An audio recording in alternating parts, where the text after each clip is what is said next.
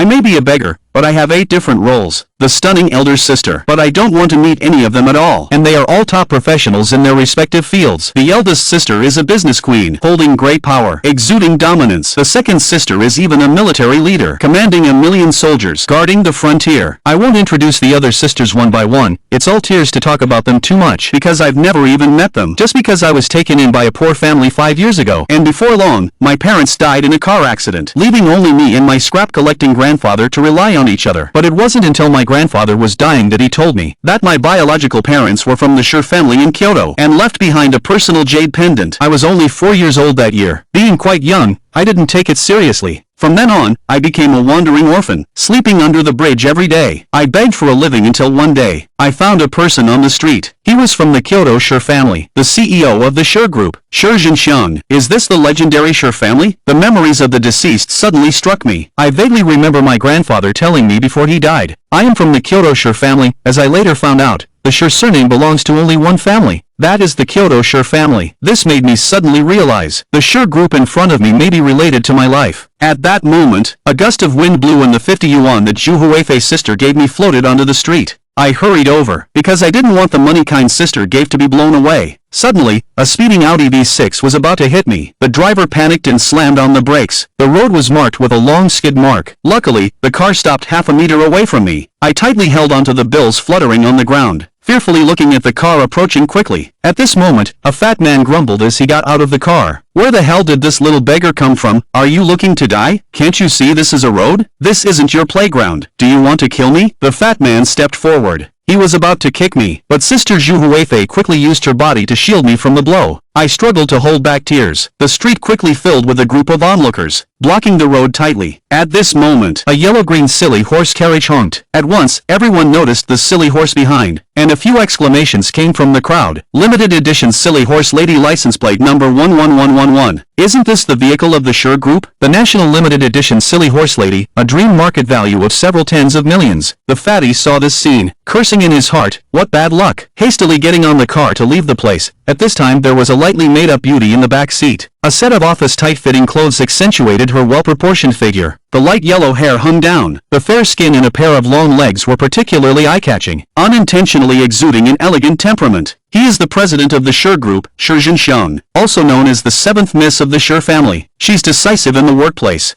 At just 22 years old, she makes everyone in the company happy and in awe. President Xiao. There was a disturbance just now. They said there was a beggar causing trouble. I had them dispersed. Poof. The car starts. Xiao supports the car with one hand. She glanced in my direction. Her delicate face has always been calm as water, without any ripples. At this moment, I knew she was from the Xiao family, but I didn't know it was my sister. I didn't recognize her, and she didn't recognize me. That's how we missed each other. Later, I didn't know that my sister found the jade pendant. Use thunderous means to cause chaos and search for me. At this time, Sister Zhu Huifei and I returned to the street corner. Let me stay here. Come back after school to take me home. I watched her walk away, stuck out her tongue and left. I touched the jade pendant hanging on my neck. There are 2 characters engraved on the jade pendant. Xiao heard Grandpa say, this is the only thing left to me by my parents. If my parents see the jade pendant, they can find me. I took out my precious iron box, took the money with a smile, excitedly strolled down the street. Among the passing crowd, someone looked disdainful, quietly moved away. Someone was indifferent. Someone looked kindly. I'm used to this.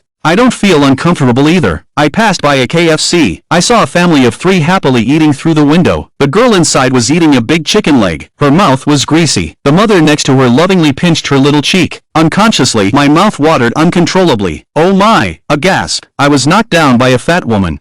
The fat woman didn't mean to, but I couldn't help but curse. Where did this wild thing come from? Standing here foolishly, her loud voice attracted a crowd, pointing and gesturing at me. I looked helplessly at the woman who was several times taller than me, quietly picked up the dropped dinner from the ground, ran quickly and disorderly out of sight of the crowd. What I didn't know was that the jade pendant on my neck accidentally fell to the feet of the fat woman when I fell. I ran to the dark corner of the park. Tears still stubbornly flowed out. After a while, I struggled out of pain. Just sat down on the park bench. I realized something was wrong. Feeling around my chest, found it empty. My heart trembled. Where's my jade pendant? It was still there when I went out at night. Could it have fallen when I tripped just now? I hurriedly ran towards that KFC store. I didn't know that the fat woman took the jade pendant to sell. Glanced at the 30,000 yuan that was deposited into the bank account. A sinister look appeared on the greasy face. At this moment, the shop owner's master happened to come over. I never expected to find the imperial blue light jade. His expression gradually changed from confusion to shock. Turning over the jade pendant and saw Xiao's son, the master was suddenly speechless. He could guess that the owner of this jade pendant must be extremely noble. Supreme status. The master pondered for a while, took out the phone and made a call. A cry of astonishment came from the office of the vice president of the Tianyu Group, a subsidiary of the Shi Group. Yang Wei almost burst out with foul language. He's familiar with this jade pendant. 6 years ago, at the Mantic City auction, an imperial blue light jade appeared. Called anti in just 1 minute, shocked the entire jade world. Finally taken away by the Shanghai Shi family. It is said to be carved for the little one who was born, but more than 5 years ago, the young master of the Shi family mysteriously disappeared. The jade also followed with an unknown whereabouts. Yang Wei looks nervous. A call was made to the president's side. One call after another was passed on. At the Gao Group's board meeting. At this time, Shi Zhenxiang is currently confronting President Gao. The secretary whispered and heard.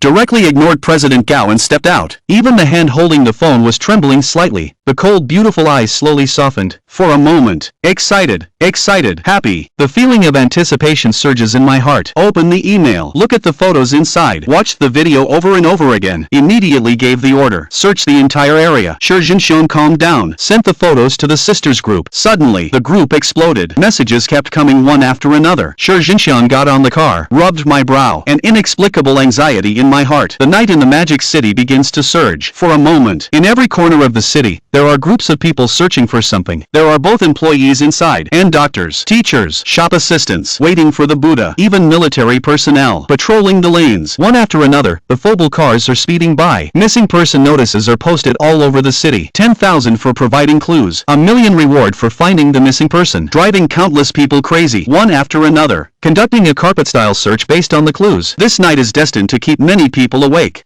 At this moment, I didn't know about these things. Under the bridge, I lay on the tattered quilt, staring blankly at the bridge top. Lifeless eyes. Lost the most precious jade pendant. It was the only thing my parents left me. This may also be my only hope of returning to my parents. Pain filled my young heart. I didn't even eat my favorite boxed meal and cola. But at this moment, I fell into a deep sleep, slept more soundly than anyone else. We'll talk about tomorrow's matters tomorrow. But I had a strange dream. In the dream, I met a handsome and dignified man, sitting cross-legged in mid-air. The handsome uncle in the dream wanted to take me as his apprentice. He taught me many things, including calligraphy, chess, traditional Chinese medicine, musical instruments, painting, and spiritual practice. This dream was so long. It felt so real. I don't know how long had passed. A car horn pulled me back to reality from the dreamland. Rubbed my eyes, stretched lazily, sat up. What a strange feeling. I feel great now.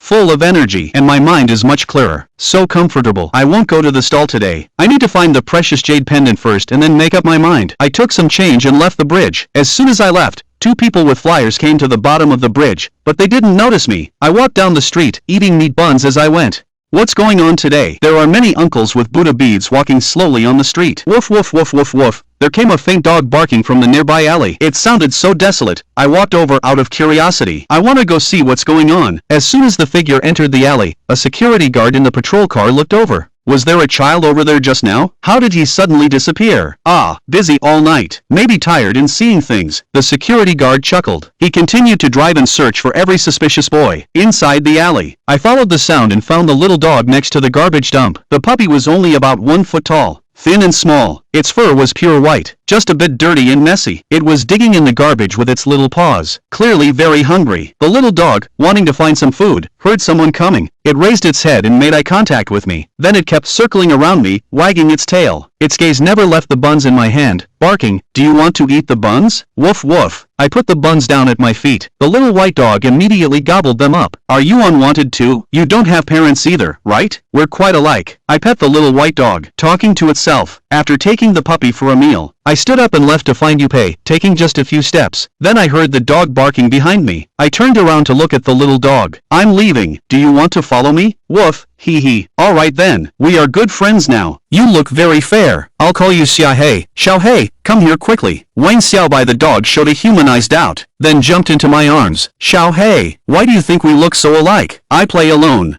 You're a dog. Life. I bent down and petted Xiao. Two people blocked my way. I looked up. I found myself being stared at by two soldiers. I suddenly felt uncomfortable. Soldiers, uncles. I haven't done anything wrong. I'm going to McDonald's to get something. Two soldiers in camouflage constantly compare something on their phones. After confirming without any errors, he squatted down and patted my head. One of the soldiers had a pistol at his waist. It startled me. Kid, don't be afraid. Do you know what this is?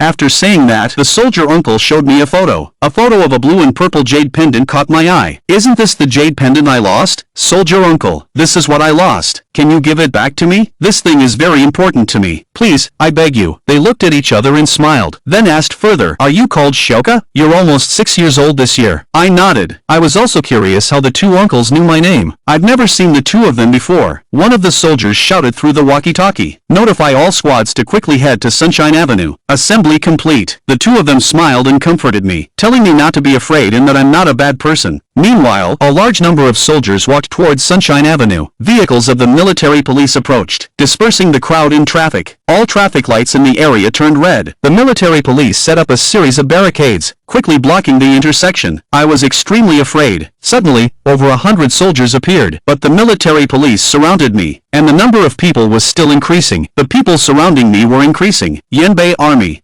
Go. The commander is on the line with the general. We've found the young master. What's the next step? Wrap it up. Let the Sure family handle the rest. The call is disconnected. The commander looks pensive. The Sure family is really mysterious. I'm looking forward to the only male descendant of the Sure family returning to Kyoto. What will the reactions of the other major families be? Just then, the roar of a sports car came. Several tough men followed by a Maserati rushed in pairs. I looked over curiously. My heart was pounding. A woman got out of the car. A pair of long legs caught my eye first. The black uniform made her full of mystery and charm. She gazed at me, slowly walking towards me. What a beautiful sister. She's the most beautiful sister I've ever seen, and she looks like she's very wealthy. She comes up to me. Her eyes are full of tenderness and compassion. It feels like a needle pricks my heart. Xiao, come here to sister. Shi Jinxiang squats down. She squeezes out a smile. There's already a mist in her beautiful eyes. I don't have a sister. You've got the wrong person. I take a step back. I really don't know the beautiful sister in front of me. I am your sister. Your name is Shi Xiao. 5 years ago, you were switched at the hospital. We found Shi too late. This jade pendant is a carefully chosen gift from your parents. Shi Hengxiang takes out the jade pendant. Is she the Shijia sister that Grandpa mentioned? I have a family now, and a beautiful sister. I was so surprised that I couldn't speak. Then I became shy again, seeing my dirty self. Will my sister not like me? Shi Hengxiang stood up and wanted to hold my hand. Only then did I realize there was a dirty little dog in my arms. Xiao, is this your pet? I touched Xiao's head, shook my head. This is my friend. His name is Xiao. So well behaved. Shi Hengxiang's lips curved slightly. A little white dog. The name is Xiao. Little brother really has a talent for naming. Sister will take you home. I obediently nodded. But seeing such a luxurious car, what if Xinxian gets dirty later? Sister seems to have seen through my thoughts, pulling me into the car. Don't be afraid, little brother. Sister won't despise you. You are my little darling. In no time, sister took me to the bathhouse. Let a few bodyguards take me to bathe. More than 40 pounds of small body actually rubbed out a pound of eye-popping mud ball. The level of exhaustion is no less than running a marathon. Who understands the family? Who has ever seen a pound of mud ball? What's the matter with you three? Why are you sweating again? Xiaolian stared in confusion at the sweat on the faces of the three people. Can you still sweat after taking a shower? The three of them looked at each other in surprise. In unison, they said it's stuffy in the bathroom. Actually, the three of them were giving me a massage. Exhausted. Then Xiaolian walked over holding Xiao. Xiao saw me struggling to rush into my arms. In a flash, I happily hugged Xiao tightly. I gained a lot of strength after the rest. Suddenly, Xiao couldn't catch his breath. Xiao, the doggy. Me. It seems like I'm too difficult to deal with. At this moment, my sister pinched my cheeks. She asked me to sit obediently on the side. She forcefully took some group photos with me and sent them to the sisters group. Seeing the content popping up in the group, Shi Jinxiang couldn't help but laugh out loud. Curiously, I leaned in and asked my sister what she was looking at. Little brother, our family has 8 girls. All of these are your sisters. Wow, so many sisters? My mouth formed an O shape. I'm the 7th in the family, so I'm your 7th sister, Shi Jinxiang patiently explained. Then I followed my sister and got into the car. My sister drove into a large estate. The surroundings were actually some greenery and trees. In the center were stylish mansions. Wow, this is our home, Mom. Sister, it's so big. Excitedly, I held Little Black and looked around at the new surroundings. My sister smiled faintly and took my hand. We walked towards the villa and its estate. I was shocked and opened my mouth wide. The original sister is the one mentioned in the legend. Father-in-law. Sister. Are sister's parents not at home? I really want to see my mom and dad. I have never seen my sister's parents before, but I'm afraid that mom and dad won't like my sister. Are mom and dad in the north dealing with something? It will be a long time before they can come back home. Sister didn't tell me. My dad is helping to calm things down in the north. The situation in the northern region is tense recently. Sister, can I take a nap? Okay, sister will take you to the room to rest well. If you need anything, just call me, sis. Saw sis leaving. I took off my shoes and sat cross-legged on the bed. Since this morning, I've been feeling something in my head. I'll take this opportunity to study. Step into the training atmosphere. Not only has my physical fitness improved significantly,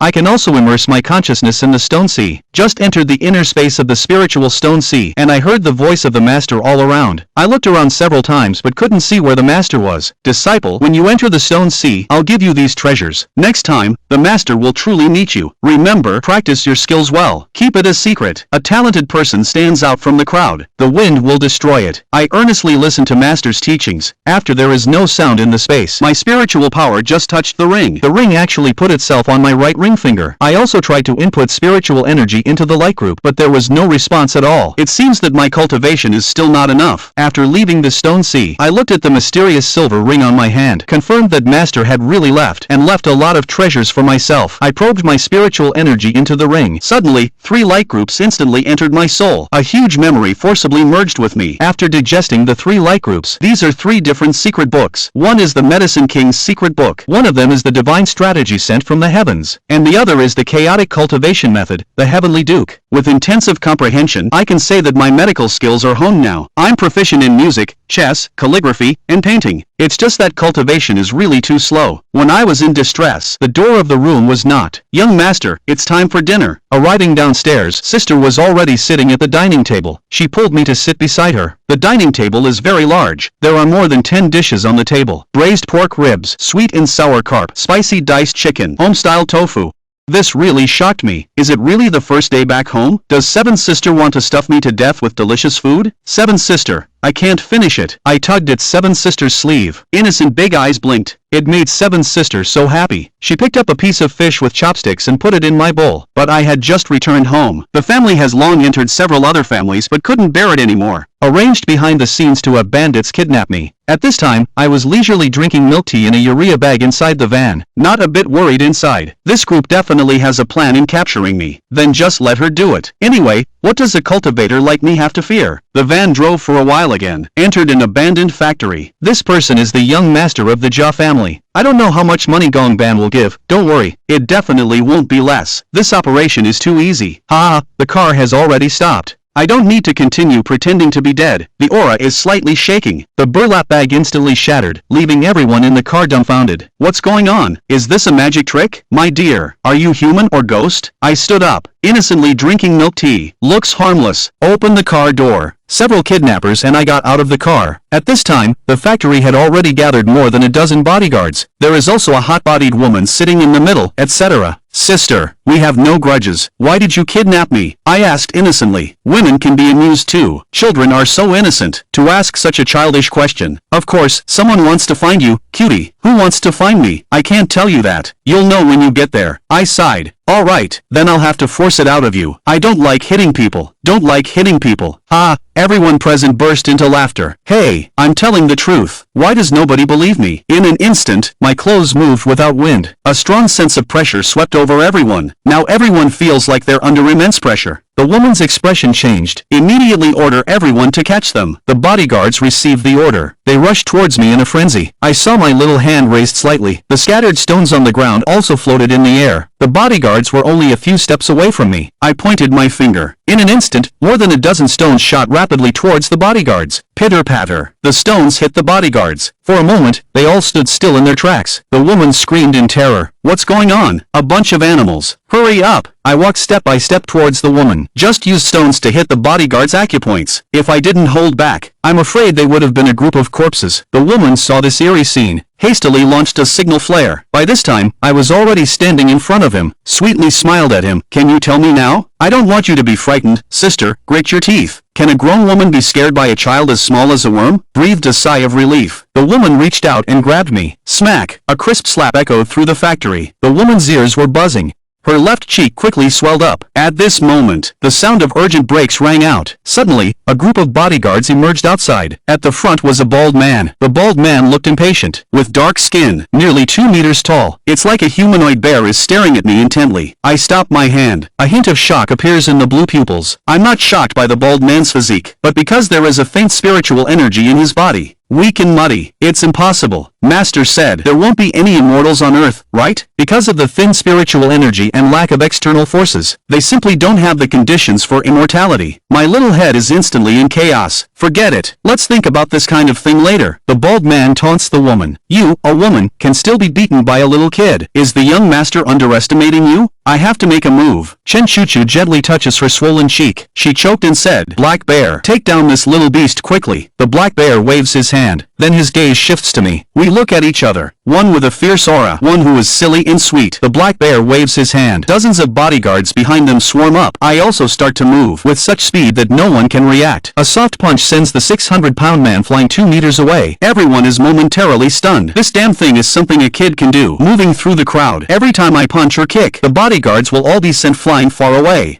In my eyes, these people are too slow. They're too weak. Now, I can easily beat these people to a pulp in just 1 minute relying solely on my physical fitness. The time is neither long nor short. A group of bodyguards are all lying on the ground wailing, bent over like a shrimp. This is me holding back. Otherwise, that soft punch could kill someone. Since entering the midterm training period, physical fitness is not just a simple 1+1. It's increased several times over. I've already said I don't want to fight. I just want to know who wants to kidnap me. Facing this chaotic scene, Black Bear is as calm as ever. Kid, although I don't know how you did it, but now, stop and come with me. The black bear spoke confidently, step by step towards me. He can easily crush this group of bodyguards too, but he doesn't think I can be stronger than him. Facing the black bear, I'm also interested. This guy is much stronger than that group of bodyguards. The black bear quickens his pace and rushes towards me. Like a bulldozer, an unstoppable momentum emanates. I also go forward to meet him. I want to see what this strange person is capable of. In an instant, two extremes are just a step away. The black bear's huge fist swings towards me with a whistling sound. If an ordinary person took this punch, just sit back and wait for the good news. My punch looks light and airy, seems to have little impact, but in the eyes of the black bear, it's as sharp as a spear. Boom! Fist collides with my fist. With the force of crushing dry wood and smashing rotten trees, the black bear is shaken back. Looked at me with disdain. Only used a little bit of my strength. This big guy almost couldn't hold on. On the other side, the black bear's right hand is trembling slightly. Seems to have broken a bone. I slowly spoke up. I admit you have some strength, but not much. The black bear is so angry he wants to curse. This is too insulting. End of the conversation. With a flash, I appear in front of the black bear. I kick with my leg. The huge impact sends him flying backwards, until he hits the pillar and falls to the ground unconscious. Hey, my strength has been exposed, but luckily not completely exposed. Chen Chuchu and the few kidnappers are still standing in the field. I'm not sure about the current situation. Even a movie wouldn't dare to depict this. Alright, I walk towards Chen Chuchu. After a friendly discussion, I finally understand some information. The Gao family and the big shots in Kyoto know that the person who wants to capture me is from the Gao family. There's no need to stay in this place anymore. Under the gaze of many people, I get back on the minivan. Hello, you guys, get in the car quickly. Take me back. I frowned. Are these kidnappers idiots? Do they want me to run back myself? Kidnappers, quickly take the money and get in the car, serving with a fawning expression. After I confirm the location, the van quickly leaves this dilapidated abandoned factory. Chen Chuchu looks at the mess of the scene, not sure what to do. A group of kidnappers in the van dare not even breathe heavily, afraid of their combat power bursting out. One more slap to send them flying. Young master, sure. Do you think we should? Ha ha.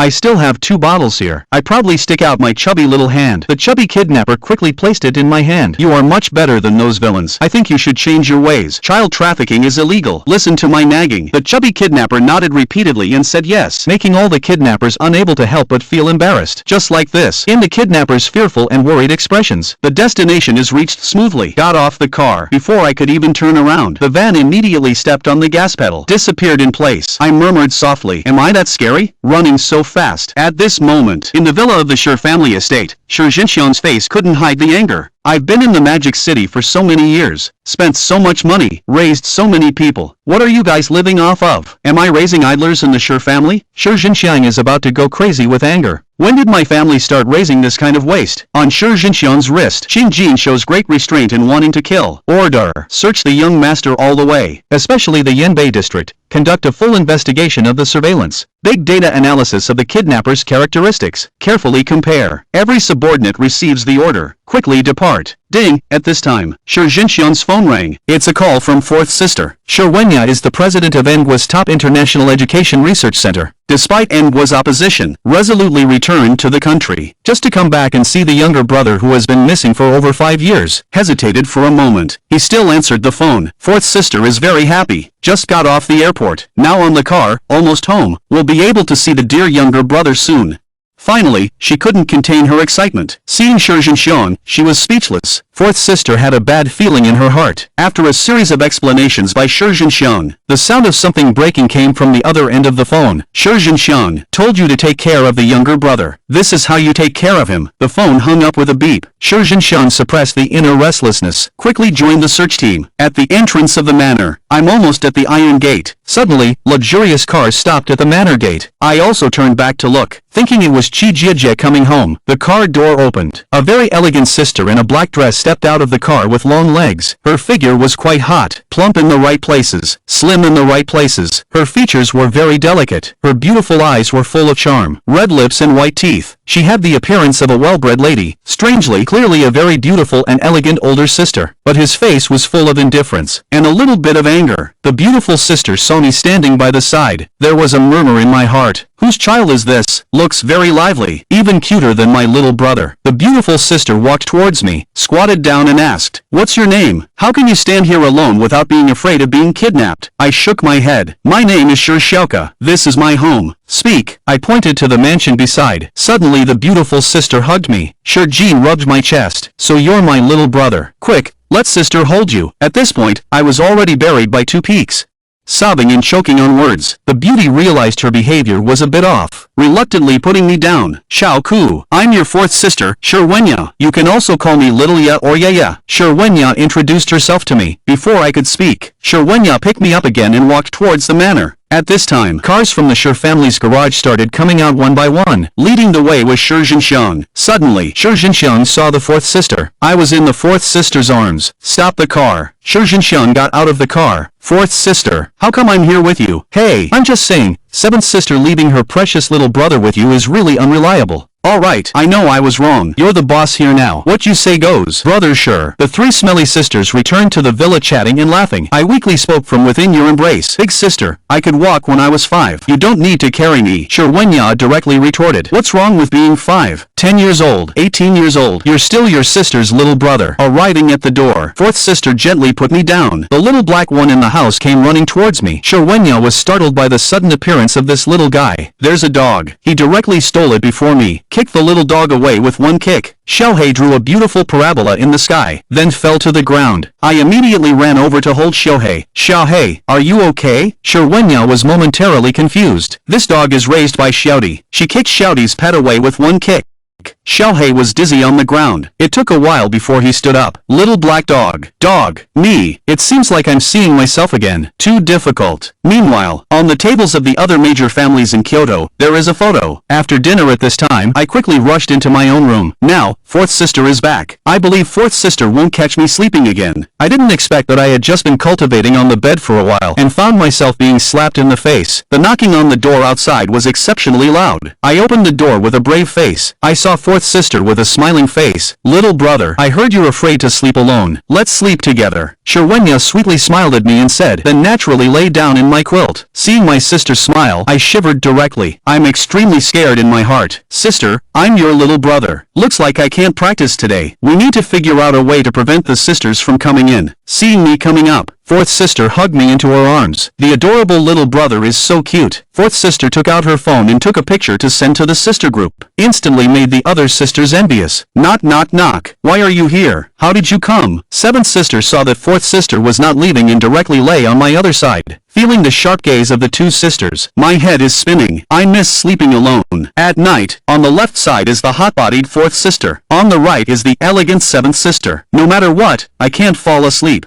It's still not completely bright in the early morning. In the dream, I was surrounded by slime monsters. A group of green slimes were crawling crazily on my face. Sticky and gooey. Oh, it was just a dream. I opened my eyes. I felt something sticky on my face for no reason. I turned my head to look. Seventh sister was embracing me affectionately. Cherry lips were slightly open, pressed against my face. Turned my face to the other side. Fourth sister's sexy red lips were also pressed against my cheek, drooling slightly.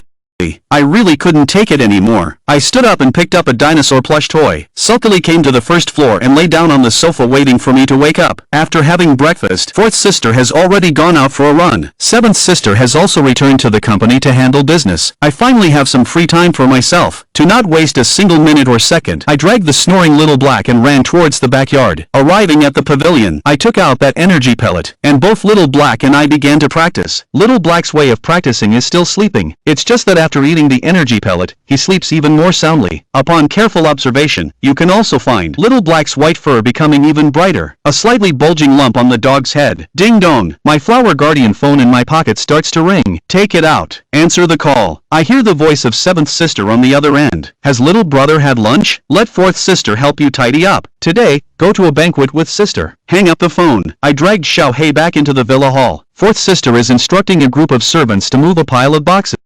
Soon it will be piled up into a small mountain. It's even starting to wobble a bit. Fourth sister sees me coming back. She then takes my hand and leads me to the bottom of the pile of boxes. Little brother. This is a gift specially airshipped by sister from abroad. International gift. I look in shock at the mountain of gifts with my mouth agape. Sister 4 is so bold. She's the first to open a box. Inside are all small robots. They can even walk by remote control. Then sister 4 let me open one by myself. Thank you, Sister Xiao. I happily opened a box. Inside is an exquisite toy car. Wow, so cool. This is the happiness of having a sister. Opening packages until my hands and mouth are busy. Sister 4 stands by gently, watching each box being opened. These are all gifts statistically proven to be most popular among boys. One box opened to reveal a small sword. Sister 4 has gold decorations. Quite the aura of dominance. Wow, such a cool sword. I love my sister. 44 sister is so sweet and charming. My little brother's mouth is really sweet. The boxes are being opened one by one. There's a game console, gemstones, and a pure natural wooden stick. Which guy can resist it? Call a delivery service to send it to your home in an hour. I'm tired from unpacking. There's still half a mountain left. I asked Sister 4 in confusion. How much did these gifts cost? Are they very expensive? Sister 4 roughly estimated. Cost of gifts, shipping cost, labor cost. The total cost including taxes is almost 80 million. Looking at Sister 4, she calmly said the word 80 million. At one point, Chi-Chi thought all her sisters were rich women. Why does it feel like the sisters are indifferent to millions? Actually, 80 million is not much for the two of them. Xiao serves as the president of the International Education Committee. There are billions of funds each month, and efficient sponsorship. Just the sponsorship fee amounts to hundreds of billions a year. As for Shi,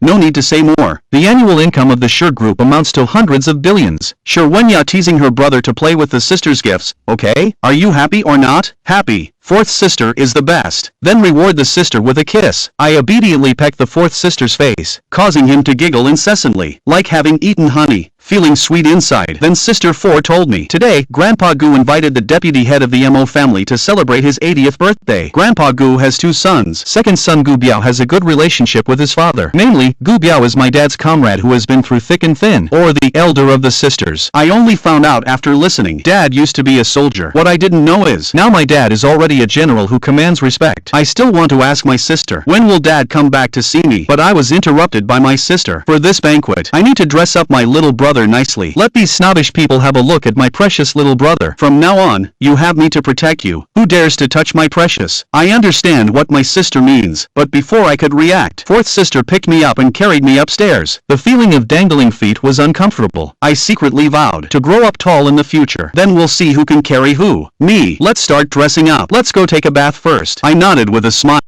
It took a few seconds to realize that something was wrong. 9 out of 10 things were wrong. Why? Sister carried herself to the bathroom. I looked in horror at the very happy fourth sister. Fourth sister.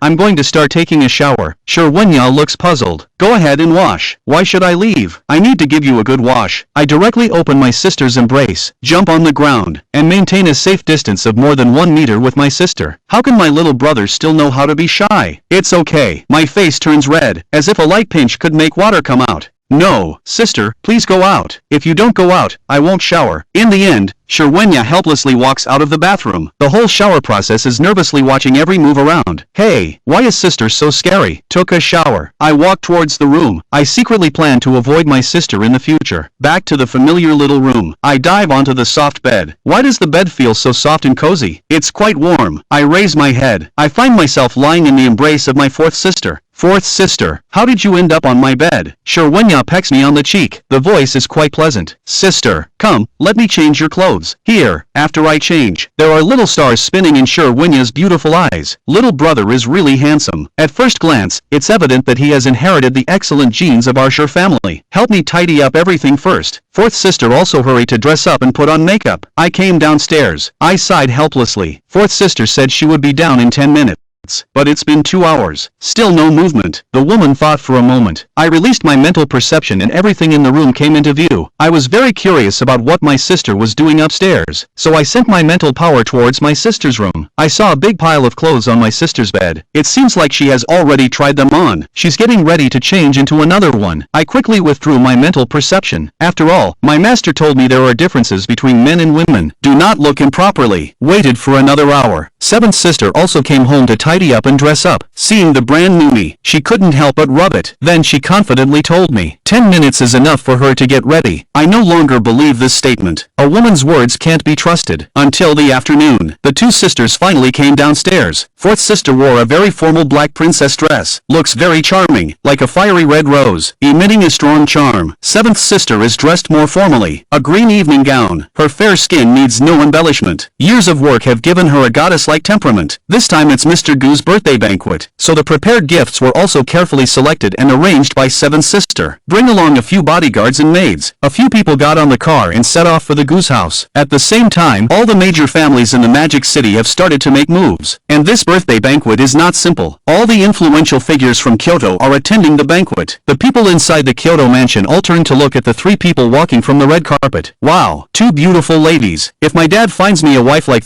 this, I'd have to wake up from my dreams. It's crazy. The iceberg CEO Shi Jinxiong is your wife. Look, does your dad dare to dream that the kid is so cute? I really want to hug him. I heard he's the young master of the Shi family, who recently returned. He just returned recently. The clear sound of conversation in the hall enters my ears. Gu Biao upstairs sees three people. A faint smile appears on the indifferent face. At this moment, a man with a scar on his neck comes to Sister Liang's side. The man exudes a murderous aura. The calm and deep eyes are very mysterious. I can tell he has killed, and not just a few. Uncle Biao. Okay, the two sisters speak to the man. I, who was originally nervous, relax. This man should be Gu Biao. Also, Dad's comrade. Gu Biao smiles at the two of them. You two are getting more and more sensible. Ha ha ha. Old Shi really raised a few good daughters. Uncle, I'm envious too. Shi Jinxiong covers his mouth and chuckles. On the side, Shirwenya quickly waved her hand. Uncle, please don't praise us. I heard that you choose little brother has already been admitted to Kyoto University at the beginning of the month. The future is limitless. The three of them were chatting and laughing. Gu Biao only noticed me at this moment. He should be the little kid that the Shi family recently found. Uncle hasn't seen him yet. Let Uncle hug me quickly. Looking at Uncle Gu Biao's tough appearance, instinctively resisting, Gu Biao awkwardly patted his head. Ha ha ha. It seems like I scared the little kid. By the way, you Chu. Gu Biao called out behind him. A little girl in a white dress slowly walked up to the crowd. She has a very delicate appearance.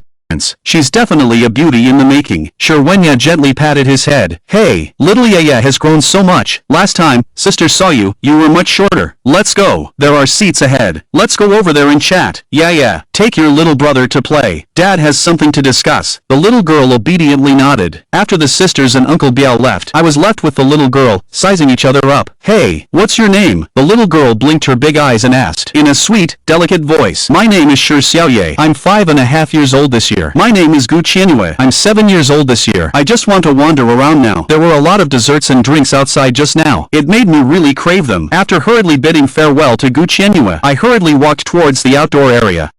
Hey, Gu Qianyue caught up with me. I turned around and said to Gu Qianyue, I just want to go outside for some fresh air. Without looking back, I entered the outdoor area. Gu Qianyue stomped her feet. Pouting, she followed me to the glass table. I just sat right on it. The other side. Gu Qianyue also sat beside me, lying on the table, observing me in front. I didn't pay any attention to her. I picked up the drink and cake and started tasting them. The chubby cheeks were puffed up even more. I happily squinted my eyes. This is the happiest thing at the banquet. Watching me happily eating. Gu Qianyue asked in confusion, "Is this thing so delicious?" After swallowing the cream in my mouth, I immediately said to Gu Qianyue, "Of course, the cake and cola are the best." Gu Qianyue tentatively picked up a piece of cake and stuffed it into her mouth. Oh my, what's so delicious here? Too greasy. In no time, I patted my satisfied belly after scaring the last cup of cola. Are you full after the little bet? The little bet is full. My self-talk made Gu Qianyue couldn't help but laugh. Wait for me to jump off the seat. But Gu Qianyue grabbed my little hand and whispered in my ear, "Do you want to play in the backyard?" Our laughter echoed in the backyard. Tired of playing, we quieted down in no time. Sitting on the steps, Gu Qianyue held her little face and asked me, "I'm about to start school. What about you?" "Start school?" I shook my head. "I just got back home. I haven't enrolled in school yet." "You haven't gone to school at all." "I started kindergarten when I was 4. I'm about to start 2nd grade now." Gu Qianyue looked at me in surprise and thought for a moment. "I think my sister mentioned that school starts in September. Looks like I need to discuss going to school with my sister when I get home." After a conversation between my sisters and Grandpa Gu, the banquet officially ended. The banquet officially came to an end. After returning to the Sure family manor to freshen up, I went back to my room and lay down, but my mood became nervous again. I silently counted to myself, 198321. Just as I finished counting, the door to my room suddenly banged open. Fourth sister came to my room to sleep again. My originally good mood instantly disappeared. Elder sister lay on the bed, hugged me, and kissed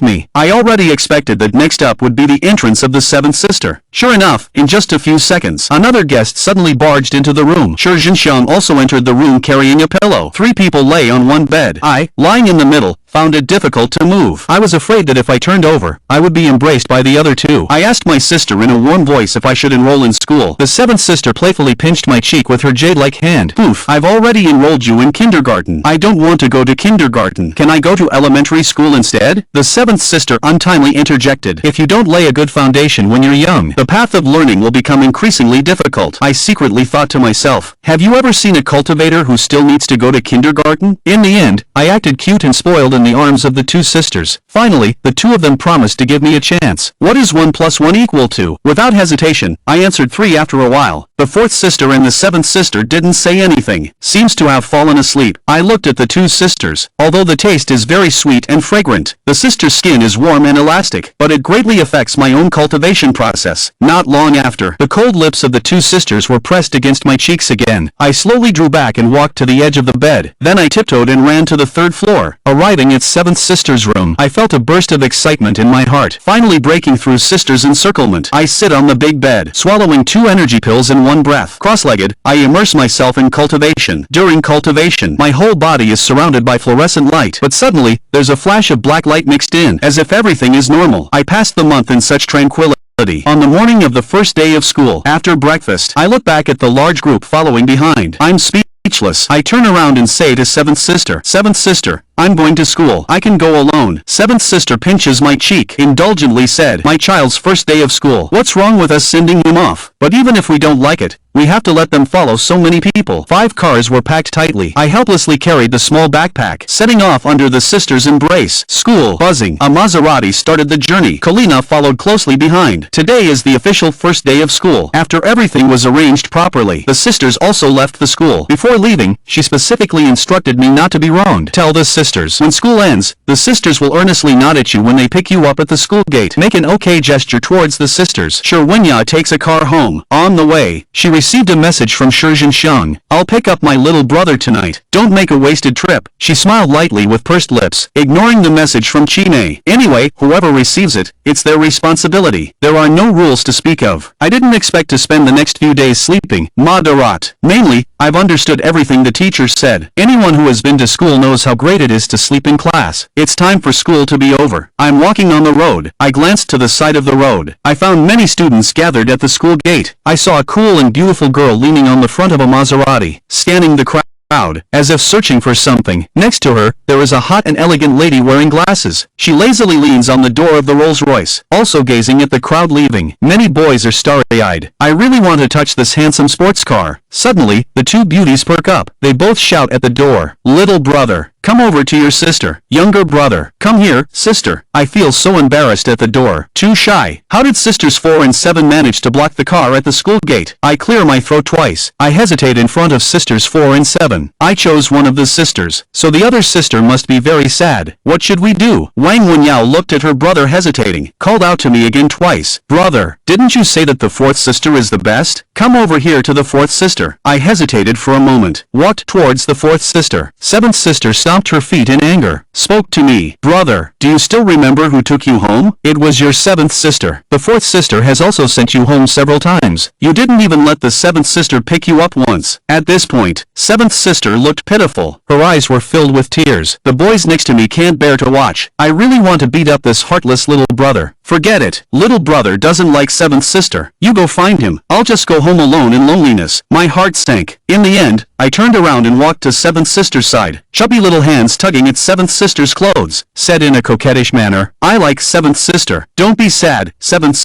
sister. I'll go with you." Then I turned around and told 4th sister, "Today I will take 7th sister's car home." "Sorry, wait for me to get in the car." 7th sister made a mocking expression towards 4th sister. Step on the gas after getting in the car. The sports car leaves the school with a roar. 4th sister angrily waves her hand. 7th sister is too despicable, actually deceiving the sympathy of the younger brother. In the future, I also need to learn and use more. After arriving home, I feel relieved. Put down the small school bag, sit directly on the sofa and turn on the TV. A special news report is playing inside. A grand birthday banquet will be held in the local area on October 9th. A mysterious tycoon funds the creation of a grand banquet. The mysterious tycoon releases 1,000 spots for children with birthdays on that day. Ways to participate in this celebration. Scan the QR code to win a spot. Each winner will receive an exquisite gift. You can bring your family to participate in this celebration. I was shocked after watching the news myself. It just so happens that this day is also my birthday. So you're saying, I also have the chance to participate in the celebration. I quickly took out my phone, opened WeChat and scanned the code. At this moment, Shi Jinxiang came in and saw me sitting on the sofa. What is my little brother doing? He sat beside me. He sneakily glanced at my phone. October 9th birthday celebration. Kijiji read it out softly. I found it to be such a coincidence. The birthday celebration is held on my little brother's birthday. Kijiji rubbed my cheek. With a mysterious smile, I patiently stared at the phone screen on the... Suddenly, a message popped up on the phone. Congratulations to Little Ko for successfully qualifying for the October 9th birthday celebration. The invitation will be sent to the shipping address within 3 working days. I jumped up from the sofa. I couldn't stop smiling happily. After confirming several times in a row, after a while, the 3 siblings started having dinner. I happily told my sister at the dinner table, I want to prize myself. I can take my sisters to the banquet. But my sisters don't seem surprised at all. They just smiled gently at me. At the same time, meanwhile, a mysterious tycoon spent 50 million to buy out the entire city's TV channels, just to repeatedly broadcast this news. Even the complaint hotline of the TV station is overwhelmed. Even all the media companies in the Magic City have taken on a big task. That is to push the hot search of the Magic City's October 9th birthday party to the top. Hundreds of media companies, big and small, are working overtime through the night. Not only that, the entire city's cake shops have pastry chefs receiving high-priced invitations simultaneously, hoping to participate in the cake making for the October 9th banquet. There are also costume designers, makeup artists, sound engineers, each earning 100,000 a day, shocking the entire industry directly. Everyone is speculating who this mysterious tycoon is. Just this setup alone will cost 5 billion, and that's just a conservative estimate. I returned home to the Shi's manor, sitting on the sofa. Take out your phone and check Weibo. Today's top trending topic is still the birthday party in the Magic City. There are also some gossip revelations.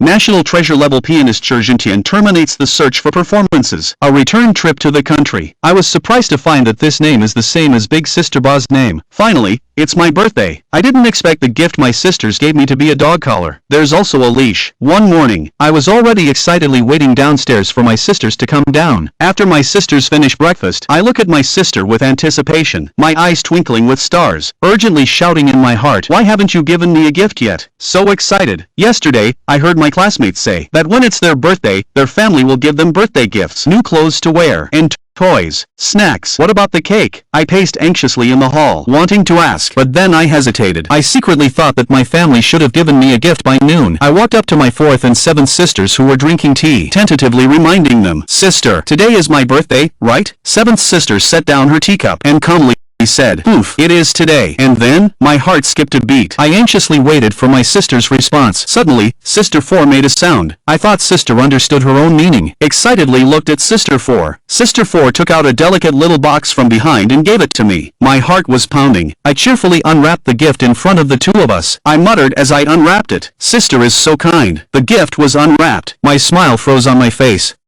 Like collar. I awkwardly spit out 2 words. A collar was quietly placed in the box. "There is also a leash." Xiao smiled faintly and spoke. "This is the dog collar carefully chosen by your sister 4. This way, you won't have to worry about little black running around." Wow. I suddenly felt like thunderstruck. My nose tingled. Tears almost couldn't be held back. Why did my sister give me a dog collar as a birthday present? Why couldn't it be something else? Even a wolf or sheep plush toy would be fine. I picked up the collar and leash in a pitiful manner. I walked step by step towards Xiao, looking at my little brother's lost look. Show made Jean wrinkles. 4th sister, shall we do it this way? Sure, when you couldn't bear to look back. After all, the surprises are yet to come. My little brother will definitely be happy tonight. Today, we're going to make him the happiest kid in the Magic City. Next to the doghouse, Little Black smirked mockingly. I didn't expect that in the hearts of my sisters. I'm so important. I noticed Little Black's appearance, suddenly angry and indignant. "Hey, Little Black, what's with that look? Come with me to the back hill for training." Wang Xiahe quickly put on a sunny smile, fawningly licking my little hand. Don't think I didn't see Little Black. Bro, I was wrong. Finally, a man and a dog walked out of the villa, straight to the backyard. Xiao looked worriedly as his brother left. Wenya smiled and said lightly on the side, "It seems that my brother is not unhappy. You still feel like walking the dog?"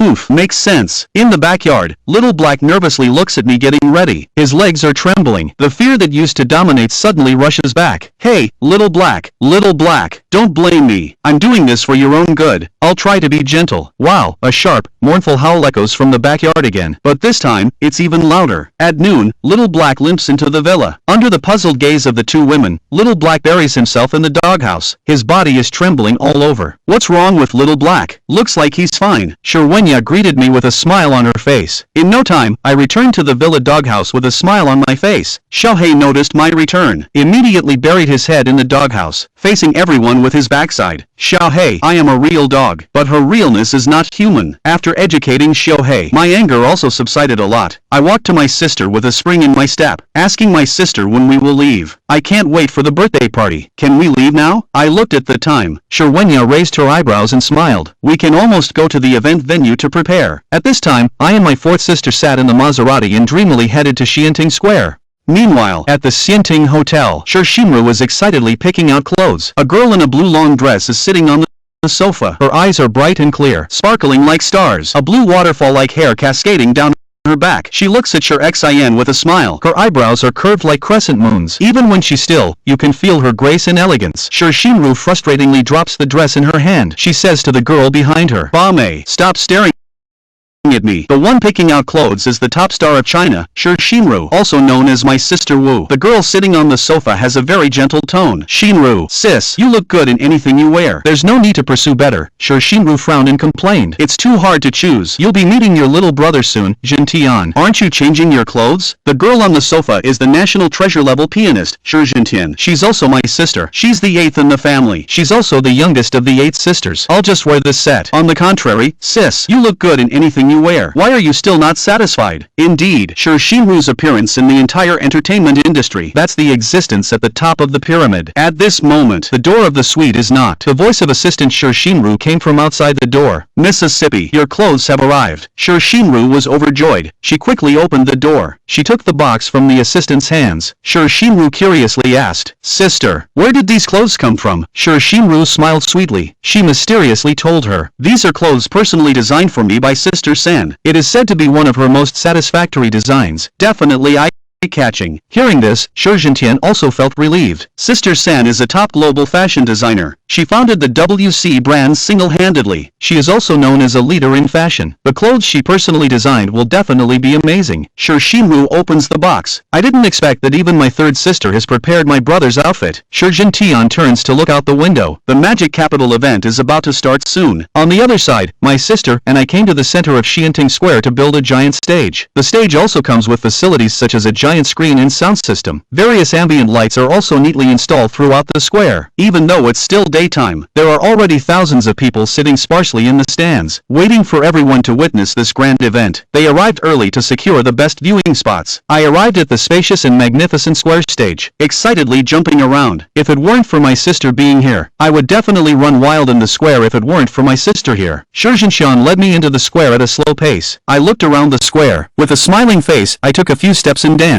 Arriving at the entrance of the office building behind the stage, there were actually hundreds of people surrounding me. At a glance, I saw Sister and Xiao standing at the door. I ran over and was immediately picked up by Sister Qijie. Sister Qijie smiled gently. Her eyes were full of indulgence. Shi Wenyao walked into the crowd. She whispered, "Let's go in now. We still need to dress up later." Time passes quickly. In the blink of an eye, it was evening. The magic city was slowly engulfed by the night. At this time, the stage had started playing the preheated songs. The dynamic beats paired with dazzling ambient lights makes people extremely excited. Even celebrities and military personnel temporarily transformed into security guards, as busy as a bee. At the same time, the front row closest to the stage has long been occupied by major media outlets. They all smell the scent of a hot trending topic. Got the scoop. That means getting a lot of money. At this time, a roar sounded. Several helicopters flew in from all directions above the square. The attention of the crowd was completely drawn away. Is this the opening ceremony of the wealthy tycoon's birthday banquet? Wow, honey, those two are pink planes. Ha, TCH. What's so surprising? I, Ping Wan, also have two planes. The audience below is in an uproar. They all took out their phones to take pictures and record. Suddenly, all the lights went out. A beam of light suddenly shone on the center of the stage. Hello, everyone, I am the host for tonight. Tonight, I am specially celebrating my friend's brother's birthday. At the same time, I also wish the birthday kids today. For a moment, there was an instant burst of exclamations from the audience below. The scene is very lively. At this moment, I stood blankly behind the crowd, feeling a bit at a loss. The kids standing next to me are all in uniform. I am the only one who looks out of place. After being carefully dressed up, I was brought here. What should we do next? Why did you leave me here? You could have reminded me. In my heart, I cursed his ancestors 18 times. The host on the stage smiled lightly and said, "This event randomly selected 1,000 lucky children. Let's invite the children to the stage." I saw the door to the stage open from a distance. All the children walked onto the stage in an orderly manner. Suddenly, they stopped in their tracks. I almost didn't react in time. The people in the front row were amused by the adorable figures and burst into laughter. The host explained to the audience, "These children are the lucky ones we selected. We specially reward each child with 100,000 yuan, and there are exquisite gifts." The audience below burst into exclamations. The boss behind the scenes is too generous. Altogether, it's $1 billion. Some people are full of envy. Unfortunately, the kids on stage aren't mine. Why didn't I come 10 years later? That's 100,000. Even if you were born 20 years later, it still wouldn't be your turn. Can you guarantee that you were born on October 9th? Hilarious. Wouldn't the management let my mom have a cesarean section in advance? Laughter from the audience. But the family is a great filial child. There are various discussions in the crowd. The host glanced at the stage, quickly picked up the microphone and started speaking. Every direction. In an instant, over 1,000 kids scattered around the stage, quickly rushed back to the rear of the stage. While I was distracted, I'm the only one left on stage. The audience below is also staring at the stage. What's going on here? I come to my senses. Feeling the gaze of tens of thousands of people, I lift up a robe, sneakily run towards the back of the stage, running posture like a goose. When I'm about to reach the back door of the stage, there's a creak. The door is closed. I look sadly at the closed door. What do I do now? Where are my sisters watching? The people on stage are looking at me with interest. Some are covering their mouths and laughing. The host holding a microphone says, "What's wrong?" The cutie is left alone. I turn around and nod. I look around, trying to find my sister's figure in the crowd. The spotlights all flash on me on the stage. At the same time, the big screen also projects my image. Wow! Seeing the boy on the big screen, everyone is stunned. A white gold robe. The boots are decorated with gold thread. Take a closer look at her robe. A gold belt tied around the waist, adorned with pure gold stars. My face is enlarged and displayed on the big screen. A pair of deep blue eyes seems to contain endless stars. Fair, soft, and delicate skin. A slender nose with a cherry-like mouth underneath, paired with various decorations and a lively temperament. I seem to be a fairy from the heavens. The square, with tens of thousands of people, temporarily fell into silence. People could only hear the sound of their own heartbeat. I furrowed my eyebrows slightly. I don't know why so many people are staring at me. The audience below exclaimed along with the performer. The entire square also boiled with excitement. The chatter was extremely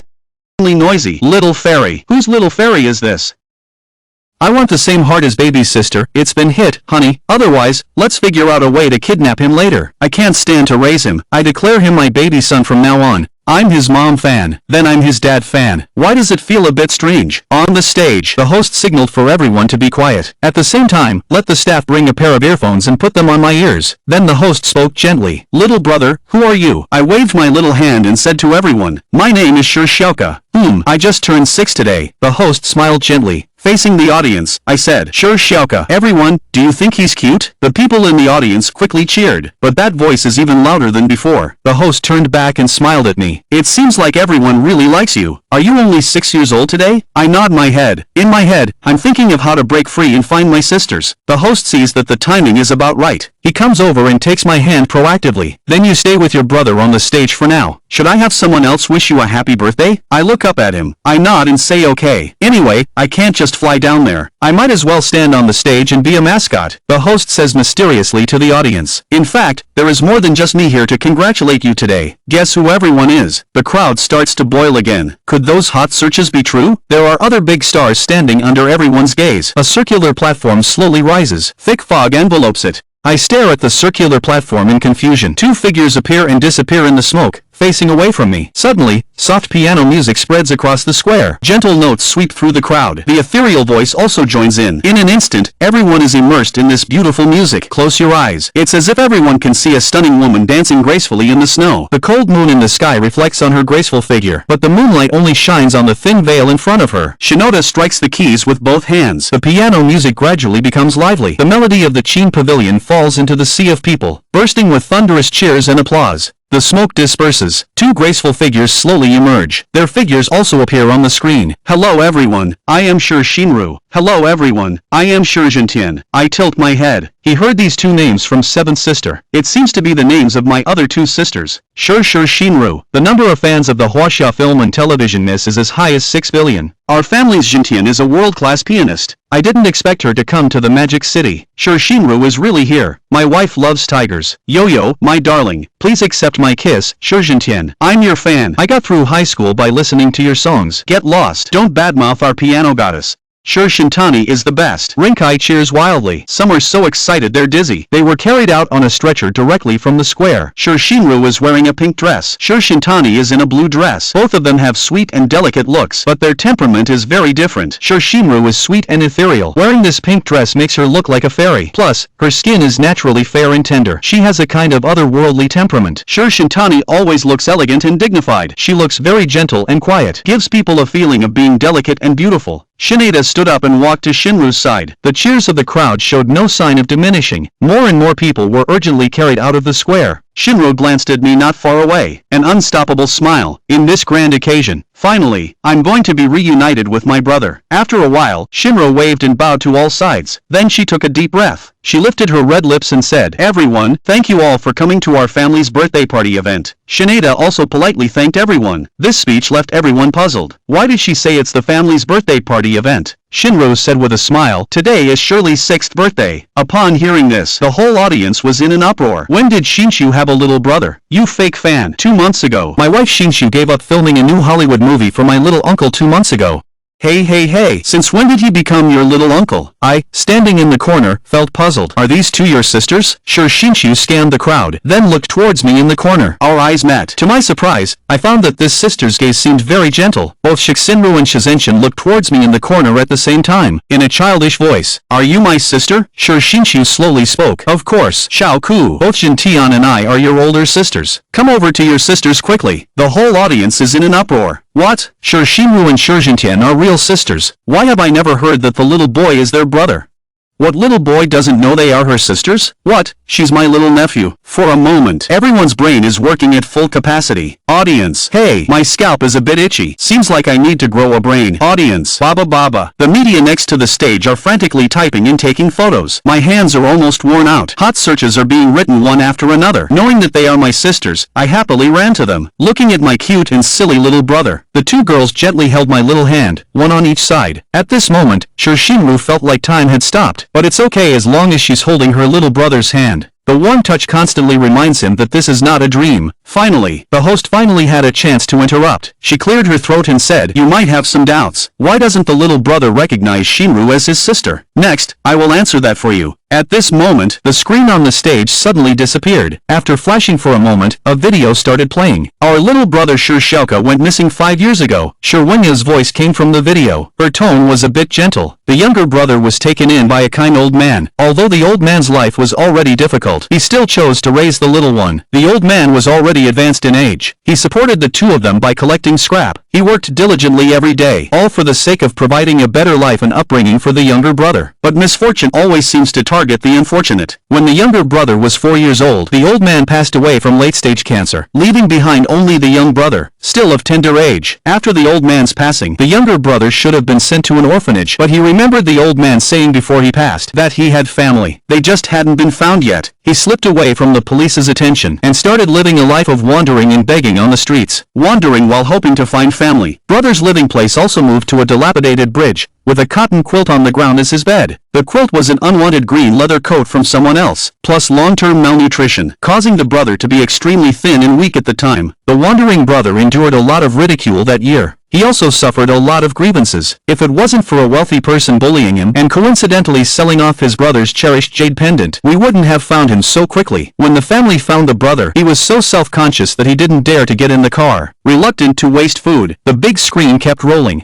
Dozens of photos were playing in a loop, including the torn quilt under the bridge, his precious money box, and there's a photo of him begging on the street. Tian, who was telling the story, choked up several times. He bravely held back tears and finished telling the story. The video has finished playing. The audience in the stands had already sobbed uncontrollably. Regardless of gender or age, all looked at the boy on stage with heartache. At an age where he should have been carefree and happy, yet I could only eke out a living in the dark sewers of the city. Emotional men and women were in tears. Their hearts felt like they had been pierced by a sharp blade. Shinru couldn't help but cry every time she watched the video. Now, her delicate face was streaked with 2 streams of tears. Seeing my sister cry, I felt somewhat at a loss, raising and then lowering my little hand, and then raising it again after lowering it. I tugged at my sister's sleeve. "Keep your heart calm." Trembling inquiry. "What's wrong, little brother?" I reached out my sleeve, wiped the tears from my sister's face. "Sister, don't be sad. I'm very happy now, and sister loves me very much. I'm very happy." After saying this, I showed a warm and lovely smile. It's very healing. Because both of us were wearing earphones, the sound spread through the square again via the speakers. I'm so miserable. I'm so obedient. Can't stay still. The family members who bully her, I won't bully her. They are simply beasts.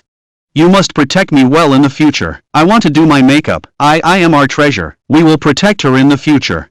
Shinru chuckled. Rubbing my little brother's head, I stood up. She wiped away her tears, shouting to the audience on the stage. I am Shinru's little brother. He is the treasure of our family. We will definitely do our best to protect her. This sentence is full of meaning. It's also like a warning. Tian easily said to me, "Today is my little brother's birthday. Guess what your sister has prepared for you? Is this birthday party prepared for me?" My silly words made people go from crying to laughing. The crowd cheered in their hearts. "Cutie, this isn't meant for you. Then who else could it be for?" After seeing my sister nod in approval, I couldn't help but exclaim, "So this is my birthday party. Is this the legendary surprise?" She calmly spoke. "Come up." The backstage door. Several etiquette ladies walked onto the stage carrying gift boxes, approaching me. With an excited heart, I opened all the gift boxes in one go, once again causing amazement. The first box contained a platinum necklace. There was also a pigeon egg-sized blue diamond hanging on the necklace. The second box contained an exquisite ring, made of platinum, inlaid with many small diamonds, shining brightly in the light. The third box contains a similar platinum bracelet. The sparkling lights made everyone's eyes soar. Damn, the stench of money. My eyes widened. This thing really sparkled. Not working. Shinada squinted his eyes. Coughed lightly into the microphone. "Brother, come and see Shinada's gift. Definitely better than your gift, Shinra." I turned my head and looked expectantly at Hashiju. Shinada softly spoke to me. "Let it go." Backstage staff heard the sound. quickly lit a firework shooting straight into the sky. 1 second, 2 seconds, 3 seconds, everyone looked at the sky in confusion. Looking at the people on the stage, I was really looking forward to it. But it seems like nothing happened afterwards. Sister, is the gift you gave me fireworks? Sure, Shintani had a gentle smile. She shook her head. Then he pointed to the sky with one hand. I looked over as well. The people on the stage also curiously looked at the sky. Suddenly, 2 pink helicopters flew in from the distance, hovering above the square. These are the 2 helicopters your sister sent you, except for Sure Shinru this time, Sure Shintani and the other person. The rest of them all opened their mouths wide, giving airplanes as birthday gifts. What a grand gift. The crowd in the stands is tired of even mentioning the word envy. I cheer excitedly. I made the 2 girls giggle. Sister, is this the little plane for me? Yes, they will be your private helicopters from now on. I asked someone to send it to the Sure family helipad. Then can I give it a name? Sure Jintian smiled and nodded. Let him decide. I happily pointed to one of the helicopters. This one will be called Little Ku Yi Hao. That one will be called Little Kutu. Okay. Sure Jintian recognized it instantly. Suddenly, a picture appeared in his mind. Sure Jintian shook his head. He advised me against it. Little brother, let's wait a bit before using this name. The crowd on the stands burst into laughter. Xiao Ku, number 2 is ready for takeoff. Ha ha ha. Oh my goodness. This name is quite impressive. Don't use it next time. I admit my son really lacks talent in naming. I nodded to Sister Ba and agreed. Anyway, I've already decided on the name. Brother. Another clear and crisp female voice sounded. Backstage door. 2 graceful figures slowly emerged from the crowd. I looked towards the sound. I also turned back happily. I heard the voice of Sister Chi. 2 delicate faces. An outstanding woman entered everyone's sight. Sure Wenya's outfit is very vibrant. Plus, she's always been very graceful. Looks like she has a smoking hot figure. But the icy aura emanating from her seems to repel people from miles away. I cheerfully called out to the 2 of them, Sisters, sisters. The people in the audience are all stunned. This little one has 4 sisters. The 4 sisters exchanged a smile. They surrounded me in the middle. The crowd was abuzz with discussion. It seems that woman is often featured in the financial magazine. Shiz Hengxiang, Shiz Hengxiang. The crowd looked at each other, as if they had discovered something extraordinary. That beautiful lady is Shawenya, Minister of International Education Center. I can't believe Shirshin still has so many sisters. Why was there no news before? Thank you. I didn't know Shirzhin also had so many family members. When did the Iceberg CEO Shirzhin have sisters? Actually, before this, the Shirjia sisters are all developing on their own. They don't often come home for reunions. Basically, they communicate by exchanging messages in the family group chat on their phones. So the outside world knows very little about the relationships between the sisters. The 4 Shirjia sisters are stunningly beautiful. They exude a strong presence. Shirwenya deliberately speaks in a mysterious manner. Does little brother want a gift from big sister? I nod repeatedly. Shirwenya bends down and pokes her own cheek. I obediently step forward and peck her cheek. Made the 4 girls laugh uncontrollably. Backstage door. A small cart is brought onto the stage. The cart is covered with red cloth. Looks quite mysterious. After getting a signal from my sister, I slowly pull off the red cloth. Suddenly, a human-shaped small statue appears in everyone's sight. The statue is sculpted in my likeness. Its material is even made of pure gold. Looks extremely luxurious. I happily touch the statue. My heart has long been filled with joy. Shizhen Xiong sneers coldly. Just a golden statue. I thought your gift would be more valuable. The people in the audience grit their teeth. An unnamed flame rises in my heart. What do you mean by just a gold statue? This isn't valuable enough. Shizhen Xiong seems to be well prepared. He took out a contract directly from his pocket. There's also a bank card. I don't have anything good to give either. Just give 10% of my company's shares to my little brother. There's 1 billion in this card. The future dividends will be automatically deposited into my brother's card. Sister, I have nothing else. Just money. A sound of swallowing saliva echoed in Gudong Square. How much? 1 billion. 10% of Sure Group's shares. The annual dividends will be in the hundreds of millions. Who do you think you're looking down on with hundreds of millions? That's the top enterprise of Sure Group in the Magic City. I don't ask for anything. As long as I can be Xiaoka's brother-in-law, I can only say, the toad wants to eat swan meat. It's simply the last fantasy of losers. At this moment, I feel like in a dream. So happy. Sure Xin bends his eyes. Speak softly. After the fireworks are set off, dozens of staff members are already ready. Load and fire immediately. The brilliant fireworks light up the entire night sky. The exploding sparks are like falling stars. The entire city can see this grand fireworks show. The twinkling stars become the supporting role at this moment. Finally, under the lead of the host, I heard the loudest blessing. Sure Xiaoka. The cheers of tens of thousands of people echoed through Xianting Square. The night sky of the Magic City was illuminated by fireworks. The performance lasted the whole night. The media team next to the stage had already posted hot topics on Weibo. In the middle of the night, the whole Magic City was still shimmering with lights. Countless young men and women kissed under the romantic fireworks, ever since becoming popular at the birthday party. Every day there's a group of people chasing after me, wanting me to recognize them as my dad. What are you daydreaming about? At the end of the school day, next to the school gate, I covered my cheeks with both hands. I lowered my head and blended in with the crowd, walking out of the school. Patrolling media reporters closely watched every elementary school student walking out of the gate. Doesn't that kid look like Xiao? Looks quite similar. Several reporters noticed. I couldn't help but feel suspicious as I walked out covering my face. Then a few people blocked my way. They asked in a rather gentle tone, "Little brother, what's your name?" I lowered my head. The chubby hand covering my face still didn't come down. Taking advantage of their inattention, I directly squeezed out from the gap. My little feet ran as fast as if they were oiled. Where is Xiao? I don't believe the brothers can't catch up with me. If we can't catch a little kid like him today, then what's the point of all our efforts? Where is my precious son? Mom, are you here? Quick, quick, quick. My dad's fans, hurry and catch up. The chase battle with fire support resumes. But this time, the number has risen to hundreds of people. The three bodyguards closely follow the young master, transforming into human shields as the crowd approached. Then, hundreds of people directly knocked the three down like migrating wild oxen. The bodyguards lay on the ground silently shedding tears. His handsome face was now marked with several shoe prints. The entrance of the elementary school was in chaos. The shouting and screaming continued without stopping. This scene left the parents picking up their children in shock. Xiao in the car across the street wearing a mask and sunglasses, carefully not noticing the school gate, still not noticing the figure of his younger brother. This really made him anxious. At this moment he suddenly noticed a large crowd rushing towards him. He took off his sunglasses, furrowed brows. The crowd is vast and mighty, a dark and dense mass. Looks like at least 200 to 300 people. The most important thing is the little boy striding ahead who seems to be my own brother. As I run, I can't help but complain. Is it necessary to chase so desperately? I quickly rush towards my sister. The running legs have already turned into a blur, but the pursuing army behind is relentless. It seems they won't give up until they catch me. I run to the car and pull the door handle hard. Holy cow! The car door is locked from the inside. I anxiously pound on the car window. Who understands my feelings at this moment? My family, at such a dangerous time. Sister won't open the door for me. Xiao just seemed a little dazed. Seeing the anxious look on my little brother's face, he frantically unlocked the stubborn car door. Although the door was finally unlocked, but it was already too late. The crowd surged towards the car. The crazy scene shocked Xiao. I cried out in frustration. My sister set me up and left me with just a few words. I continued to run forward. Xiao looked embarrassed, as if she had caused trouble for her little brother. My little brother shouldn't blame his sister, right?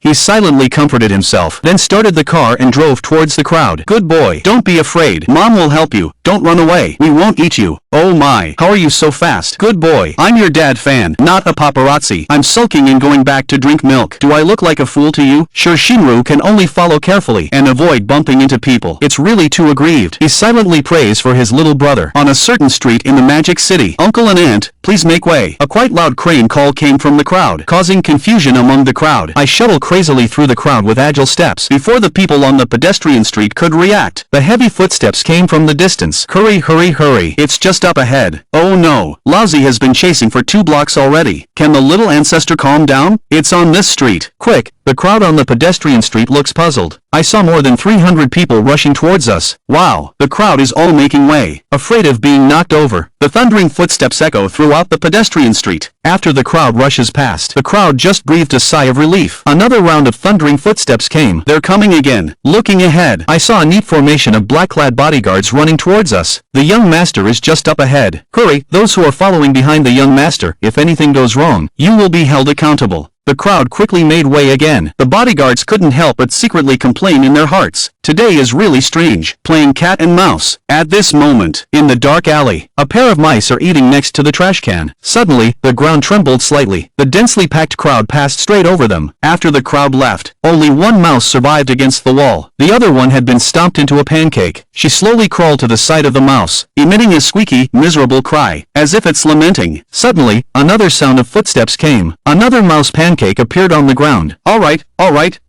count me. Today I can see Grandma. At this moment, the box next to the trash can is shaking slightly. I open the box. After realizing that there's no one around, I let out a slow breath. Where am I now? My eyebrows twisted into a spiral. Suddenly, I jumped over the wall at the end of the alley and left. In no time, I was back home. As soon as I entered the door, the 4 sisters ran back and hugged Iron Patch directly. I have to say, being hugged by my sisters is really comfortable. The touch is soft and bouncy. They asked me where I had run off to. After explaining to my sisters, I sat on the sofa, clamoring to watch watch The Adventures of Pig. I heard classmates saying, this animation is very good. Under the control of Xiang, pigs are appearing on TV. I'm seriously watching the cartoon, joyfully watching Pigs 1, 2, and Baldy Lou battle wits and courage, while the sisters start talking about everyday matters. Sure, Wenya's expression looks a bit unpleasant. Accompanied by a sigh, she said, the recent International Cultural Education Conference has been a bit troublesome. I have to leave home for a while. Xiao looks a bit surprised, but thinking that fourth sister is the director of the International Education Research Center, it's not hard to understand. Xiao stuffed a strawberry into his mouth. Fourth sister, when are you preparing to leave? The flight is at 7 o'clock tomorrow morning. Is it so urgent? Everyone fell silent, but soon returned to normal. Shinru spoke softly. Our whole family should be able to reunite completely, right? I heard that father, mother, and the eldest and third sisters will come home for the new year. The sixth sister will also come home during this time. But the second sister. Lately, there have been constant frictions between the Huaxia border and neighboring countries. It can be said that it's the most dangerous there for the second sister. I pricked up my ears and eavesdropped from the side. When I heard that the fourth sister was going to leave, I trembled in my heart. Is sister leaving? I'm unwilling to part. I threw myself into the fourth sister's arms. Wenya rubbed my little head. A sweet smile hung on the corner of her mouth. Good little brother. Sister went to take care of some things. She'll be back soon. Got the reply from my sister. I lay on her stomach feeling wronged. Meanwhile, the Sure family in Kyoto was plotting a conspiracy against me. In the room next to hers, several middle-aged men discussing together. They are the second generation of the middle-aged Sure family. The third one, the fifth one, the sixth one. The men have a dark complexion, furrowed brows. Mr. Lee couldn't even deal with that bastard. How is this possible? The third of the Sure family said in a deep voice.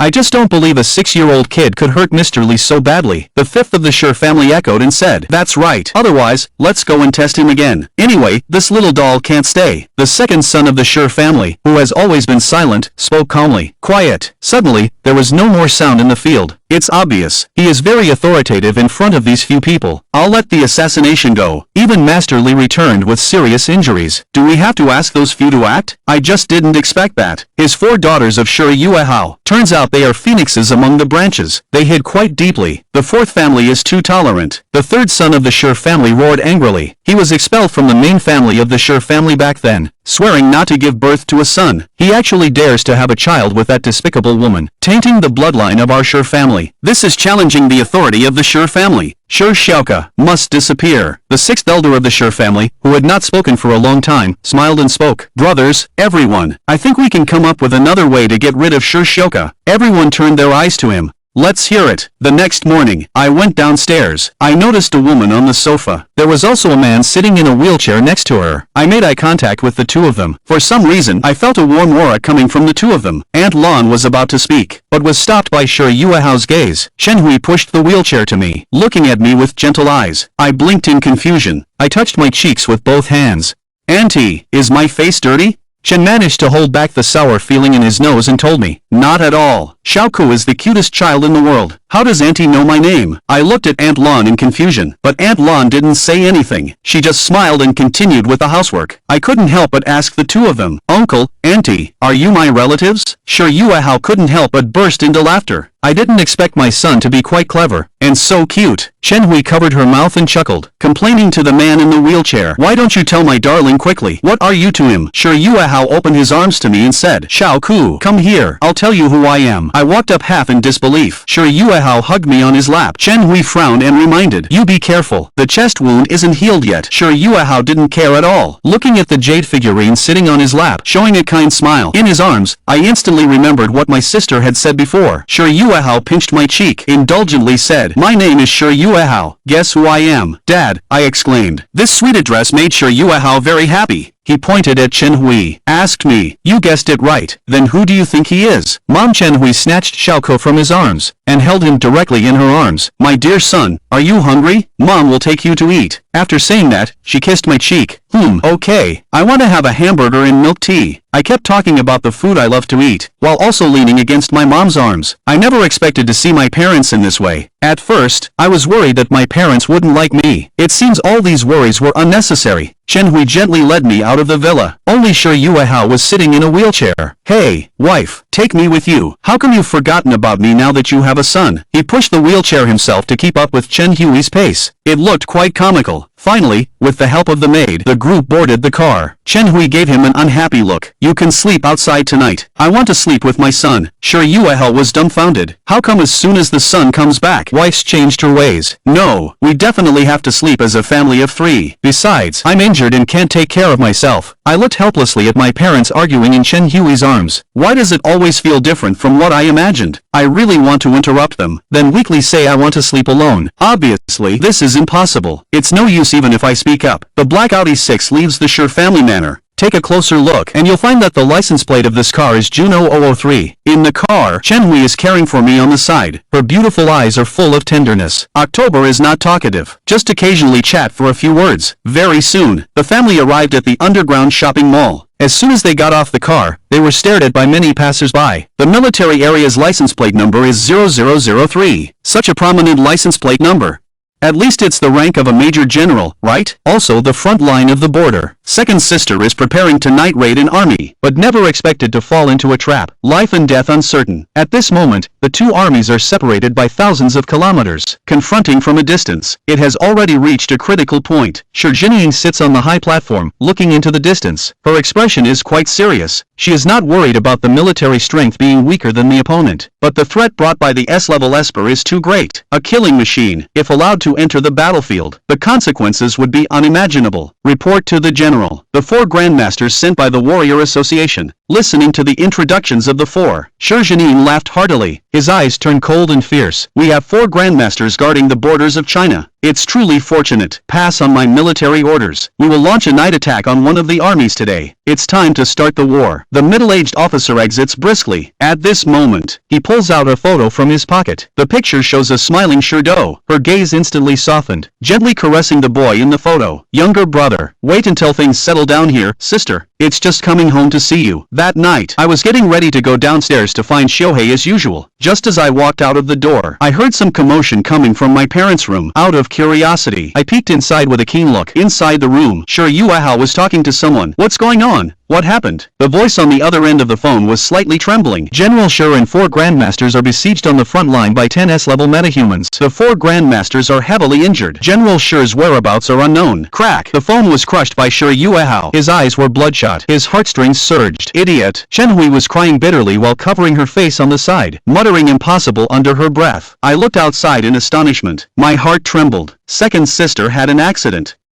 Noticing that his father had left the villa, Xiao poked his head out of the room. His delicate little round face was filled with worry. Is second sister in danger? Can dad save her? Thinking about the dangerous situation his sister might be facing, he became anxious like an ant on a hot pan. No, I have to save my sister. He clenched his little fist, his brows revealing a hint of determination and stubbornness. Xiao walked downstairs lightly, passing by the doghouse. Little Black, curled up inside the doghouse, caught a glimpse of him and couldn't help but shiver. At this time every day, the little master would come and take him to the backyard to practice. But to its surprise, today Xiao walked straight out of the villa and didn't bother to take it to the backyard. It couldn't believe its eyes. Today, he didn't come to bother it? Did the heavens open their eyes? Xiao, who had walked out of the villa, directly summoned Jinwu, leaped onto the flying sword, and secretly followed his father. Wang family's helipad. Although it was already midnight, there were still staff members on duty patrolling. Sure Yuehao, with a grim face, walked towards the staff member. Go call the driver over. We're going to the border. The staff member replied, yes, and immediately went to wake up the sleeping driver. When the 2 drivers woke up, they still had a dazed look on their faces, but as soon as they heard that it was the master's order, they immediately became energized. In no time, the 3 of them boarded the helicopter and flew northwest. In the sky, Xiao stood far away on the flying sword, his ice blue pupils flickering with a faint light. He murmured softly, second sister, please don't get into trouble. In the morning, the family sat together at the dining table as usual. The only difference was that the main seat was empty today. Wang Siki seemed to sense something and asked her mother, where did dad go? Chen Huiyan replied casually, oh, he went to Linxiang City early in the morning to drink with Uncle Feng. I don't know how long he'll stay there. Although it sounded reasonable, Wang Siki still frowned. Did he have to go so early to find Uncle Feng? Couldn't he wait until after breakfast? And as far as she knew, Uncle Feng was also a martial artist, even stronger than dad. Something big must have happened. She couldn't help but think of her second sister who was far away at the border, and a bad premonition arose in her heart. After breakfast, Wang Xinru sent Xiao to the school gate. Xiao hadn't been talking much since the morning, his round head hanging low. Wang Xinru leaned close to her brother and asked in confusion, what's wrong, little brother? Are you unhappy? He immediately raised his milky white little round face and smiled at his sister. "No, I'm going to school, see you later, sister." With that, he jumped out of the car and waved his chubby little hand at his sister. Wang Xingru smiled and nodded, her eyes and eyebrows filled with a smile. It seemed that she had been overthinking. Her little brother was so young, what could be bothering him? The car started and slowly left Mo-Do Elementary School. Instead of going back to the classroom, Xiao went directly to find Zhang Nan and the others. The few of them were sitting in the pavilion at the moment, watching short videos on Weibo. On the screen, a hot-bodied beauty dressed in a costume danced to the music, casting a flirtatious smile. The phone played a lively tune, deeply attracting the attention of the three. Who recognizes the melody when the inked partridge cries, "Waiting for you to string the broken string. Oh, little lover, don't worry about this life. I only pull up the red sleeves for you. 3 rounds of wine over the moon. My heart is wandering. Oh, little lady, don't worry. Ahem." Xiao approached the three and coughed lightly twice. Zhang Nan was startled and almost dropped his phone. He turned around and saw that the young master had somehow appeared behind him. He awkwardly put away his phone, and a blush appeared on his originally aloof and arrogant face. "Young master, do you have something to tell us? Did someone upset you?" Xiao shook his head and looked at him with a pair of bright eyes. "I want to ask you, do you know where my second sister's military camp is?" The three exchanged glances and smiled. Did he even need to ask? "Young master, of course we know, but why are you asking this? Do you still want to go find the general?" Xiao raised his round face and showed a harmless smile to the three people. "Sick dog." Correct answer. Ghost Eye of the Netherworld. With a milk-like drink, he left the three people confused.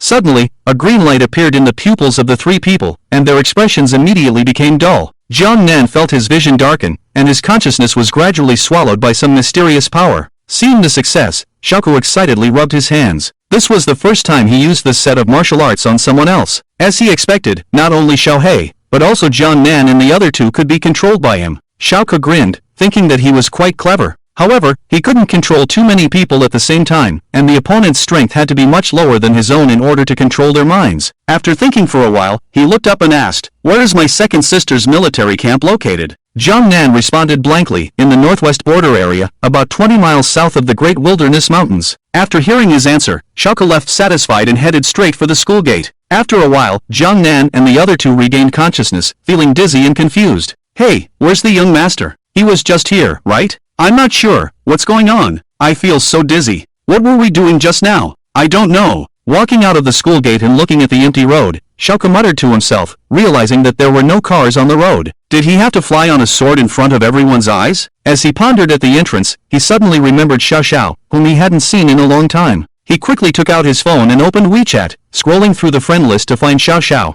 Immediately, Xiao called her to explain the situation. Soon, Lin Xiao and her father parked their car in front of him. He sweetly called out Xiao's sister and got into the car. On the way, the two of them chatted and laughed, and Lin's father kindly talked to Xiao. Lin Xiao took out her phone and hugged him, taking several photos in a row. When she smiled, her two dimples sank deeply, making her look very charming. Xiao crawled out of her embrace, his cute face blushing like a ripe apple. He blinked his watery eyes and pouted, saying, "Xiao sister, why did you take so many photos with me?" Lin Xiao smiled and pinched his cheek. "Little Ku is a big star now. Many people want to take photos with you. Others will envy me when they see them." After saying that, she directly selected the photos and sent them to her group of girlfriends. Suddenly, the group chat exploded with messages, and the phone kept ringing. After listening to her words, Xiao couldn't help but raise his head and ask, "Xiao sister, I'm thinking about whether I should participate in variety shows. It seems like a lot of fun." This sentence stunned her for a moment, then she exclaimed, "What, participate in variety shows?" She looked at Xiao again and smiled warmly. "Of course you can, little Ku is so cute. Many people will like you for sure. And participating in variety shows is a lot of fun. Your fans must be looking forward to it too." After hearing Xiao's reply, Xiao silently made up his mind. 10 minutes later, the car smoothly stopped at the entrance of the Wang family mansion. "Xiao sister, I'm going home now." After greeting her, Xiao walked straight into the Wang family mansion. Looking at the magnificent mansion in front of them, both of them were shocked by the grandeur. Lin Xiao looked at the back of the little boy through the car window, a sweet smile appearing on her face. The last time the little guy told her that his home was near the mansion. Sure enough, with such powerful sisters, how could their residence be ordinary? "Dad, let's go home." The car slowly disappeared at the entrance of the Wang family mansion. The villa door was quietly opened, and Xiao walked into the hall quietly, afraid of disturbing his sisters upstairs. At this time, Aunt Lan was doing housework in the living room and noticed the small figure. She asked in confusion, "Young master, why did you come back home?" Xiao's heart tightened, and he quickly gestured for her to be quiet. Although Aunt Lan didn't understand what the young master wanted to do, she didn't speak again. After a while, seeing that there was still no movement upstairs, he finally breathed a sigh of relief. Then he tiptoed towards the dog's kennel and smiled at Xiao. Xiao, oh, this is for me. It just wanted to run away when it suddenly found that it couldn't move its body. There was a spiritual force tightly imprisoning it in place. Then, a small figure walked up to it and picked it up, running out of the villa. The young master must have skipped class, right? Aunt Lan hesitated whether to report to the young miss, but after thinking about it, she continued to tidy up the housework. Xiao ran out of the estate in one breath, only putting down Xiao when they were tens of meters away from the Wang family. Xiao, let's go save sister together, he said in a childish voice, his eyes serious. My sister got into trouble on the battlefield, and our mission this time is to rescue her. As I said before, if you're willing to come with me, just say so. If you don't say anything, then I'll assume you're coming with me to save my sister. Xiao, do I have a choice? 6-1 Family's helipad. A person and a dog peeked their heads out from the wall, secretly observing the situation inside. Remember to follow me closely later, we need to act quickly, and remember to watch my signals, Xiao whispered to the dog beside him. Xiao nodded its head in a human-like manner, as if understanding his meaning. At the entrance, 2 staff members vigilantly looked around, afraid that any movement would be discovered. At this moment, a delicate little boy approached the gate and rudely shouted at them. Hey, take me in, I want to see Xiao number 2. The staff members looked at him in surprise, then respectfully replied, yes, young master. The 2 opened the gate and welcomed the young master into the hangar. Xiao calmly walked in, with Xiao following closely behind on its short legs. One staff member noticed the little white dog and directly blocked its path. Woof! Woof! 2 barks entered Xiao's ears, and he turned around in confusion to see what was happening. Another staff member explained to him, young master, the head of the family said that no idle people are allowed to enter the helipad, including dogs. Otherwise, should I find someone to take care of it first? Xiao couldn't help but complain in his heart. His father's rules were really troublesome. He coldly faced the 2 and said aggressively, Xiao is my good friend, and my father's rules do not include my friends. The staff members looked embarrassed and unsure of what to do. He continued to speak to them, if you don't let Xiao in, I will tell my sisters that you bullied me. Then my sisters will come find you. Hearing this, the staff members felt a chill down their spines and quickly stepped aside to let the dog in. They secretly thought to themselves, rules are dead, people are alive. Anyway, it's the young master's pet, and such a small dog can't cause any trouble. When Xiao caught up, the staff member led Xiao into the hangar. Along the way, every staff member they encountered greeted and saluted him. Soon, they arrived at the Xiao number 2 helicopter. He happily walked up and touched this big toy. Xiao stared with its round eyes, curiously observing the behemoth in front of it. Xiao turned around and calmly instructed the 2, I want to play with the plane, go call the pilot. The 2 staff members exchanged glances and then called a senior pilot. When the pilot arrived panting, Xiao was already impatiently preparing to depart. Young master, please. The staff members respectfully opened the aircraft door and lowered the gangway. Xiao glanced at Xiao, signaling for it to follow. The 2 quickly boarded the helicopter. The staff members wanted to stop the dog, but suddenly everything went black in front of them, and they froze in place. After the pilot finished preparing, he turned around to check on the young master. As soon as he turned his head, he was met with a delicate little face. Uncle Pilot, do you know the Great Wilderness Mountains? Xiao's eager inquiry was met with a pair of big, watery eyes staring at him. Why does the young master want to ask about the Great Wilderness Mountains? It's on the border. The driver furrowed his brow, as he had been to that place before. Not long ago, he happened to have taken a Wang family's servant to this area. That young man had been crying and howling all the way, almost driving him crazy. Xiao secretly rejoiced, thinking that it was so easy, saving himself the trouble of searching on the map. Ghost eyes of the netherworld. Suddenly, the driver's pupils were enveloped in green light. Let's go, to the south of the Great Wilderness Mountains. Xiao waved his chubby little hand and laughed happily. The helicopter slowly started under the control of the driver. The propellers spun faster and faster, stirring up a gust of wind on the ground. Woohoo, take off. Xiao, too cool, I'm flying. Xiao released the controls of the 2 people next to the helicopter. The 2 regained their senses and stared blankly as the helicopter rose into the sky. It wasn't until the aircraft became farther and farther away from them that the staff realized something was wrong. What just happened? Hey, why did the helicopter fly away? What's going on? Where is it going to? Who is piloting the helicopter? Where does he want to take the young master? In no time, the helicopter disappeared completely from the sight of the 2. Damn it, the young master has been taken away. Hurry, inform the director. I hope the young master doesn't get into trouble. Damn it, if Miss finds out, we're all done for. In the distance, a person and a dog danced with joy on the helicopter. The plan was progressing very smoothly, and now they just had to fly to their destination. Inside the Wang family villa, Wang Xinru, who was doing yoga, split her 2 beautiful legs into a split. The phone next to her rang, and she answered the call as she stood up. What? The young master flew away in a helicopter? Who is the pilot? Quickly contact him. On the other end of the phone, the voice of the director of the helipad management trembled. "Miss, we can't reach the pilot." Wang Xinru hung up the phone and dialed Xiao's WeChat for a video call. But no matter how long she waited, the call was not answered. She quickly put on her clothes and rushed to the helipad. On the other side, several men in suits walked out of the Magic City airport. Their faces were stern, and they exuded a strong aura, their icy gaze piercing like venomous snakes. The crowd voluntarily made way for them, afraid of provoking them. One of the men took out a document. The document recorded the specific information of Wang Siki and the location of the Wang group. On the front lines of the border, days of fighting had resulted in over 100,000 casualties among the Chinese soldiers. The original 500,000 soldiers had now dwindled to 350,000. The sky belonged only to fire and smoke, while outside the trenches, fear and death prevailed. Military fighter jets were still engaged in aerial combat with Chinese fighter jets. Ground-to-air missiles and tanks fired incessantly, leaving the entire plain pockmarked by explosions. Blood, flames, gunfire, and dust filled the air, and the roar of heavy machine guns, anti-tank guns, and rocket launchers constantly echoed, creating a perfect hell on earth. The sound of agonizing screams reverberated through the battlefield, and the air was filled with the foul stench of burning flesh. Looking north, severed limbs and remains littered the scorched earth, stained red by blood. Countless wounded Chinese soldiers were transported back to the base for treatment. The doctors and nurses at the entire military base were busy, with many of them not having slept for 3 days. Since yesterday, a large number of media reporters had come to shoot and document, sending the footage back to their companies. At the same time, media outlets across China reported on the events of the border war simultaneously. For a while, the topic of border war dominated the top of the trending searches on the internet.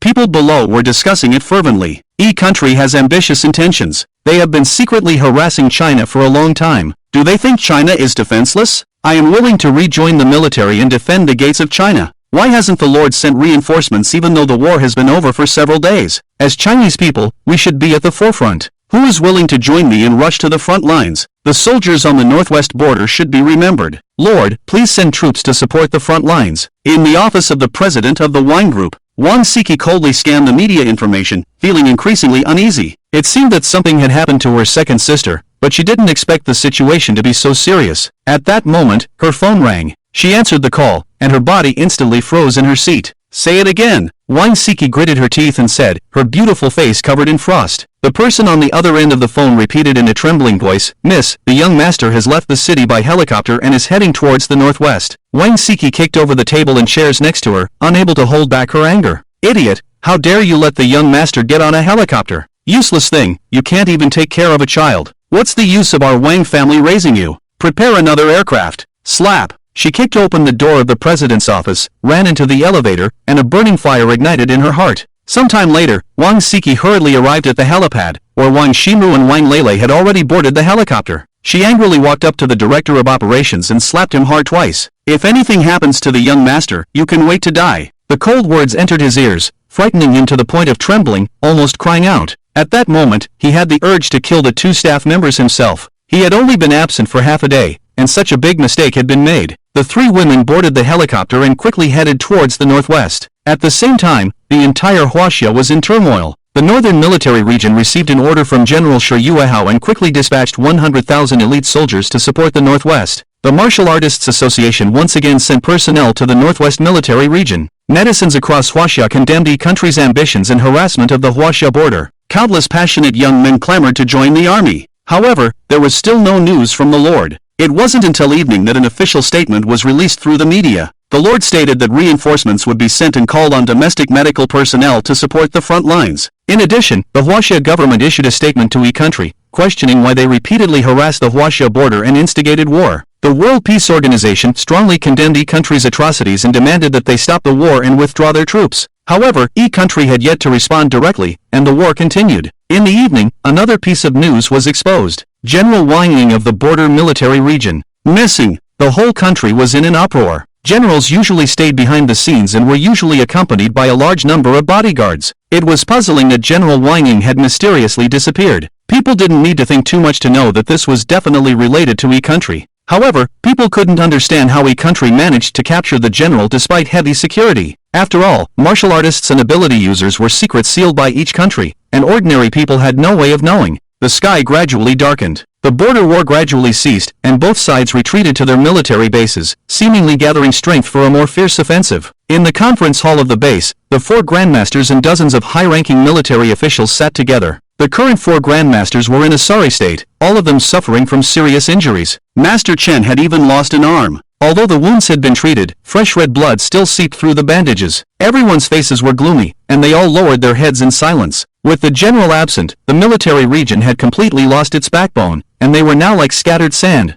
Master One pursed his lips and let out a long sigh. Creak! The door of the conference hall was opened, and a middle-aged man in military uniform walked into the room. What shocked everyone was that he had 3 golden stars on his shoulder, neatly arranged above the golden branches and leaves. This was the rank of a general. Apart from the 4 grandmasters, the high-ranking military officials in the room immediately stood up and saluted. At the same time, several people curiously looked at the general, feeling that he looked familiar. The middle-aged man walked solemnly towards the conference table and sat in the main seat. After scanning the crowd, he slowly spoke. I am General Xiao of the Northern Military Region. Report to me in detail about General Wang Ying's situation. Upon hearing this, all the high-ranking officials of the military region trembled. The name Xiao may not be known to ordinary people, but he is well known in the military. It is said that he climbed from a rookie soldier to the position of general, leading the soldiers to guard the northern border of China for 10 years. He has won hundreds of battles and is known as the invincible war god in the military. One high-ranking official looked at Xiao with admiration and respectfully stood up. 2 days ago, we had the advantage in the battle. But yesterday, 4 S-level superhumans suddenly appeared on the front lines and indiscriminately slaughtered our soldiers. General Shi quickly led the 4 grandmasters to the front lines, but unexpectedly, there were more than just 4 S-level superhumans on the enemy side. After the grandmasters entered the battlefield, 6 more S-level superhumans appeared on the front lines and went straight for the general, ignoring everyone else. In the end, General Shi was captured, and the 4 grandmasters were seriously injured. Our frontline soldiers suffered a major defeat. Xiao clenched his fists, unable to hide his anger on his face. They actually sent 10 S-level superhumans, disregarding the treaty. Creak! The door of the conference room opened again, and a group of extraordinary middle-aged people entered the room. The leader of the group respectfully called out to Xiao, Big brother, I'm late. Xiao's angry expression eased slightly, and he quickly asked him to sit down. The 4 grandmasters stared at this man with surprise. The middle-aged man looked at the 4 grandmasters and showed a hearty smile. Wan Zongshi spoke in astonishment. Master Feng Xiaotian? Feng Xiaotian nodded and then spoke in front of everyone. Tomorrow morning, the Northern Military Region's elite troops of 100,000 will arrive, and the Martial Artists Association will also send 10 grandmasters. Among them, there are 2 grandmasters in the late stage, 3 in the middle stage, and 5 in the early stage. In addition, the ruler has not taken any action, only made verbal statements, I estimate. Xiao waved his hand, his face softened a lot. Thank you, brother Feng. Tomorrow, I will personally lead the army and surely defeat the enemy. Feng Xiaotian laughed heartily and bowed. Big brother, no need to be polite.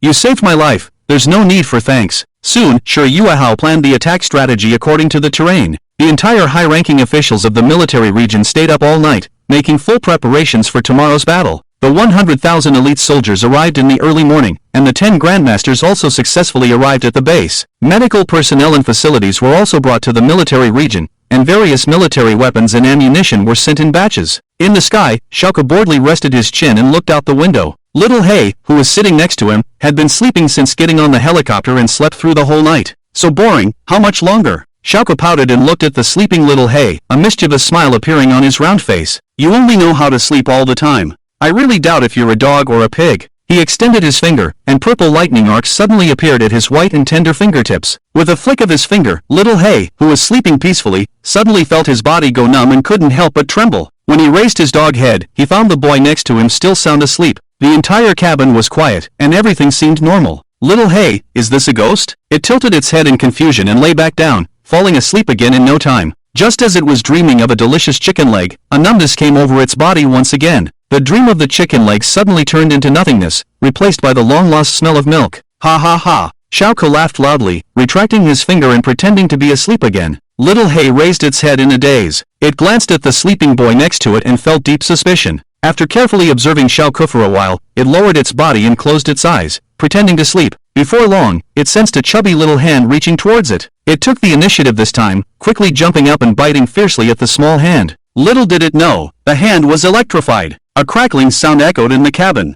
This time, Little Black was directly electrocuted, with smoke rings coming out of its mouth. In the dream, Grandma was waving at me. Hundreds of kilometers east of the helicopter, another helicopter quickly followed. The 3 women in the cabin couldn't sleep all night, their faces solemnly looking out the window. No one spoke. Wang Siki called her brother dozens of times, but no one answered. Fortunately, the Wang family helicopter had a positioning system, and now the three of them were getting closer to her brother. She didn't know why the pilot took her brother to the northwest, nor did she know what her brother was thinking. Everything would be known when they met. In the early morning, all the soldiers in the military base gathered urgently in the square. Xiao walked up to the platform with his arms crossed, his eyebrows raised coldly, his gaze sweeping over the 450,000 troops. Behind him, 15 grandmasters stood in 2 rows, and dozens of high-ranking military officials had solemn expressions on their faces. Everyone! Xiao's voice was amplified and clearly reached everyone's ears. As men of China, we are not afraid of injury, not afraid of death. You are soldiers, standing on the border of China. Every step back is giving away our territory. If the country is destroyed, the family will perish. Each country has ambitions like wolves.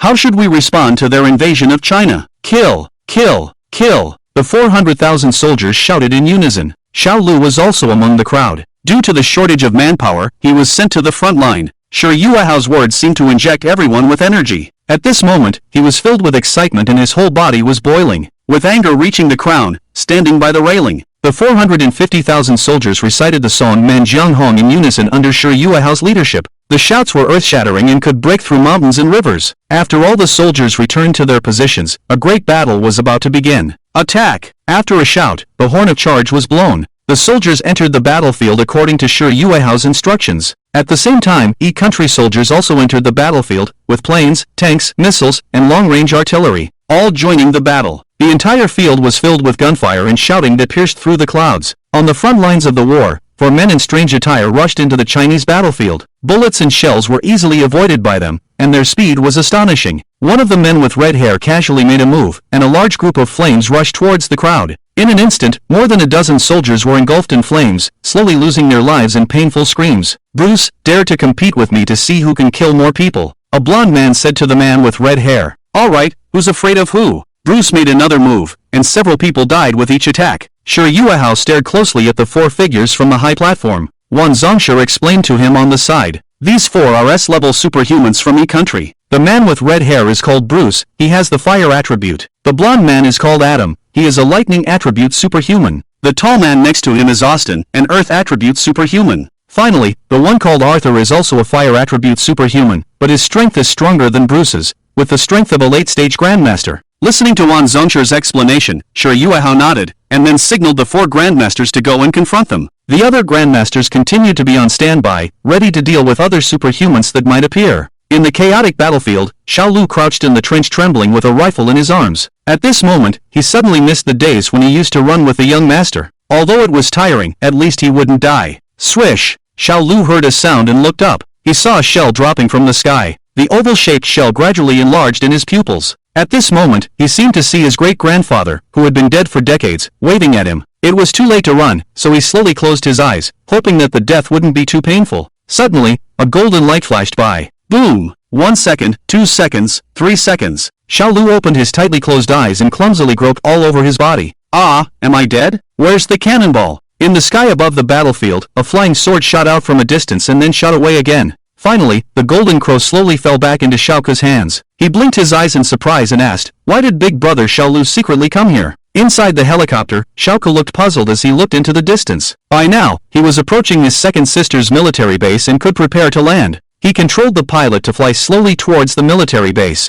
At the same time, the Air Defense Department sounded the alarm. Warning, warning, unidentified flying object approaching. Noticing the red mark on the radar detector, the soldier immediately used an electronic telescope to check. The other soldier next to him eagerly asked, is it an enemy aircraft? Should we attack? I'm not sure. It's an ordinary helicopter with Chinese characters on its body. What characters? Xiao number 2. Both of them were stunned at the same time. What was this helicopter for, with such a strange name? The soldier next to them coughed lightly and said, try to contact them when they get closer, and if there's no response, it's not too late to attack. Both of them nodded at the same time and looked solemnly at the red mark on the radar. Until the plane was within communication range, the soldier sent a communication signal to the helicopter. Xiao, who was still excited, was preparing to land. Suddenly, a strange man's voice came from the console. Black helicopter, you have approached our military jurisdiction. Please state your identity, purpose, and department. Xiao listened blankly as the man finished speaking, finally realizing. So they were asking why he was here. Of course, he was here to save his sister.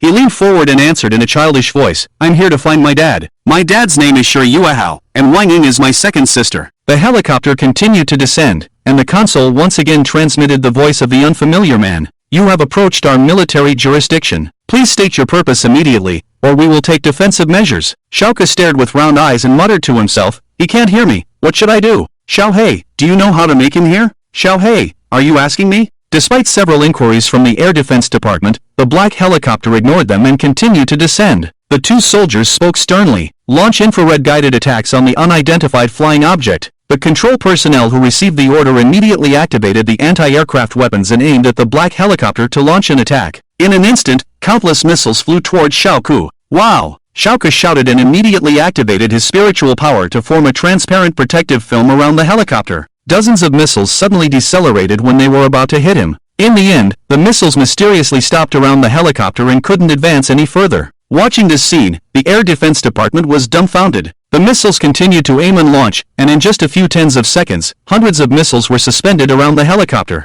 From a distance, it looked like a giant hedgehog. Xiao finally breathed a sigh of relief. He frowned and said discontentedly, you bad guys, once I find my sister, I'll teach you a lesson. He was definitely one to hold a grudge. The people in the Air Defense Department were speechless, not knowing how to express their astonishment. What was this? Why did it turn out like this? Xiao number 2, prepare to land. With his excited shout, Xiao number 2 successfully landed, and the missiles suspended around the helicopter slowly fell to the ground. The Air Defense Department quickly notified the soldiers to investigate the mysterious helicopter that had landed in the military area. Inside the cabin, Xiao released his spiritual consciousness to observe the surrounding environment. Xiao, come with me quickly, someone is coming. He opened the cabin door and, with one hand holding the dog, ran as if flying to the side. His speed was fast, and he sensed every movement around him with his spiritual consciousness, perfectly avoiding the approaching soldiers. One soldier in the Air Defense Department exclaimed, just now, it seems like a little boy ran out of the helicopter. A boy? Everyone was confused and couldn't understand what was happening with this sudden mysterious helicopter. On the ground, a large group of soldiers approached the helicopter with rifles in hand, and everyone looked alert. Strangely, there was no movement coming from inside the helicopter, which made them even more suspicious.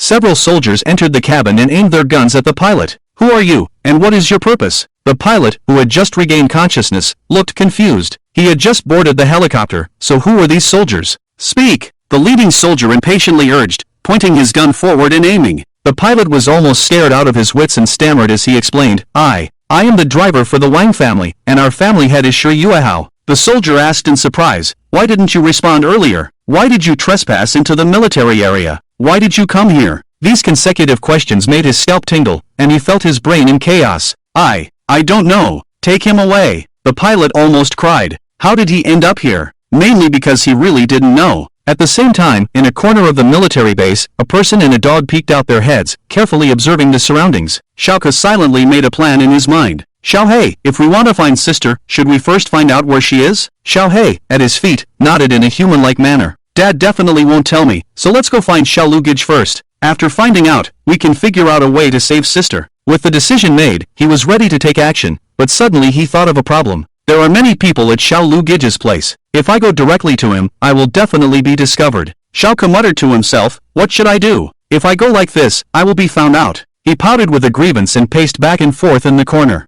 Woof! Woof! Xiao turned around a few times in place, seemingly trying to convey something. Annoyed, Xiao grumbled at Xiao, what are you barking for? Shut up! Suddenly, a bright idea flashed in his mind. Since he looked young, he could just change his appearance. Thinking of this, he silently used a transformation technique on himself. This technique was similar to the purification technique, but he couldn't use it during the chi refining stage. Now that he had entered the foundation building stage, it was the perfect time to use this technique. Smoke filled the air around Xiao, and when the smoke cleared, a young man in a white robe appeared in his place. Xiao's eyes almost popped out in surprise. He didn't expect his young master to have this skill. On his handsome face, his features were three-dimensional and distinct. His face was flawless, with fair skin, a straight nose, and lips like jade. Under his heroic eyebrows were a pair of bright star-like eyes, deep and full of determination and wisdom. He wore a white robe that seemed to be attached to his body, making him look like a celestial being in the sunlight. Xiao examined himself and asked Xiao in a deep voice, how is it? I shouldn't be discovered now, right? Xiao extended his paw and gave a thumbs up,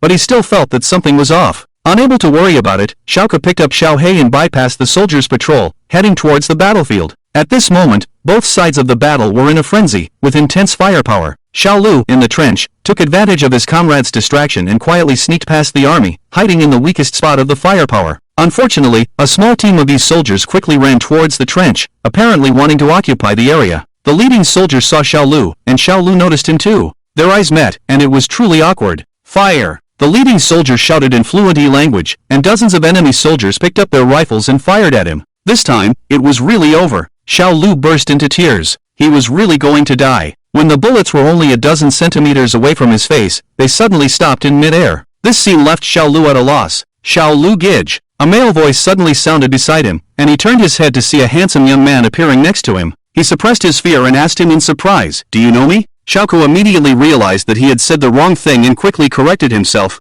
You. Shoot. The enemy interrupted him, and countless bullets shot towards the two of them. Xiao furrowed his brows. If these bad guys wanted to kill him, he wouldn't be polite. He extended a fair palm. All the bullets suspended in front of Xiao Lu in a strange manner. With a flick of his finger, all the bullets changed direction and shot towards the enemy at a faster speed. In an instant, the entire enemy squad of a dozen people fell in a pool of blood. Xiao Lu fell to the ground in fear, pointing his trembling finger at him.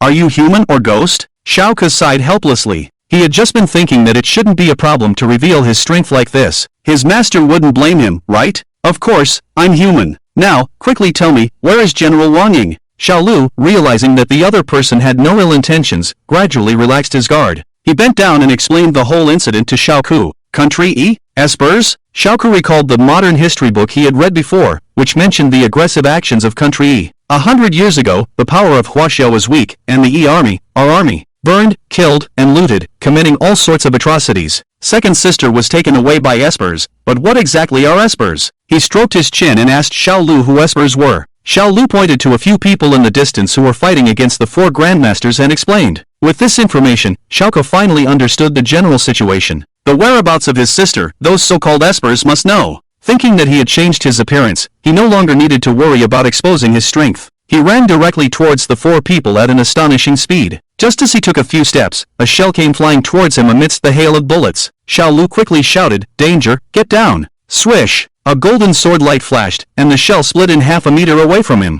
Damn! Xiao Lu couldn't help but exclaim. Was this mysterious young man a deity? Did he just get saved by an immortal? The battlefield was in chaos, filled with the cries of wounded soldiers. The ground was littered with shattered limbs and dying people. This scene made Xiao feel nauseous and dizzy. Although he had also killed bad people before, the scene was not as terrifying and bloody as this. He forcefully suppressed the discomfort in his body caused by the scene and continued running forward. He must rescue his sister. With this thought, his gaze became determined. A little black dog poked its head out from his clothes and looked around. Xiao He finally realized that something was wrong. Everyone else was wearing military uniforms, but his little master's clothes were too eye-catching. On the high platform, Shi Yuehao and the other high-ranking officials carefully observed the battle. Who is that white-robed young man? Why isn't he wearing a military uniform? Feng Shuatian, who hadn't spoken for a long time, pointed in surprise towards the southeast. Everyone looked curiously at the figure. Xiao ran ahead on the front lines, defending against bullets while observing the four men fighting in the distance. He completely failed to notice that he had already attracted the attention of a group of people. 3 enemy tanks roared forward, completely unaware of the white-robed young man rushing towards them. Just as the steel behemoths were about to crush the white-robed young man, he made a move. Sword, come! A dark golden flying sword appeared in his hand, and with a light tap of his foot, Xiao leaped tens of meters high. In mid-air, his robe fluttered in the wind, and his black hair cascaded behind him like a waterfall. With a gentle wave of his jade-like hand, a crescent-shaped sword energy slashed towards the tanks with great power. Boom! Under the astonished gazes of hundreds of people around, the 3 tanks were split in half at the waist. What? The people on the high platform exclaimed in unison. Shi Yuehao looked at the white-robed figure in disbelief, feeling that everything was so unreal. Landing back on the ground, Xiao continued running forward. In the sky, 2 enemy planes seemed to notice a figure on the ground and aimed at him, continuously shooting. The bullets were all blocked by a protective shield of spiritual power. Xiao impatiently stared at the enemy planes in the sky. You pests, watch me bring you down. As he spoke, the golden crow flying sword automatically detached and flew towards the fighter planes in the sky at an extremely fast speed. Bang! Bang! The 2 enemy planes disintegrated and exploded in the sky, and the debris slowly fell to the ground. Damn! On the high platform, everyone stared at each other in astonishment. Is this the master sent by your martial arts association? Feng Xiatian asked in surprise. However, he shook his head, his face filled with shock. I don't know, I haven't seen this person among the masters. This time, everyone was no longer calm. Who was this mysterious person who suddenly appeared and destroyed tanks with a single sword and brought down armed fighter planes? Martial arts master. Everyone gasped in shock and looked at the figure in white. The words martial arts master were too intimidating. Feng Xiatian looked at the figure in confusion. What does he want to do? I'm afraid things aren't that simple. In the center of the battlefield, the 4 grandmasters and the 4 superhumans were engaged in a fierce battle. A vacant space formed nearby, and no soldier dared to step into this area. Guns and cannons were completely ineffective against opponents of this level, so the soldiers silently stayed away from the 8 of them. Lao Mo engaged them in close combat. It's difficult for the superhumans to fight from a distance. Understood. The 2 grandmasters quickly approached Bruce and Austin. The 2 on the opposite side were also clever, deliberately creating distance and launching long-range attacks. The 4 of them fought fiercely, each attack targeting vital points, every move deadly. But their strengths were not much different, and it was difficult to determine a winner for the time being. With equal strength, if a grandmaster fought a superhuman in close combat, it would be easy to suppress the latter. On the other side, Arthur was fighting against an intermediate-level grandmaster. Every attack Arthur made released scorching flames. The old man's beard and hair had already been burned, and he looked quite disheveled. He gnashed his teeth in anger. The man in front of him was obviously not an ordinary S-class superhuman. His strength was estimated to be approaching the later stage of a grandmaster. Damn it! The old man cursed and continued to accelerate towards him, wanting to gain an advantage through close combat. Arthur sneered and raised his hands above his head. The majestic flames quickly condensed into a large fireball, emitting terrifying heat. Old man, I'm done playing with you. Now, embrace death. The old man paused, looking in astonishment at the fireball. He didn't expect Arthur to have a hidden move. Arthur dragged the fireball and quickly threw it at the old man. The fireball shone like a small sun, emitting a dazzling light. Countless soldiers looked at the several-meter-high fireball, unable to help but tremble. This was too terrifying. Realizing that he couldn't dodge it, the old man quickly retreated, trying to avoid the attack. But the fireball seemed to have eyes, closely following the old man. Knowing that he couldn't escape, the old man shouted and raised his hands to protect his face. Bang! A shocking explosion resounded, the sound echoing throughout the battlefield, and thick smoke rose from the ground. The morale of all the soldiers of China was shaken, and they involuntarily fell into doubt. Could the person on the opposite side be a devil? Do we have a chance of winning? The morale was affected, and the fierce attacks from the enemy gradually overwhelmed the Chinese army. For a while, the balance of victory tilted towards the E army. The old man, who had protected his face, lowered his hands and looked at himself in confusion. I'm not dead? He raised his head and saw a young man in a white robe standing in front of him with his back turned. Although he could only see the side of his face, he could imagine how handsome he was. The old man couldn't help but speculate, could it be that he saved him? As the smoke cleared, Arthur's mocking smile froze on his face. The old man was not dead, and another young man had appeared at some point. Hey, where is General Shi, my sister? Xiao frowned and coldly looked at Arthur, asking in fluent English. Fortunately, he had previously studied several languages, and it seemed that studying was very useful. Arthur stared at Xiao and laughed grimly, then lowered his voice and said, Huagua people, your general has undergone 18 tortures, and I estimate that the body has already been disposed of. Boom! Xiao erupted with a tremendous momentum, and a hint of crimson flashed in his blue pupils. You said my sister is dead? His cold words spread, causing a strong wind to blow within 100 meters, as if the wrath of heaven and man was about to descend. Arthur crossed his arms and sneered in response. What sister? That woman was very stubborn. Even with 10 silver nails piercing her fingers, she didn't utter a scream. Ah, how boring. After saying that, he mockingly licked his lips, as if he was very happy. Die! With an angry shout, Xiao's suppressed anger erupted completely. He had no family since he was young, and just when he received the care of his family, his sister died at the hands of bad people. Arthur's words echoed in his mind, and the thought of his caring sister being tortured to death consumed his mind with anger. Buzz sensing his master's anger, the golden crow sword trembled, emitting a brilliant light. Xiao tightly gripped the flying sword and slowly approached Arthur. With each step, his momentum increased. Arthur's face became serious as he raised his palm to launch an attack. Fiery palm. A palm-shaped flame shot towards the white-robed youth, hitting accurately. Arthur couldn't help but burst into laughter. As he laughed, he was astonished to find that the youth was completely unharmed, not even a speck of dust on his white robe. He launched consecutive attacks, but they had no effect and couldn't stop his advance. How? How is this possible? At that moment, he panicked. Xiao slowly raised the golden crow sword, his robe fluttering without wind, and his spiritual power surged into the sword. The long sword transformed into a 3-meter giant sword, then into a 10-meter giant sword. Finally, a 100-meter giant sword soared into the sky. Damn! Tens of thousands of soldiers stopped fighting and looked in astonishment at the giant sword. The 100-meter giant sword seemed somewhat illusory, with colorful lights flowing on its blade, giving it a mysterious appearance. A sharp sword aura pierced through the sky, causing a painful sensation even from thousands of kilometers away. On the high platform, countless grandmasters suddenly felt their hearts unable to bear it. This was not the skill of a grandmaster, even a martial arts grandmaster would not be able to do this. Everyone stared dumbfoundedly at the white-robed youth. A white-robed immortal, a 3-foot-long sword that determines the world. Could he be a god who descended to the mortal realm? Xiao coldly stared at Arthur, and the giant sword swung down with a loud crash. The overwhelming pressure crushed Arthur's bones. Before the sword even landed, he collapsed to the ground. Now he was afraid. The white-robed youth was too terrifying,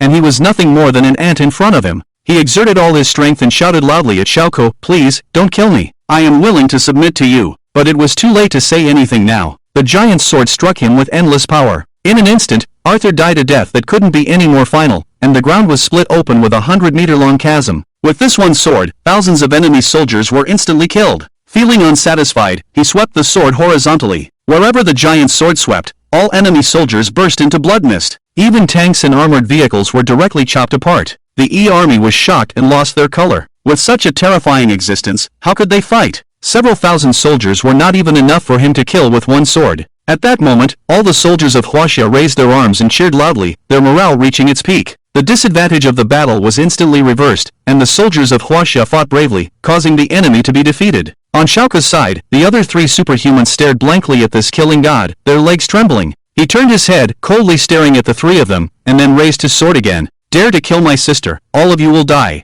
Austin was sweating profusely and knelt down to him. "Sir, General Shi is not dead. She is still in our base. Let me take you there." Hearing this, a hint of clarity flashed in Xiao's pupils, and he slowly sheathed the golden crow sword. "My sister, General Shi is not dead?" Xiao blinked his eyes and stared blankly at Austin. This appearance was completely different from the killer just now. On the other side, a silver helicopter slowly landed in the base. Before getting off the helicopter, the 3 women noticed Xiao Kano, 2 foot nearby. Wang Siki opened the cabin door and jumped off the helicopter first, walking towards the nearby soldiers. A group of soldiers looked at her in surprise and secretly praised her beauty. They had just received the news that General Shi's daughter had landed in the military area, so they came specially to receive her. When Wang Siki walked in front of the soldiers, one of them eagerly asked, "Where is the person who came off the helicopter?" The leading soldier immediately responded, "Miss, he has been taken to the interrogation room." "What?" Wang Siki's face changed drastically, a cold frost appeared on her pretty face, and Wang Xinru hurriedly came over as well.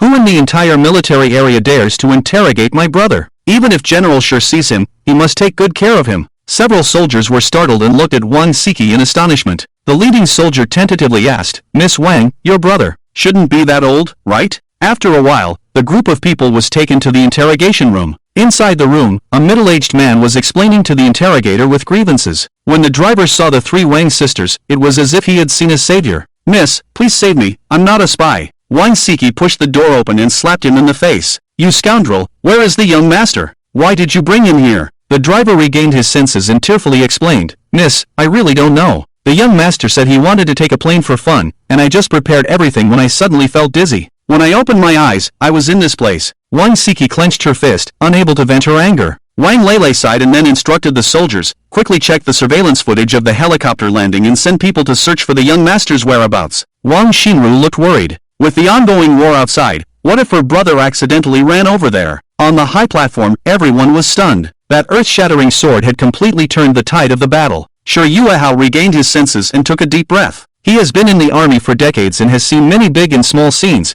but none of them compare to the shock of this time. Feng exclaimed in a low voice, "This sword should only exist in the heavens." Shi Yuehao stared intently at the figure in the white robe. "Now it seems that this mysterious person should be on our side, at least he is not an enemy. Spread the order, launch a fierce attack, annihilate the enemy army." Upon hearing this, the officer on the side immediately went to deliver the command. Shi Yuehao turned around and solemnly scanned the masters present. "With the help of this divine person, all of you can step onto the battlefield and break through the enemy's base with the army." The 10 masters smiled at each other and respectfully walked down from the high platform. "I've been itching for a fight for a long time, ha. Yesterday's shame will be avenged today. This time, we are also soldiers defending our homeland, ha. With a few laughs, the 10 master experts finally officially stepped onto the battlefield. When they arrived at the front line and casually made a move, the enemy soldiers would drop dead. Even the strongest soldiers were no match for them. This is why masters are not allowed to participate in wars internationally, killing people as easily as killing chickens, not afraid of cold weapons. On the front line, Xiao asked Austin, "How is General Shi now? Is he injured?" Cold sweat seeped from Austin's back, his eyes wandering. As far as he knew, although that woman didn't die after enduring torture, she was almost done for. But how could he dare to tell the truth? If the young man in front of him got angry, he could easily chop him into pieces with a sword.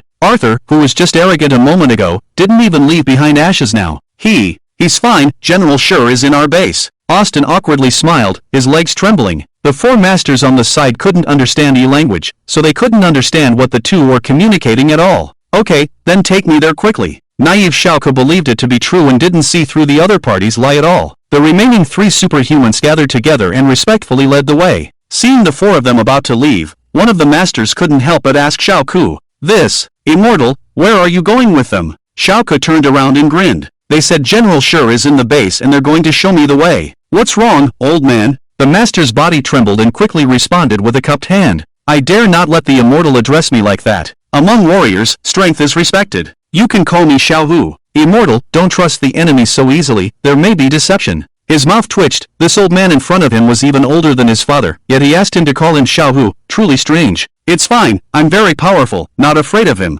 Xiao patted his chest confidently, not taking this statement seriously at all. Little Black poked its head out of Xiao's clothes and looked around, its round eyes scanning the people. It seemed that there was no need for Big Brother Dog to take action. Thinking of this, it retracted its head and fell into a deep sleep. Like this, Xiao took a step forward, ready to go to the base with Austin. Suddenly, a signal flare shot up into the sky in the distance. Seeing this scene, all the enemy soldiers retreated and frantically fled behind them. The three superhumans' faces turned serious, and after exchanging glances, they fled in different directions. The Chinese soldiers were somewhat puzzled. Why did the enemy soldiers run away when they saw the signal flare? Swish! Swish swish! Several giant missiles suddenly rose into the sky in the distance. Just by looking at their size, one could tell how powerful they were. Sure Yuehao cursed loudly, cold sweat dripping from his forehead. "It's the Thunder 14 missiles, is this their hidden strength?" Without time to think, he quickly picked up a radio and gave orders. "Anti-aircraft department, urgently launch interception missiles. Ground forces, retreat quickly, evacuate the attack range." After giving the orders, the anti-aircraft department quickly detected the flight trajectory of the Thunder 14 and launched interception missiles. At the same time, the Chinese soldiers received the command to quickly withdraw. Dozens of interception missiles rose from the border military region and flew towards the front line. In a short while, only Xiao and several masters remained on the front line of the battlefield. Master Hu anxiously reminded everyone, "Hurry, this kind of missile is not something that human strength can resist. Immortal, you should also leave quickly." The four masters glanced at each other and quickly retreated to the back. Xiao frowned and looked around, unable to help muttering, "Is this thing really that scary? Right, that guy said he would take me to find my sister, why did he run away?" He slapped his forehead, stepped on his flying sword, and quickly chased after Austin.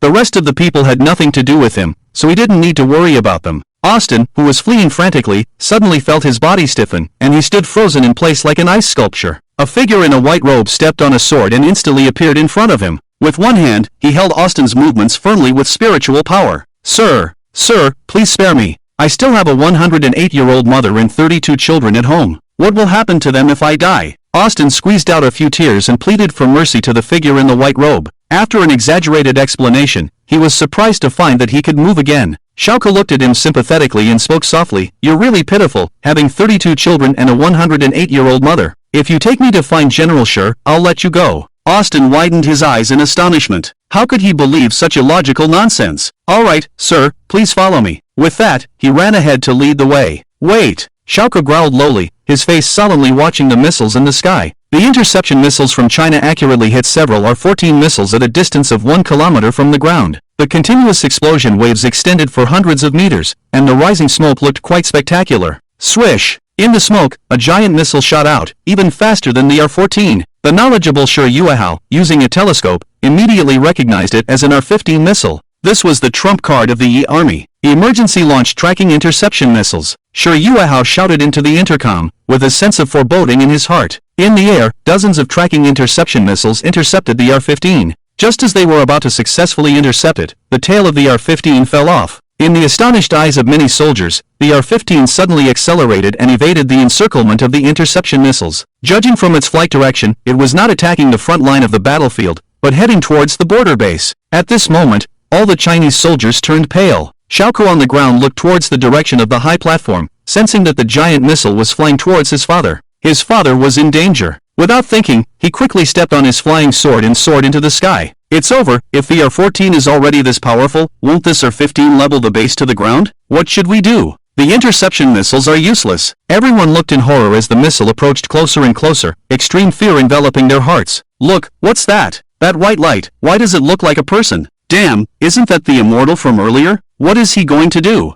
Feeling the strong airflow, Little Black, who was awakened, couldn't help but stick its head out to investigate the situation. As soon as it saw, it immediately barked in alarm. It didn't know when its young master had already flown to a kilometer high in the air, and they were still ascending. Little Black's anus tightened, trembling in Xiao's arms. If it had known, it wouldn't have followed along. If it fell down, it would become dog food. The missile was getting closer to the base, and the air defense alarm had already been sounded. The entire base was in chaos, and everyone scattered and fled. Wang Siki's 3 daughters were also urged by the soldiers to evacuate the base. The 3 girls were about to cry anxiously. They still hadn't found their younger brother. What should they do now? Wang Siki had already thought that if anything happened to her younger brother, everyone involved would have to pay the price. The Air Defense Department launched interception missiles again, and the staff stared nervously at the screen. The interception missile once again met the Thunder 15, but unfortunately, the Thunder 15 was too fast and just brushed past it. Yuehao's palms trembled slightly, and he sat down in the chair, gasping for breath. He forced himself to calm down and think about what other methods could be used to resist this attack. However, no matter what, he couldn't think of a way to deal with this dilemma. The Thunder 15 missile is a newly developed thermal weapon in Country E, and countries have very little understanding of it. Swish! A figure in a white robe stood with a sword, blocking between the missile and the military base. That white-robed figure looked very small, like a flatboat in the ocean. The immortal is flying. He can fly. He must be an immortal. Immortal, please save our soldiers of Huaxia. With the immortal here, we still have hope to survive. Is he the guardian god of our Huaxia, so handsome? The army below was discussing one after another. Xiao Lu stood in the crowd and looked at the figure with complex emotions. The immortal just spoke to him. Even if he died, he would have no regrets. Hundreds of thousands of soldiers looked towards the white-robed figure, and hope rose in their hearts. In the E military base, a blond man stared at the young man on the screen and sneered. No matter who you are, facing our most advanced missile attack, you are just like an ant trying to stop a car, overestimating your abilities. In mid-air, Xiao was only a kilometer away from the missile. Is it that big? He exclaimed, blinking his eyes and staring ahead. The missile was as big as a truck, and compared to it, the previous anti-aircraft missiles were really tiny. A trace of hesitation flashed through Xiao's mind. This missile looked difficult to deal with. What if it blew him up? He was really scared. He turned his head and looked at his father in the distance, then lowered his head to look at the soldiers in the military area. Dad can't be killed by the bad guys. He pouted, his blue eyes fixed on the missile that was about to fly towards him. Golden Crow. The flying sword fell back into Xiao's hands, and he activated his spiritual power, momentarily pausing in mid-air, listening to the wind's 7 swords. With his shout, the surrounding spiritual energy quickly poured into the sword, and the Golden Crow sword slowly emitted a terrifying aura. He raised the sword, instantly splitting it into thousands of sword shadows, each with a remarkable spiritual power fluctuation. As he entered the foundation building stage, he was able to successfully perform the 4th sword of the listening to the wind sword technique. 4th sword, Sealing Demon, unite! All the sword shadows merged with the Golden Crow. At that moment, it seemed like everyone could hear the melodious sound of the sword. With one sword strike, the world changed color. The missile and the sword energy collided and instantly exploded. A deafening sound spread out, and everyone instinctively covered their ears. Then, the shockwave of the explosion extended for thousands of kilometers, causing a fierce wind on the entire battlefield. The thick smoke and dust lingered in the air for a long time. Seeing the danger resolved, all the soldiers below laughed heartily and cheered. Guardian God of Huaxia! Guardian God of Huaxia! The shouts of the 400,000 soldiers pierced through the sky. On the high platform, Yuehao braced himself against the strong wind, anxiously searching for that white figure in the smoke. Everyone silently prayed in their hearts, patiently waiting for the safe return of the immortal. The smoke slowly dissipated, and everyone's hearts were in their throats. In the end, the sky cleared up again, but there was nothing in that area. The young man in the white robe had completely disappeared. Where is the immortal? Where is he? How could it be? Can immortals be killed in an explosion too? Impossible, with that level of explosion. How could there be nothing left of the immortal? Everyone refused to admit the disappearance of the immortal, but the fact was right in front of them. After the explosion, the young man in the white robe had completely vanished. Over a dozen masters who had returned stood on the high platform, looking into the sky with a somewhat melancholic expression. A master who saved hundreds of thousands of soldiers single-handedly. He deserves the title of the guardian deity of China. Yuehao sighed, feeling a bit regretful that he couldn't personally thank the mysterious person for their help. The base returned to normal, and Wang Siki's 3 daughters arrived at the monitoring room. The staff respectfully welcomed them to the computers. Wang Xinru leaned down, her stunning S-shaped figure causing the surrounding staff to uncontrollably feel a surge of excitement. They immediately averted their gaze, suppressing the heat in their lower abdomen. In the footage, as soon as the helicopter landed, the cabin door opened. A boy with one hand carrying a small white dog ran towards the east. Wang Lele raised her eyebrows in surprise, not expecting her brother to bring Shohei to the base. The monitoring footage continued to track them until the little boy and the puppy entered a blind spot, and there was no more information. Wang Siki supported her cheek with her jade hand, furrowing her brow. Are there any other nearby monitors? Bring the surrounding monitors here, and the time should be within 15 minutes of when my brother entered the blind spot. The staff complied and quickly brought up 8 surrounding monitoring footage. The video continued to play, and suddenly, a white-robed young man appeared in the footage of monitor 0521. Stop! The video paused, and Wang Siki carefully examined the white-robed young man in the footage. This man who suddenly appeared was too strange. Not only was he not wearing a military uniform,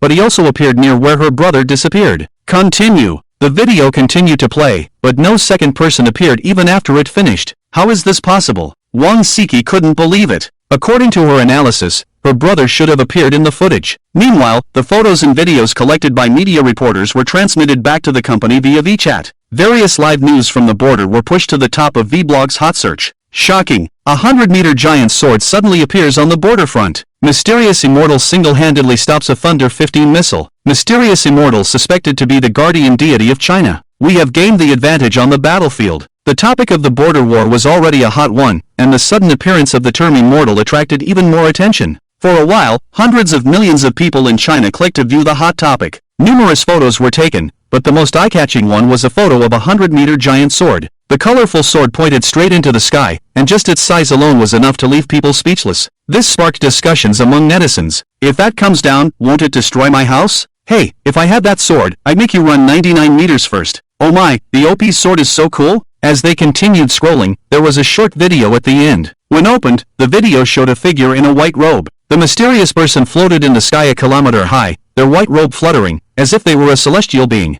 They performed a sword technique, causing the missile to explode in mid-air. Countless people gasped in shock as they watched the video. This scene was too fantastical, almost unimaginable. It's certain that my China is blessed by immortals. Don't doubt it, when I was a child, I even saw a real dragon. It's normal for immortals to exist, okay? Hey, don't brag, I'll stab you in the throat with a 100-meter giant sword. Just as this matter was still fermenting, all the videos, photos, and topics related to the immortal on Vblog were deleted. All comments related to the mysterious immortal were cleared from the comment section. A large number of internet trolls came forward, claiming that the video was fake and that a certain programmer had photoshopped it, asking everyone not to believe it. All netizens are confused and don't know who to believe. In an office in Kyoto, a video of Xiao stopping a missile is playing on the projector. An old man with white hair leans back in his chair, crossing his legs and looking out the window. Wenxin, what do you think of the man in the video? The old man speaks lightly, his gaze turning to the middle-aged man beside him. President, I think this person's strength is unfathomable, probably even surpassing the predecessors on the heavenly rankings. A faint smile flashes across the old man's weathered face as he squints his eyes and speaks. He has long surpassed the realm of a martial arts master. The heavenly rankings cannot contain him. Several kilometers away from the border military district, on a hillside, Xiao looks around, carefully searching for a certain figure. The recent explosion was truly terrifying, and if he were still in the chi refining stage, he might really have been injured. As soon as the missile was cut and exploded, he quickly activated the golden armor to protect himself, using his spiritual power shield to neutralize most of the impact. Where did that Esper go? He furrows his brows and can't help muttering. Never mind, my sister is in their base, I'll just go there directly. With that, he flies towards the direction where the enemy is retreating. Inside the border military district at this time, Xiao is reorganizing his troops. He plans to take the initiative and attack while the E-Army's morale is low after their defeat. Thinking that his little sister is still in the hands of the enemy, Xiao becomes extremely anxious. Over a dozen martial arts masters look at each other and finally nod firmly. General, the misses are here. An officer runs up and reports. Father! A tender shout, 3 exquisite and beautiful girls step onto the platform, anxiously looking towards their father. This sudden scene leaves everyone somewhat puzzled. Xiao's face darkens, and he lowers his voice. You 3 girls, the older you get, the more unruly you become.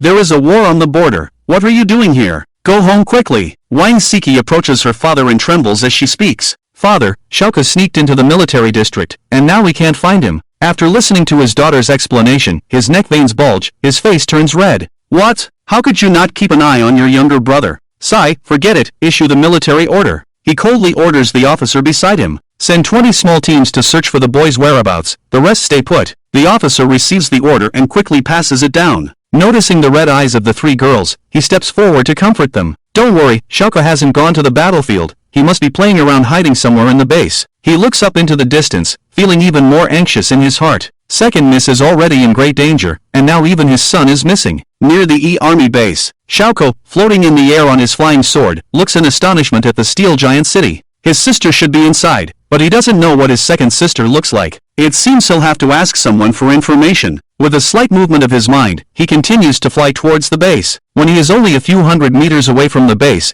10 tracking missiles come towards him. He immediately lands on the ground, several sword lights flash, and the tracking missiles in the air explode. Then, dozens of missiles come towards him, seemingly endless. Xiao He! Xiao He! He calls out twice from within his robe, but Xiao He doesn't show up. Without thinking, it must be sleeping soundly again. Xiao reaches into his robe and grabs the dog, throwing it towards the incoming missiles. Bang! An explosion sounds, and a black object falls from the sky. It turns out to be the charred dog. Just as Xiao He wakes up from the explosion, he looks dazed and almost declares the end of his dog life. Xiao He, you're black now, ha ha ha. Xiao walks up to him and can't help but cover his mouth and laugh. Xiao He blows out a smoke ring and struggles to stand up, glaring angrily at his little master. Xiao He, are you a dog? Are you really a dog? Xiao pats the dust off his body, raises his eyebrows, and playfully says, Xiao He, quickly grow bigger and carry me to save my sister. Although reluctant, I don't have the strength to resist him yet. My current master could probably kill me with just one finger, so it's better to avoid provoking him.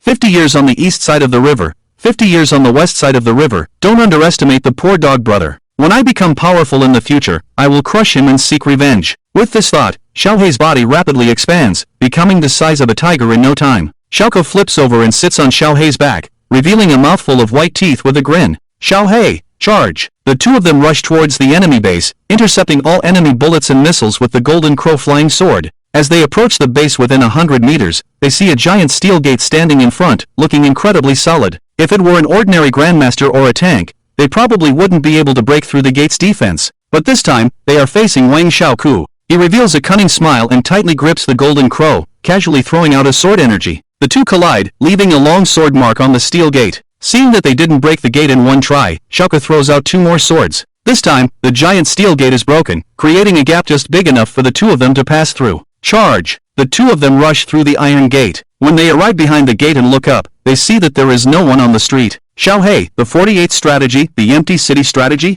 His divine sense extends, and he discovers that all the soldiers are hiding on the other side of the base. Ha! He looks around in confusion, only to realize that there are more than a dozen people hiding nearby. Xiao furrows his brow and shouts loudly, "Stop hiding, I see you, come out." After a while, still no one appears. Xiao extends his hand and aims at an ordinary wooden barrel. Thunder-inducing finger. His slender fingers quickly condense into a huge thunderball with a diameter of 3 meters, which instantly strikes the wooden barrel. Ah! The barrel is instantly blown up, and the hidden superhumans inside are electrocuted and instantly knocked unconscious. This scene leaves the hidden superhumans in shock. This mysterious young man is too strong. Hey, still not coming out? I don't like playing cat and mouse, don't force me to electrocute you. As soon as he finishes speaking, more than a dozen figures leap up from all around. Brothers, give it your all. With one superhuman speaking, the group of more than a dozen people launches an attack on Xiao together. The crowd is filled with high-temperature fireballs, purple lightning, giant rocks. All the attacks surround Xiao, seemingly trying to deliver a fatal blow through a surprise attack. Tisk golden armor protection. He pouts, and a golden armor quickly envelopes his body. All the attacks land on Xiao. After a loud explosion, the ground is blasted into a large pit. Just as the more than a dozen people land back on the ground, they are shocked to find that the young man is completely unharmed. The golden armor glistens in the sunlight, without a trace of damage. Xiao sighs helplessly, wondering if he couldn't just return his sister peacefully without resorting to violence. He extends his palm, and several small thunderbolts shoot towards all the superhumans. The group of people convulses from the electric shocks. At this moment, everyone is terrified and keeps their distance from the young man in the white robe. They can't win. They simply can't win. With a flash, Xiao appears directly in front of Austin. Austin suddenly sees a handsome face smiling at him, and he feels a sudden chill in his heart. He really doesn't have the confidence to continue fighting. The other party is not human at all. Hey, quickly take me to find my sister. General, sure, I don't want to fight. Austin numbly nods, then immediately shakes his head. Seeing this scene, Xiao directly controls the flying sword to press against Austin's forehead. Hurry up, I'll take General Sure away. I won't harm you, trust me. Austin's body suddenly goes limp, completely devoid of spirit. The other superhumans obediently stand aside, some looking at Austin with sympathy. In this way, under Xiao's threatening demeanor, Austin can only obediently lead the way. Inside the control room, a blonde man angrily smashes the computer, cutting his palm on the broken glass. Damn it, he's still alive. Hurry, get the backup, we need to leave quickly. In a huge underground basement, Austin led Xiao through room after room. Until they reached the end of the corridor, he trembled and spoke to Xiao. Sir, General Wang is here. I'm getting out of here. Xiao ignored the fleeing Austin and opened the door on his own. As soon as he opened the wooden door, a strong foul smell hit him. Xiao covered his nose in disgust and stepped into the room. Sister? Sister? He looked around and finally noticed the figure in the corner. Just as he smiled and looked towards the corner, his body suddenly froze. He saw a ragged woman tied to a wooden rack, with 10 silver nails inserted into each of her 10 fingers. Her hair was disheveled, and she was in a state of near death. The blood that had flowed out had dried on the wooden rack, and half of her silver teeth were destroyed. Not only were there obvious whip marks on her body, but also signs of beatings, needle pricks, and scars left behind. Some of the wounds had already started to rot, with signs of pus and maggots. With injuries like this, if it weren't for the faint spiritual energy in her body, coupled with her strong will, she would have died long ago. Xiao trembled as he approached his second sister, tears streaming from the corners of his eyes. Sis, Xiao has come to take you home. Little Black, who was following behind, also walked out tactfully. He quickly searched for healing pills from his storage ring and fed them to his sister. Then, he infused spiritual energy into her body to protect it. Carefully placing his sister down, he endured the piercing pain and pulled out the silver nails. With each nail pulled out, he could hear his sister's weak cries of pain. After each extraction, he quickly released spiritual energy to stop the bleeding and heal the wounds. During this process, Xiao's hands couldn't stop trembling, and tears slowly soaked his clothes at the chest. These scars all over her body seemed to tell the story of the cruel torture she had endured. After all the silver nails were removed, he gently carried his sister and slowly walked out of the basement. His originally clear eyes were gradually filled with blood red. Little Black lowered his head and followed closely behind the two of them. As they walked out the door, Xiao's eyes were completely covered in blood red,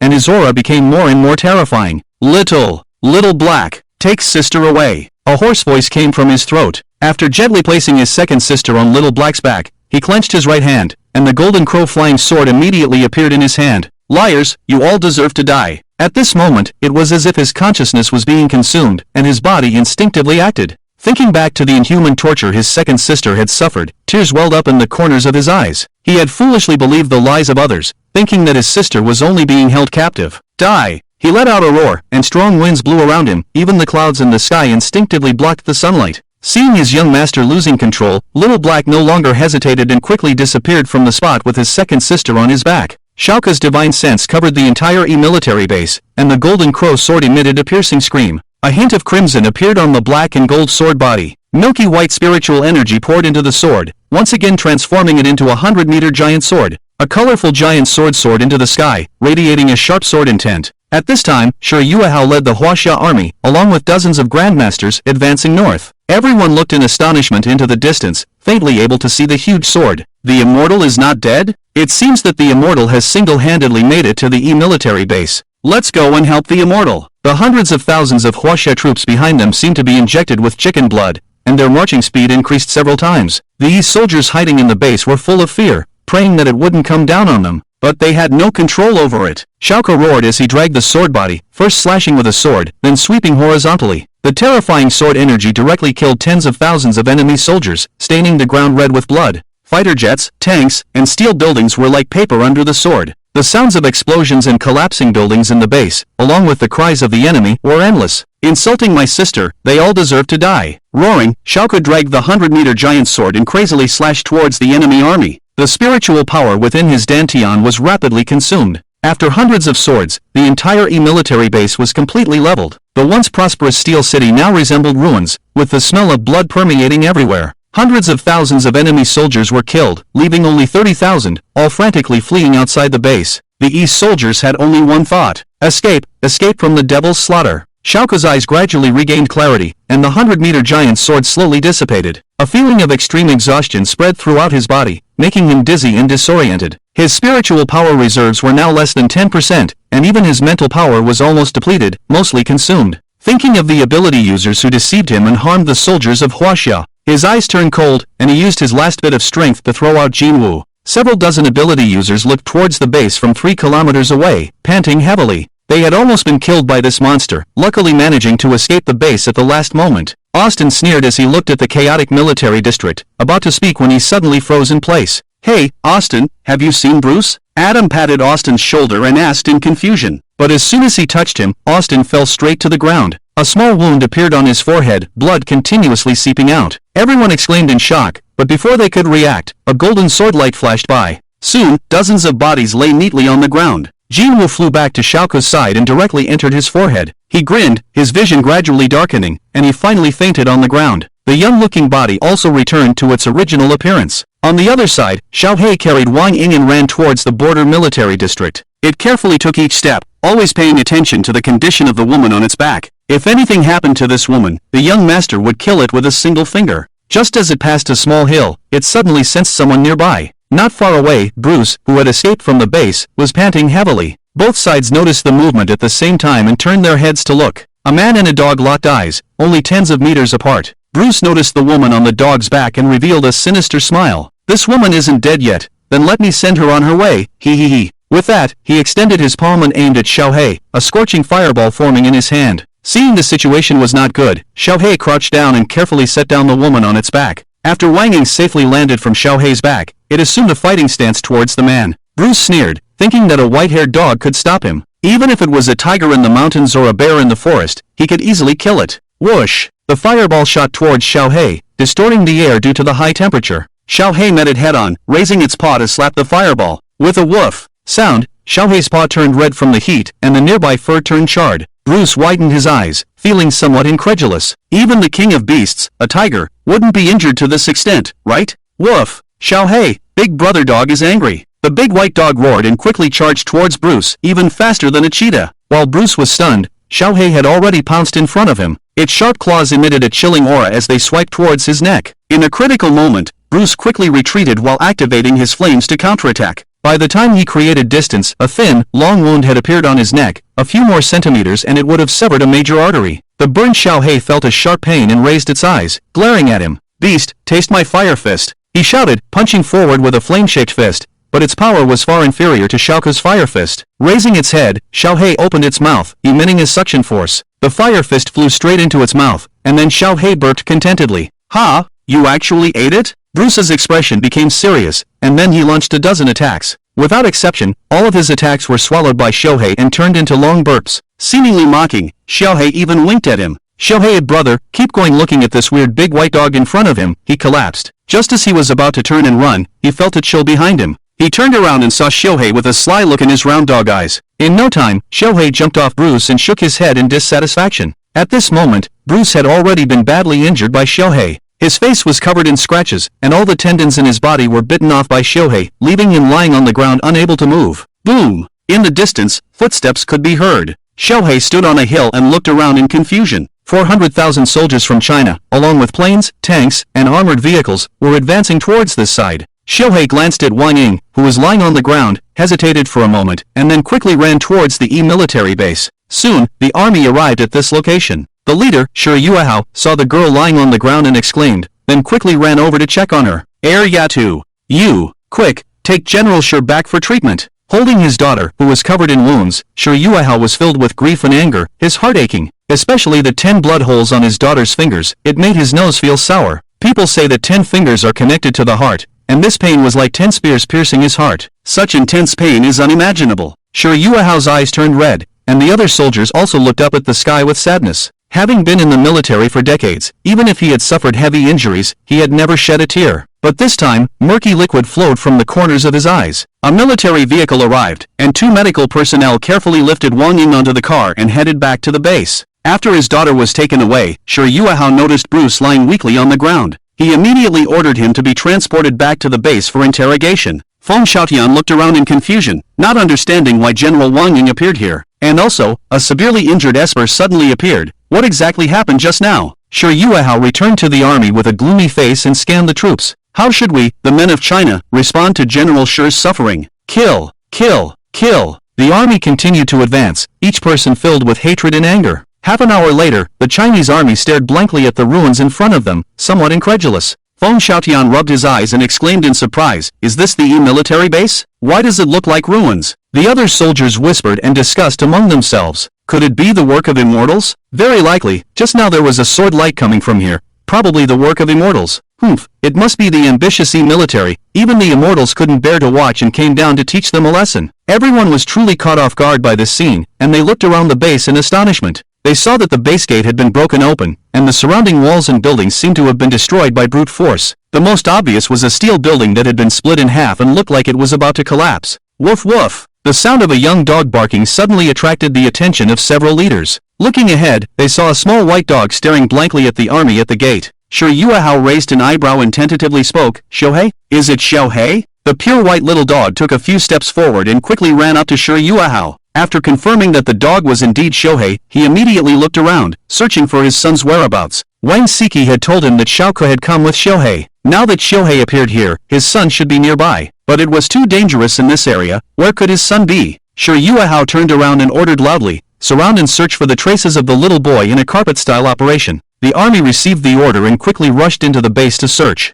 As the Chinese army swept through the base, they became more and more shocked. The bodies of tens of thousands of enemy soldiers were scattered throughout the base, and there were countless limbs and arms scattered on the ground. Only one soldier out of 10 survived by chance, and they were all mercilessly shot by the soldiers of Xiao. Everyone knows that if the final winner is the army, they will only become more cruel. While a group of soldiers were patrolling, they suddenly saw a little boy lying on the ground. Remembering the orders given by Xiao, everyone quickly brought the boy to him. Seeing that it was his own son, Xiao nervously checked him and finally discovered his son was sleeping soundly. After exhausting all his spiritual power, Xiao closed his eyes wearily. His consciousness slowly sank into endless darkness. He felt his soul continuously descending, as if slowly sinking to the bottom of the sea. Not knowing how long he had been asleep, it felt like only a few minutes, yet also like several decades had passed. As his consciousness gradually awakened, Xiao opened his tired eyes. He curiously looked around, his eyes filled with shock. "Huh, where is this? Wasn't I just at the base? How did I end up here?"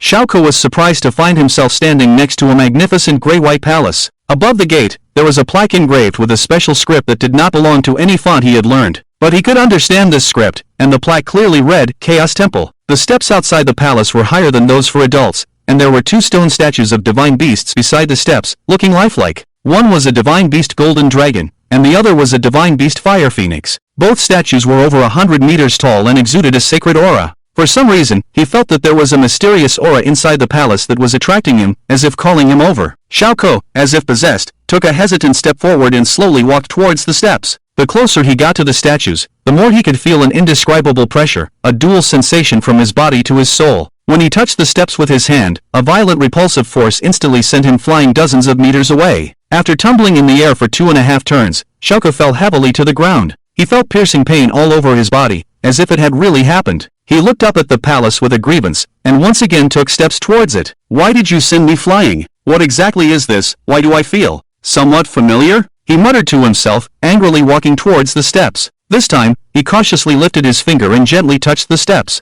Just like before, a strong repulsive force instantly sent him flying. Xiao, unwilling to admit defeat, tried several times in a row, but ultimately ended in failure. "Oh, how annoying." Xiao pouted and sat on the ground. No matter what method he used, as long as he touched the steps, he would be instantly sent flying. "Where is this, and how do I get out?" Xiao frowned as he sat on the ground, looking around in confusion. He had been so focused on touching the steps that he had completely forgotten that this was not the army base. Thinking of his second sister still being seriously injured, he became anxious. Just as he stood up and prepared to find an exit, there was a loud explosion from the 2 divine beast statues not far away. He looked in astonishment at the statues, only to see the stones on them rapidly shattering. In no time, the 2 statues transformed into real golden dragons and phoenixes. A sacred and terrifying pressure spread out. Roar! Clang! 2 roars echoed in the space, and the terrifying sound waves made his head spin. The golden dragon emitted an unparalleled divine might, and its 2 eyeballs, the size of millstones, glanced at Xiao. On the other side, the fire phoenix was surrounded by red flames, also sizing up this tiny human. The 2 divine beasts simultaneously soared into the air, circling around the boy. Then, the golden dragon spat out a drop of golden blood, while the fire phoenix spat out a drop of red blood. The 2 drops of blood instantly entered the body of the little boy. Before Xiao could react, he was suddenly overwhelmed by an overwhelming pressure and his consciousness once again plunged into darkness.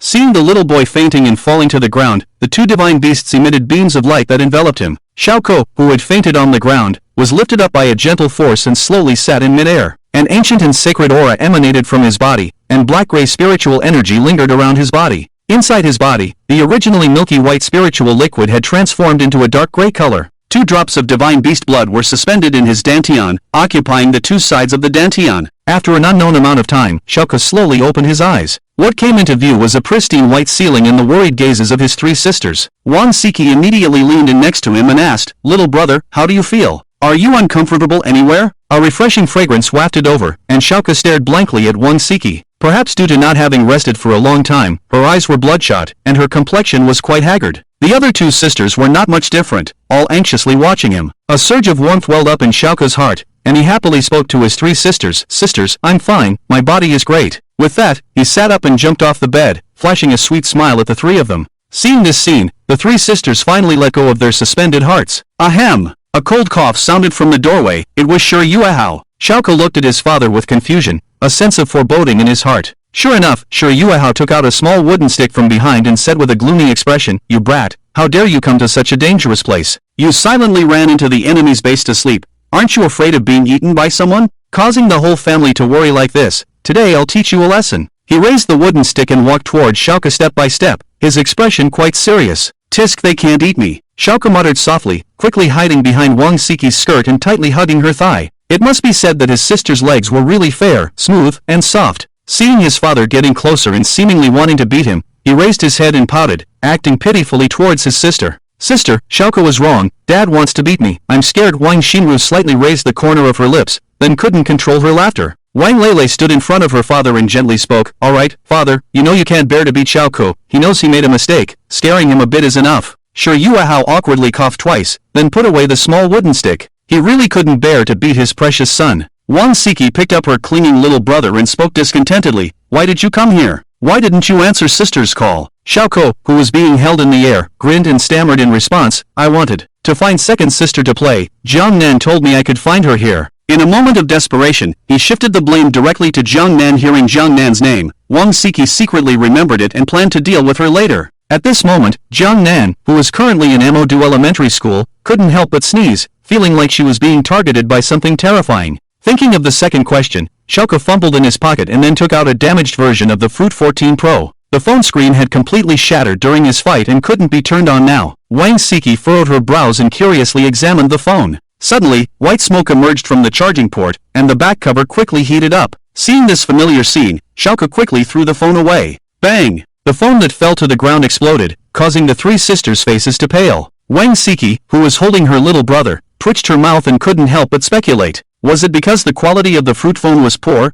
or was it because her brother used the phone too violently? How could it explode like this? She secretly decided to buy her brother a Huawei Mate 60 when she got back, to see if fruit phones were just too easy to break. Now that Xiao and Wang Ying had successfully returned to the base, everyone breathed a sigh of relief. Xiao was still concerned about the injuries of his second sister, so he tentatively asked the 7th sister where his second sister was. Wang Siki thought of the miserable state of her second sister and the horrifying scar, so she didn't answer her brother. Wang Lele pursed her lips. As far as she knew, her second sister should still be in the operating room. At night, it was time for dinner in the military district. In the room, although Sure Yuehao was still worried about Ariata's injury, his mood was much better than the previous 2 days. This time, not only did he find his daughter and son, but he also wiped out the enemy. The result of this battle is estimated to shock the whole country, and even the world, in no time. After dinner, Xiao was escorted by his 3 sisters to a delicate bedroom. The sisters patiently reminded him to rest well and return home tomorrow. Xiao obediently nodded and raised his chubby hand to make an okay gesture. This cute appearance is hard to associate with the killing god who recently leveled the military base. After his sister left,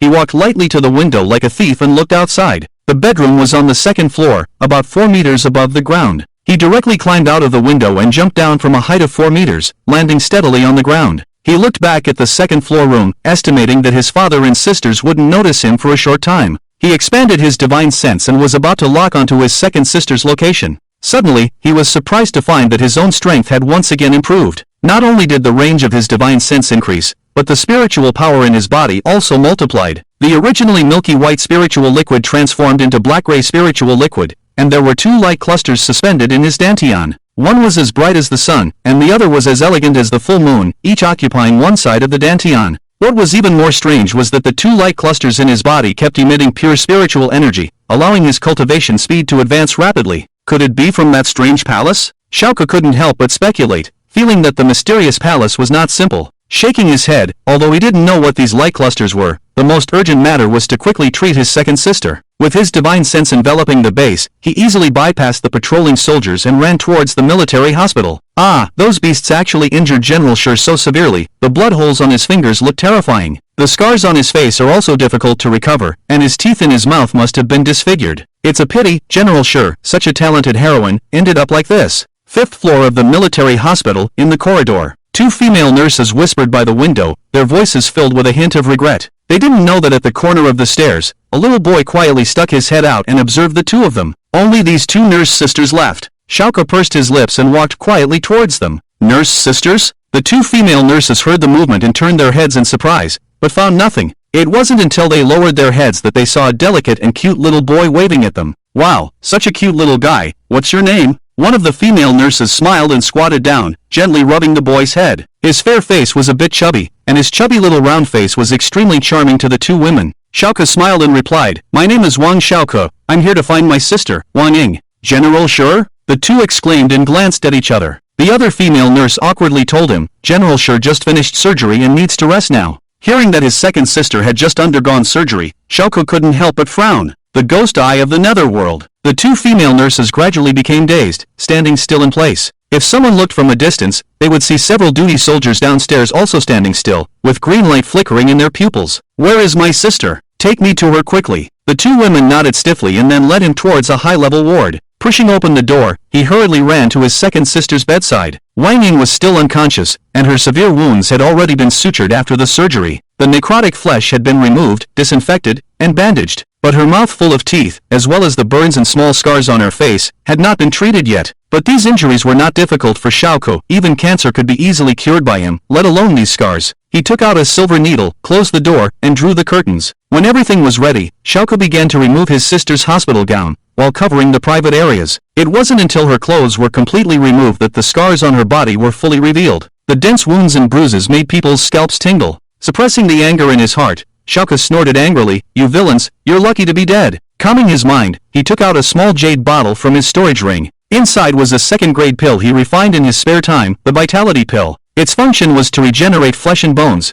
used to treat injuries to the flesh of cultivators. Originally in the enemy base, he temporarily protected his second sister's life with a top-grade chi replenishing pill and his internal spiritual power. Now, he wants his sister to fully recover. Gently opening his second sister's mouth, he directly stuffed the life-preserving pill into her mouth. The pill dissolved upon entering, and he quickly released his spiritual power to help his sister absorb the medicine's effects. Then, Xiao picked up a silver needle from the bedside and began acupuncture. Each needle was inserted accurately and quickly into the corresponding acupoints. A warm current appeared in Wang Ying's body, circulating along her meridians with the assistance of the medicine's power. If there were a master acupuncturist present, they would surely be amazed by this unique acupuncture technique. Xiao closed his eyes and continuously infused his sister's body with spiritual power. The medicine's effects were carried throughout her body by the spiritual energy, and her body began to react. First, small wounds began to scab over, followed by the healing of surgical incisions and the growth of new flesh in areas where bad tissue had been removed. The most significant change was in her teeth. The missing teeth regrew, neatly arranged in 2 rows.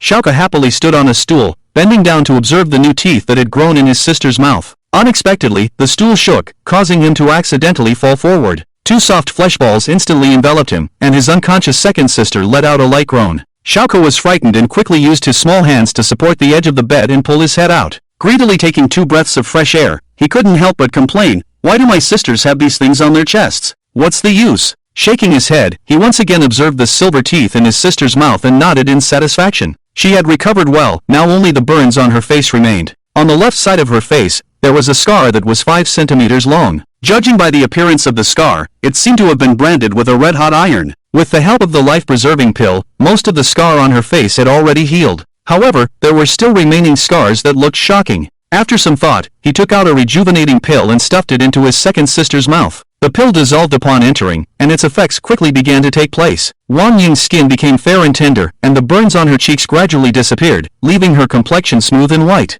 After completing all of this, Xiao let out a slow breath. Now, all he had to do was sit by the bed and silently wait for his second sister to wake up. According to his estimation, she would be almost fully recovered by tomorrow morning and would probably wake up early. Sitting on the stool, Xiao boredly bent down and lay on the edge of the bed. He was prepared to guard his sister like this for the whole night to prevent any emergencies from occurring again. In the middle of the night, a strong drowsiness came over him. Xiao, who was lying by the bed, felt his eyelids becoming heavy, and slowly, he closed his eyes and fell into a deep sleep. Feeling uncomfortable sleeping in that position, he sleepwalked his way up onto the bed. He then continued to wriggle his body and crawled into his second sister's blanket. Leaning against his second sister's embrace, he contentedly stopped moving. On the other side, in a certain room, Wang Siki was watching surveillance videos on her phone. The appearance of a man in a white robe in the footage made her unable to help but think of Xiao. Strange things had been happening around her younger brother recently, and many times she couldn't understand the reasons behind them. For example, during his exams, he was able to score full marks on such difficult papers. And then, his mysterious disappearance for a month, followed by his sudden reappearance. Not to mention the time when he was gambling on stones and continuously uncovered several top-grade jade materials. This time was even more unbelievable. Somehow, her brother managed to make the driver take him to the border. And according to their father, when they found him, he was sleeping in the enemy base. Also, recently, Xiao seemed to have become much smarter, not at all like an ordinary dog. All signs indicated that her brother was definitely hiding something. Wang Siki organized her thoughts and let out a sigh, her beautiful eyes gazing through the window at the night sky. The next morning, Wang Ying's eyelashes trembled slightly, and she suddenly opened her eyes, scanning the room. Military hospital, how did I end up here? Her voice was hoarse, and her whole body felt sore and weak. Suddenly, she felt something warm pressing against her chest. She frowned, lifted the blanket, and a small figure suddenly appeared in her eyes. She saw the boy with his mouth slightly open, holding his waist, with rosy lips and white teeth, and a round and delicate face. Wasn't this her long-awaited younger brother? Xiao felt the sunlight and couldn't help but cover her eyes, as if the light was uncomfortable. Wang Ying immediately covered the blanket and hugged Xiao tightly. At this moment, she doubted whether she was dead and if this was heaven. Xiao felt uncomfortable being suffocated and reached out with chubby hands to feel around. This touch made Wang Ying scream, and her cheeks instantly turned red. Ha! If this is heaven, why do I feel anything? Wang Ying realized something was wrong, sat up and looked around the room, and found that it was indeed the military hospital. If all of this was real, then the little boy in the bed was Xiao. Wang Ying lifted the blanket again and found that she was only left with her underwear. Feeling a bit embarrassed, she grabbed the boy's clothes and lifted them up to examine him. Xiao, who was sleeping, was awakened by this action and blinked his watery eyes, looking at his second sister. Wang Ying also stared at Xiao with her beautiful eyes. Second sister, are you awake? A soft voice entered Wang Ying's ears, and she was surprised and pursed her lips. What did you call me? Xiao tilted his head in confusion. Didn't his second sister recognize him? He rubbed his eyes and answered again, my name is Wang Xiao, and you are my second sister. Hearing the boy's answer, Wang Ying trembled and hugged him tightly. Xiao didn't understand why his second sister's reaction was so intense. Creak! The door of the ward opened, and several military doctors entered the room with instruments. Hearing the footsteps at the door, Wang Ying frowned and said with an unquestionable tone, everyone, get out! This cold and stern statement frightened the doctors, and they hurriedly left the room. Among them, the old military doctor who was supposed to do a full-body examination for the general was particularly shocked. According to his analysis, it would take at least 3 days for the general to wake up. But now, it had only been one night, and the general had completely awakened, which he didn't expect. Inside the ward, Wang Ying gently placed her brother on the bed and looked at her own body in astonishment. Her skin was smooth and fair, even better than before, and the scars from the torture had disappeared. When she was imprisoned, she was conscious, and the blonde general had tortured her a lot. She had to endure various tortures every day. Having her teeth pulled out with pliers, her cheeks burned with a branding iron, but now everything was restored. It was truly miraculous. How did this happen? Wang Ying smiled and gently pinched Xiao's chubby face. Little brother, why are you here? Xiao opened his mouth, looking silly. Me, 7th sister, 8th sister, 5th sister, and dad are all here. Hearing this, Wang Ying's eyes flashed with surprise, and she quickly put on her hospital gown. Knock, knock, knock. The sound of knocking came, and several military doctors outside the door spoke respectfully. General Shi, we need to examine your body now. Please let us in. Wang Ying's face was displeased, but she still responded to the door. Come in. The door of the ward was pushed open again, and 4 military doctors walked carefully to the bedside. What? They exclaimed in surprise, looking at Wang Ying sitting on the bed. She furrowed her brows deeper, her face darkened. She usually disliked people shouting. If there were soldiers here, they would tell these doctors that the general was angry and they should be prepared for punishment. Realizing her own loss of composure, the 4 of them quickly bowed and apologized. Sorry, General Shi, we were just surprised, so. Enough! Wang Ying interrupted them, impatiently ordering, what do you need to examine? Hurry up! The doctors glanced at each other and approached her to conduct a full-body examination with instruments. Finally, several people looked at the test results in astonishment and found that General Shi not only had normal physical indicators, but also the scars left from yesterday's surgery had disappeared. Even his missing teeth had grown back, and all the small and large scars had scabbed and fallen off. Overnight, his severe injuries had healed, the scars had disappeared, and even the missing teeth had grown back. This situation was unheard of to them, leaving everyone confused. Wang Ying touched her face and asked in confusion, "Who treated me?" One of the military doctors hurriedly spoke up, "General, it was several foreign medical professors, and I heard that the lead surgeon was Professor Shen." "Professor Shen? Bring him to see me." Several military doctors quickly left and soon brought a middle-aged male doctor. As he was brought into the general's ward, he also had some doubts in his mind. When he saw the handsome and spirited woman sitting on the bed, he couldn't believe his eyes. Wang Ying looked up and examined the man, but didn't find anything special about him. With a light cough, she calmly spoke to the man, "Did you perform the surgery on me?" Professor Shen nodded, looking at her cheeks and mouth with astonishment and doubt. "Then, did you also treat and restore my scars and appearance?" Upon hearing this, Professor Shen also became confused. He didn't have the ability to quickly eliminate scars, but thinking that the person in front of him was a general, if he could gain the favor of the general, his career would soar. He bowed and spoke seriously, "General, I treated you."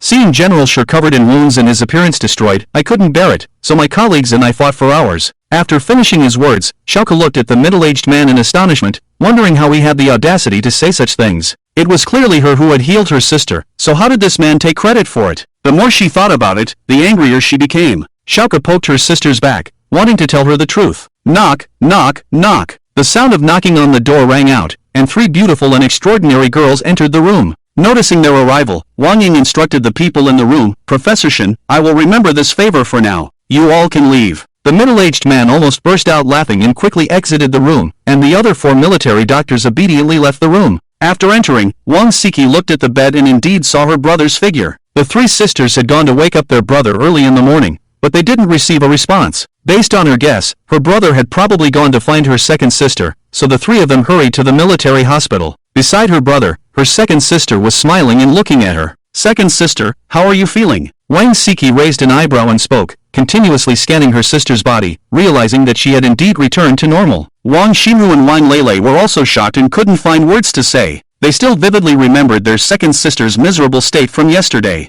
Wang Ying smiled faintly and said to her 3 sisters, "I don't know how Professor Shen did it, but it's truly miraculous, and I feel that my physical condition has also improved a lot." Xiao stood up from the bed with a pout, about to speak, but was hugged by Wang Ying, preventing her from speaking. Wang Lele hesitated and asked the question that everyone was curious about, "Second sister, why did the army capture you? What happened in between?" Wang Ying smiled confidently and looked up at the ceiling. "Sisters, there are many ambitious people in this world, like the country, for example. There has been a long-standing grudge between Huaxia and them, and recently, the country's ruler has been considering going to war with Huaxia." The 3 sisters' expressions froze, listening in shock as their second sister recounted the events. Xiao, who was lying on the bed, also eavesdropped. "Our ruler's time is running out, and we will soon enter a turbulent period. The several princes are vying for power and have no intention of sending troops to guard the border, so they captured me just to make me submit to the country, hoping that I would order the withdrawal of troops to make way for the army. If they step onto Huaxia's territory, it is likely that, just like in the past, a great war will break out." Upon hearing this, the hearts of the girls couldn't calm down for a long time. Several people sat together and talked about recent events, including the war with the army in the past 2 days. When they heard that the army base had been completely destroyed by a mysterious immortal, Wang Ying showed an expression of disbelief. How could there be immortals in the world? How could one person destroy the army base? It seemed that knowing that her second sister wouldn't believe it, Wang Xinru took out her prepared phone and played a video. It showed the army base turned into ruins, and a scene of a white-robed youth blocking a missile. What? One person blocking a Thunder 15 missile? Wang Ying's mind buzzed, finding it hard to believe that someone could do that. It was like someone telling you that ants can play basketball, and there is evidence to prove it. When she was unconscious, it seemed like someone saved her, and that presence was very warm. If the army base was destroyed by an immortal, then it was very likely that he was the one who saved her. She continued to ask, "Do you know who brought me back?" The 3 sisters shook their heads at the same time. They only knew that their father found their second sister on the way to the battlefield. Wang Siki suddenly thought of something and answered her second sister, "We don't know, but someone should know. When father found you, there was someone lying next to you." Xiao was a little nervous, not knowing whether to tell her directly that the person in the white clothes was herself. Would her sister believe her? Soon, the news of General Wang Ying waking up spread throughout the army. The soldiers shouted with joy, spreading the good news to more people. The entire military area was bustling, with the sound of gongs and drums echoing throughout the base. Xiao, who was busy with official duties, put down his burden and handed the work over to the deputy general, then hurried to the military hospital. Before leaving, he casually picked up Xiao, who was sleeping on the ground. Xiao, I'm sleeping. After he arrived at the hospital and pushed open the door, the sisters were chatting and laughing, and Xiao was being held by Wang Ying. Noticing the smooth and tender skin of Xiao, he walked up in surprise to investigate. Xiao, what kind of elixir did you take? Xiao took advantage of the opportunity and struggled out of her second sister's arms, saying in a childish voice, "Second sister took my medicine to recover." Everyone's gaze shifted to the little cutie, leaving Xiao a little confused. Did he say something wrong? Wang Ying flicked his forehead with her finger, and Xiao quickly raised his chubby paw to protect his head, which amused the girls and made them laugh. What kind of medicine did you make your sister take? Wang Ying's eyebrows curved like a crescent moon hanging on a branch. Noticing her second sister's expression, Wang Siki thought to herself, I've never seen my second sister smile from childhood to adulthood. It seems that she really likes her little brother. Xiao put his hands on his hips, his young face showing a bit of seriousness. I'm telling the truth. Sister took the rejuvenation pill, and the scars on her face disappeared. Rejuvenation pill? Wang Ying looked at her sister in confusion, and saw Wang Siki and the others pondering. Even their father nodded at him. They had also taken the rejuvenation pill given by their little brother before, and their appearance, skin, and temperament had indeed improved a lot. Even Xiao and his wife looked several years younger, with their wrinkles smoothed out. If her face had returned to normal under the influence of the rejuvenation pill, the three sisters were half doubtful. Wang Siki looked at her brother with a complicated expression, and her doubts grew stronger. Noticing the little black dog in her father's arms, she snatched it away and said seriously to it, Little Black, can you understand what I'm saying? The family looked at Wang Siki in surprise, and Xiao even blushed and shouted, Seventh sister, what are you doing? If it can understand, then it will become a spirit. Wang Siki frowned. She had noticed that Xiao was extremely intelligent when they were at home, quite extraordinary. If you can understand, nod your head, and I'll give you a chicken leg for lunch. Wang Xinru and Wang Ying had black lines on their faces, while Wang Lele was laughing on the side.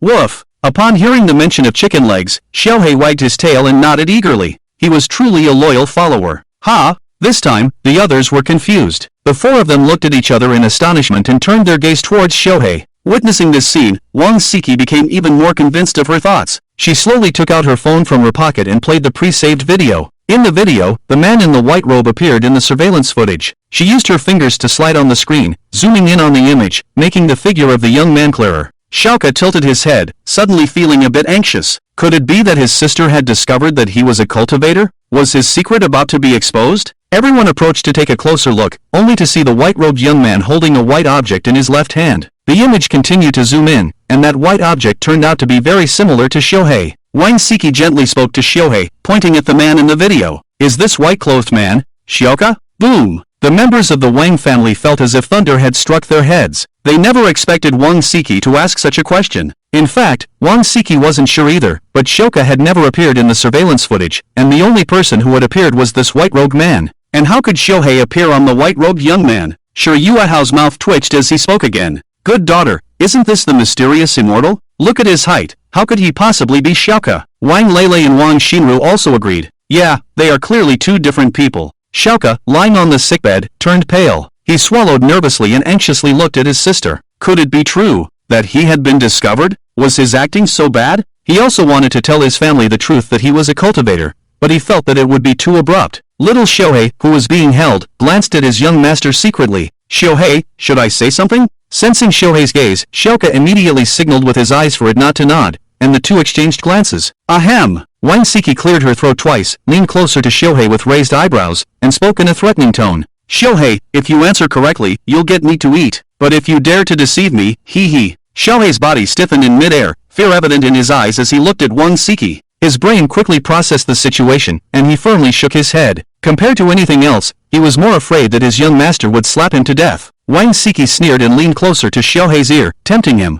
2. Chicken legs. Xiao's ears immediately perked up, and he nodded frantically, like a woodpecker. Everyone's gaze shifted to Xiao, scrutinizing him. Wang Ying also looked at his younger brother in surprise. Besides being cute and having delicate features, what was so special about him? After putting down Xiao, Wang Siki walked and spoke at the same time. I've long noticed that my brother is smarter than other children. Not only does he have rare and peculiar elixirs, but he can also appear unnoticed at the border. He used to perform magic tricks, and now he can even disguise himself. My brother must be hiding some secrets. Am I right, little brother? After finishing her last sentence, Wang Siki smiled lightly at Xiaoke. After listening to her analysis, everyone indeed felt that Xiaoke was acting strange. Xiaoke's heart skipped a beat, and fine cold sweat appeared on his round forehead. Damn Xiao, I treated you like a brother, and you betrayed me for 2 chicken legs. Now that my sister has discovered it on her own, the instructions from my master no longer matter, right? As he thought this, Wang Ying pinched his face, seemingly checking if his little brother could change his appearance. Xiaoke pulled his head back, took a step back with a puffed-up chest, and boldly admitted in front of his family's gaze, "That's right, I am actually a cultivator." Oh, 1 second, 2 seconds, 3 seconds. Xiaoke curiously looked at everyone, realizing that his family members showed no signs of shock.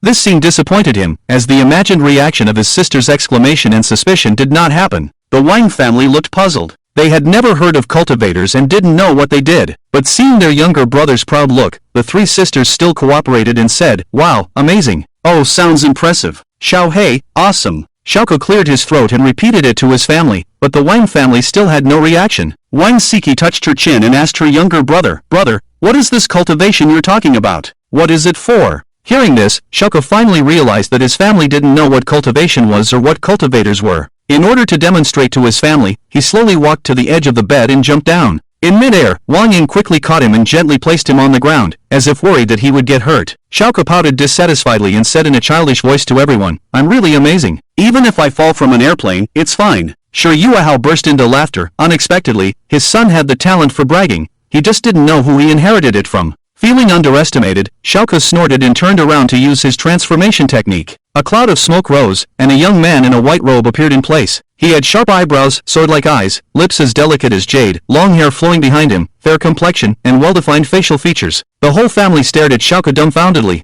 and Sure Yuehao still maintained his belly-laughing posture, as if frozen in place. Then, Xiaoke transformed into Wang Siki's appearance. The well-proportioned figure was perfectly replicated, but the two had completely different temperaments. Wang Siki had a cold temperament, while Xiaoke was pure and lovely. Then he returned to his original appearance and looked at his family with a smile. "Now, Dad and the sisters should believe it, but I don't know if I scared my sister." After a while, Sure Yuehao lowered his voice and said, "Son, can you also transform into Xiao Hei?" Everyone was stunned, not knowing what their father was thinking. Wang Siki interrupted him and then asked Xiaoke, "Are you the white-robed immortal that others talk about?" Xiaoke proudly nodded. Although the title white-robed immortal was quite imposing, his master had told him not to reveal it. So he just showed a little bit of his strength, not completely disappointing his master's instructions. Wang Siki continued to ask him, "How did you block the Thunder 15 missile?" Xiaoke pondered for a moment and made up a lie on the spot. "My master gave me a powerful treasure that can block missiles, but it hurt a lot when it exploded." "I'm still in pain here." Xiaoke pointed to his chest with a pitiful look, pretending to be weak. Wang Ying, who was sitting next to him, was in a mess. She didn't expect to be surprised by her brother as soon as she saw him, and didn't know how to speak. Xiaoke briefly described how he came to the base and rescued his sister. He omitted a lot of the battle process. Hearing his brother's story, Wang Ying was moved to tears and hugged him with a face full of tenderness. When his sister asked where he learned cultivation, he hesitated and replied, "My master taught me." The 4 of them knew that Xiaoke had an old Taoist master, so they didn't speculate further. Throughout the conversation, Xiaoke answered dozens of questions, which exhausted him. It wasn't until he started complaining about being hungry that the Wang family stopped asking. After Wang Ying changed her clothes, the family walked out of the ward and went downstairs. At the entrance of the hospital, dozens of soldiers with rifles stood in 2 rows, respectfully welcoming them into the car. Just as Wang Ying was about to get in the car, she heard a shout. Looking up, it was Professor Shen. At this moment, he wanted to use the excuse of checking the general's health to get closer to him. "General Shi, where are you going?" Wang Ying gave him a cold look and spoke displeasedly. "What does it have to do with you where I'm going?" Dr. Shen, know your place and don't overstep your boundaries." The middle-aged man trembled and unconsciously took 2 steps back. He didn't understand why the general didn't give him face, when he had just been polite to him. Xiaoke made a funny face at him and was happily carried into the car by Wang Xinru. The car started, and 3 military jeeps raised dust as they left the hospital. Professor Shen, who was standing next to them, got a mouthful of dust. At the dining table, Xiaoke held a hot chicken leg in one hand and a bowl of spare rib soup in the other. Wang Ying sought his little brother's mouth full of oil and took out a tissue to wipe it for him. While chewing with his mouth full, he silently thought to himself, "Immortals don't need to eat. If they don't eat such delicious food, is there still joy in life?" Wang Siki picked up a chicken leg and put it in a bowl, then placed it in front of Xiao Hei. "Xiao Hei, just make him." The family was happy and harmonious, and Wang Ying occasionally looked at his little brother, a smile appearing at the corner of his mouth. After eating, Wang Ying remembered that she may had said there was a seriously injured enemy around when she was discovered. So, under Wang Ying's lead, they rushed to the base prison. While in the car, Wang Ying asked Xiao in confusion, "Little brother, did you injure him? Children shouldn't fight, don't hit people in the future." Listening to second sister's nagging, Xiao glanced resentfully at Xiao. Wang Lei couldn't help but ask her little brother, "Xiao, can you still fly?" This question stumped Xiao. He could fly with a sword, but he couldn't fly freely in the air. That required reaching the Yuan condensation realm. He shook his head and told his sister that he still couldn't fly and needed special methods to do so. Yuahao's eyes turned, recalling a scene on the battlefield. What realm did his son belong to in martial arts? He was probably already at the level of a martial arts grandmaster, right? Thinking that his 6-year-old son was a martial arts grandmaster, while he himself, in his 40s, was still just a dark energy warrior. The difference was like night and day, and Yuahao took a deep breath. After thinking it over, he earnestly said to his son, "Xiao, don't reveal your identity as a cultivator casually, just let the family know." The other sisters also nodded in agreement. After all, this kind of thing was too strange. And Xiao was a public figure. If his identity as a cultivator was discovered, it would probably cause a lot of trouble. Hearing the instructions from his family, Xiao nodded seriously. He understood these principles as well. The military jeep stopped, and the group arrived at the underground prison. The soldier on duty saluted the group, and Wang Ying nodded slightly, instructing the soldier standing next to him. Led by the soldier, the group passed through layers of checkpoints and entered a long corridor. The surrounding area was full of cells holding enemy soldiers and deserters, and the gloomy atmosphere made people feel uncomfortable. Wang Siki held her little brother's hand and comforted Xiao not to be afraid. As they continued deeper, they could see many enemy soldiers imprisoned in the cells. When they saw that it was Wang Ying who had come, they all burst out with foul language and insults. The soldier on duty shouted angrily, brandishing an iron rod to intimidate the prisoners, and the scene immediately quieted down. As they approached the end of the corridor, the soldier stopped by a cell and turned to tell General Shi that the enemy was here. Looking inside, they saw a man lying on the ground, barely alive. Bruce had long had his tendons bitten off by Xiao, and now even the slightest movement was very difficult for him. Even eating and drinking water had to be fed by the guards, otherwise he would likely starve to death. Xiao, held in Wang Lei's arms, bared his teeth and had a smug smile on his face. "Look, this is the consequence of going against Big Brother Dog." Opening the door, Wang Ying approached Bruce and spoke to him fluently in Yi language. "Who are you, and which branch of the supernatural abilities do you belong to?" Although Bruce was already a useless person, he still responded arrogantly. "General of the Hua Nation, it was a mistake for you to choose to oppose our country." Wang Ying glanced at his family, and Wang Siki immediately understood, covering her little brother's eyes with her hand, and Wang Lei also covered Xiao's eyes. "Xiao, can't I see yet?" "Xiao, sorry, I have divine consciousness." Afterwards, she pulled out a handgun and pressed it against Bruce's forehead, threatening him. "If you give me information that won't get you killed, I might consider sparing you." Her cold words entered his ears, but he couldn't help but burst into laughter. "Stupid Chinese, your royal family is in chaos. Our god has already awakened. We're just waiting for our army to invade. I advise you to surrender early. Maybe there's still a way out for you, otherwise you'll all be buried with me." Wang Ying put away the handgun, got up and walked out of the cell. She didn't want to kill in front of her brother. After signaling to the soldiers, she led her family out of the dungeon. Xiao muttered, "God? Royal family? What are these things?" Regardless, these things had nothing to do with him and didn't need his attention.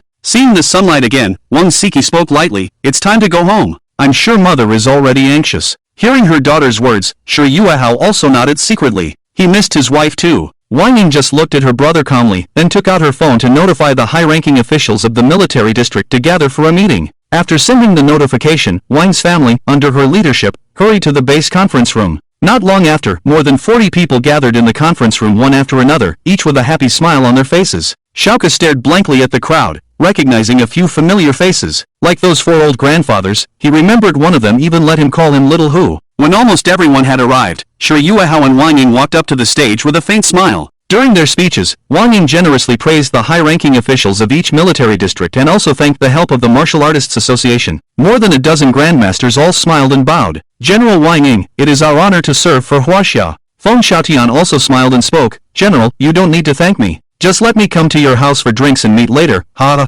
In the end, more than a dozen grandmasters left first, preparing to return by plane. The 100,000 soldiers from the northern border who came to support were also gradually being sent back to the northern border military district under Yuahao's arrangement. The doctors and nurses who came to help would need some time to return. After all, the wounded in the military district were still waiting for their treatment. After the meeting adjourned, Wang Ying also went busy dealing with various matters and probably wouldn't have time for a while. Before she left, she squatted down and told her brother that she would come home after finishing her work. Hearing this news, although Xiao was reluctant, he still nodded in agreement. After Wang Ying left, Feng Xiaotian came to the Wang family with a few people, smiling. The three Wang sisters politely greeted them, and Xiao also imitated and greeted Uncle Feng in the same manner. Feng Xiaotian squatted down with a smile and looked at Xiao, handing him a gift. It was a medal carefully crafted from gold and silver, with an eagle carved on the front. I've heard Wang Xiong mention his son before. He really is exquisite and cute. When he grows up, he will definitely be more handsome than Wang Xiong. Feng Xiaotian teased,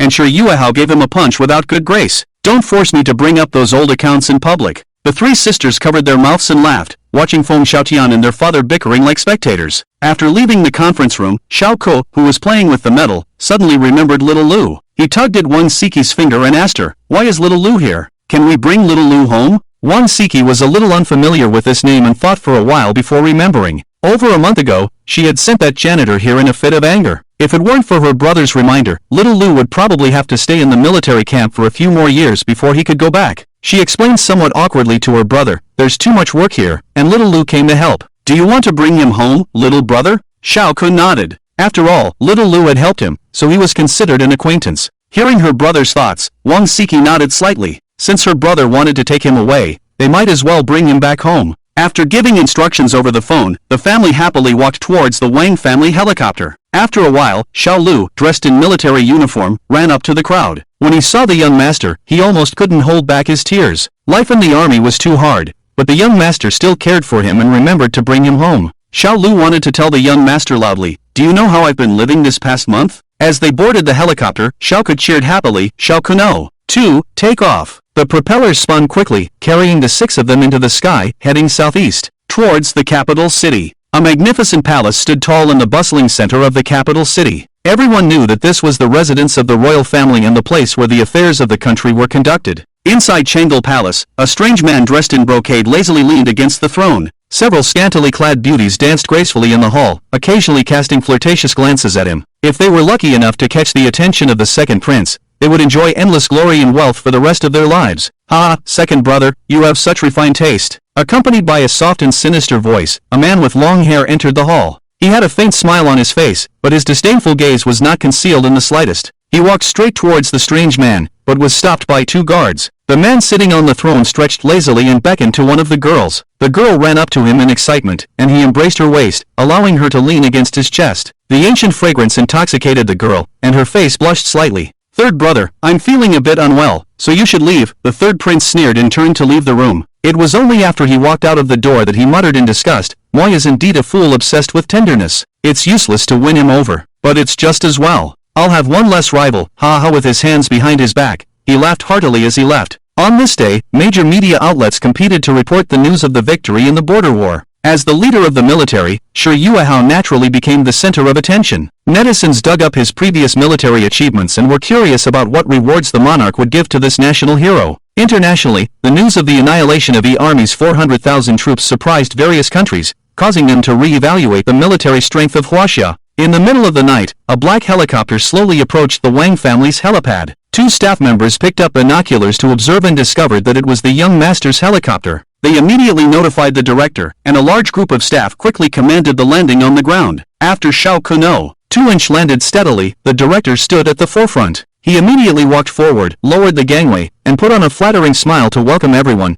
fearing that the young ladies would blame him. Shi Yuehao was the first to step out of the cabin. Xiao, in his arms, seemed to be asleep, closing his eyes and lying obediently in his embrace. Xiao Lu was extremely excited and kept looking around after getting off the helicopter. Everyone was exhausted from the journey, and Wang Siki instructed the director to prepare a car. They got into the car, and the group left the helipad and returned to the Wang family estate. Watching everyone leave in the car, the director wiped the cold sweat from his forehead. He secretly rejoiced that he wasn't held accountable by the young ladies for his previous responsibilities. Wang family villa. Aunt Lan was busy setting the table, while Chen Hui sat on the armchair drinking tea. Suddenly, the front door of the villa opened. Wang Siki stepped lightly into the hall, followed by Wang Xinru and Wang Lele. Chen Hui ran up to hug her daughter in excitement and then anxiously asked where her son was. Just as she finished speaking, Shi Yuehao also entered her sight. She happily walked up to embrace her husband, but was stopped by Shi Yuehao's voice. Upon closer inspection, her son was sleeping obediently in her husband's arms, with one foot mischievously sticking out. Seeing that the family was safe and sound, the dark cloud in her heart finally dissipated. Shi Yuehao carried Xiao upstairs, gently placed him in bed, and covered him with a blanket before turning back to the hall. There is a fruit tray on the dining table, and the family gathers together to talk about what has happened during this time. Wang Siki also tells her mother about Xiaoka's identity as a cultivator. Chen Hui looks confused, as she doesn't know what cultivation means. Everyone patiently explains to her, but they can't make sense of it either. They only know that Xiaoka has all sorts of strange things and skills, but they don't really understand the specifics. Outside the villa, Xiaolu is happily wandering around the estate, with a big smile on his face. It's a familiar environment, familiar streets, it's nice. In the early morning, the darkness that enveloped the city was illuminated by the sun. Through the window, the sunlight shines on Xiaoka's face, making it appear even more tender. Feeling the dazzling sunlight, Xiaoka stretches lazily with sleepy eyes, then gets up and walks out of the room. When he walks downstairs and sits at the dining table, he suddenly notices that the person sitting next to him seems to be his second sister.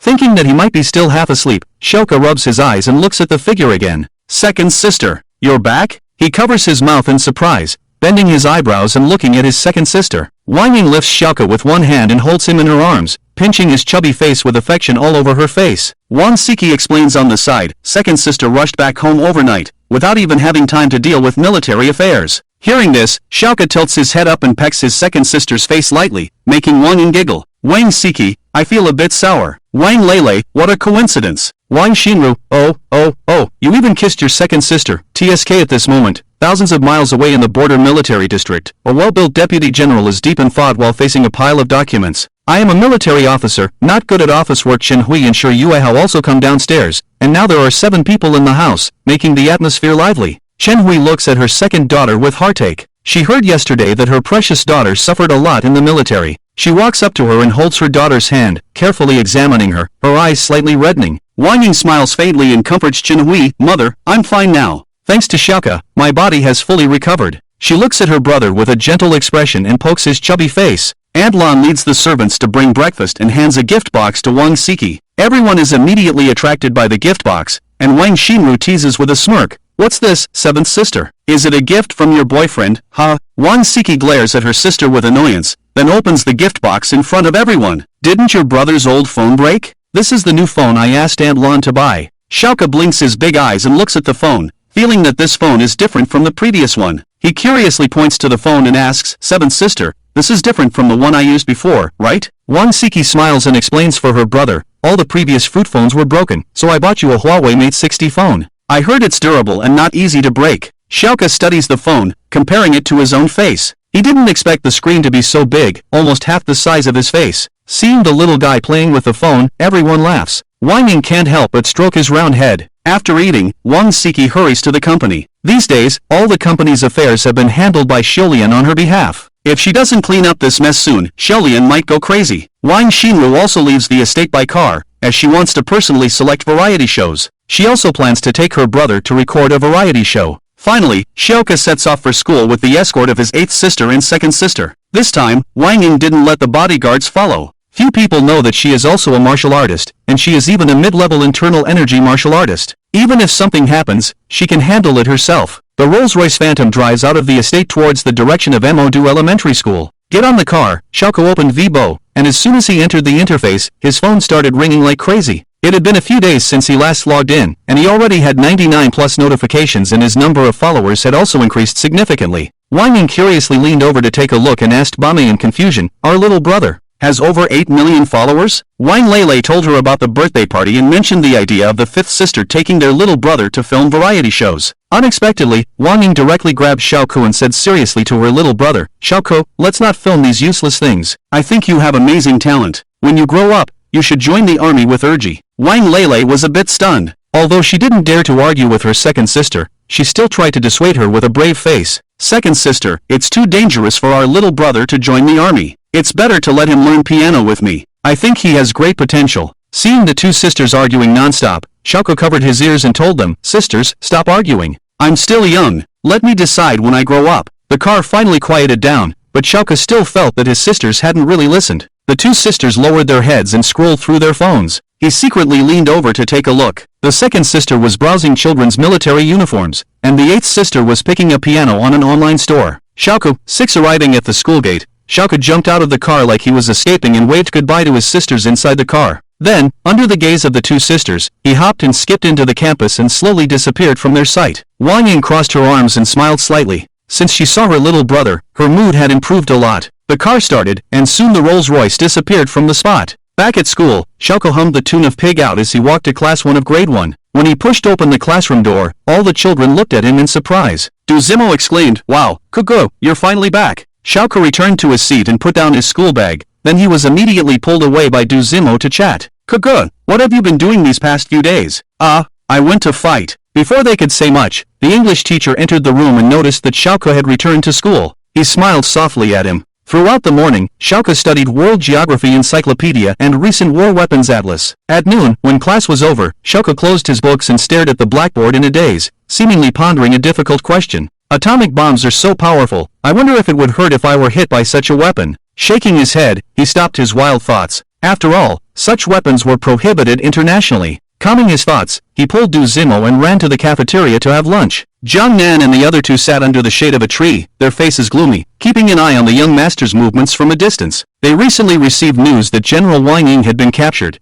and the young master had gone to the border military region alone. Although the young master had returned safely, it was still their negligence. With General's character, he would definitely investigate it, and they would inevitably face severe punishment. Just as they reached the entrance of the cafeteria, Xiao suddenly felt a tremor in his heart. His little face suddenly became serious, and he closed his eyes as if sensing something. Duzimo curiously called him twice, but Xiao didn't react at all. When he opened his eyes again, he urgently said to Duzimo, "You go eat, I have something to do, I'll go first." With that, he hurriedly left the cafeteria, looking quite anxious. Duzimo tilted his head in confusion and said, "Could it be that Xiao needs to use the bathroom?" Jiang Nan and the other two also noticed the young master's actions and quickly followed after him. Xiao ran into the school pavilion and muttered to himself, "Shijie is in danger, but I'm still at school. How can I get there?" He anxiously activated his spiritual awareness to observe the surroundings and found that there was no one nearby. He directly summoned the golden crow. "I don't care anymore, Shijie is the most important." With a light leap, Xiao stepped onto the sword and under his control, the flying sword quickly rose to a kilometer high. Swish!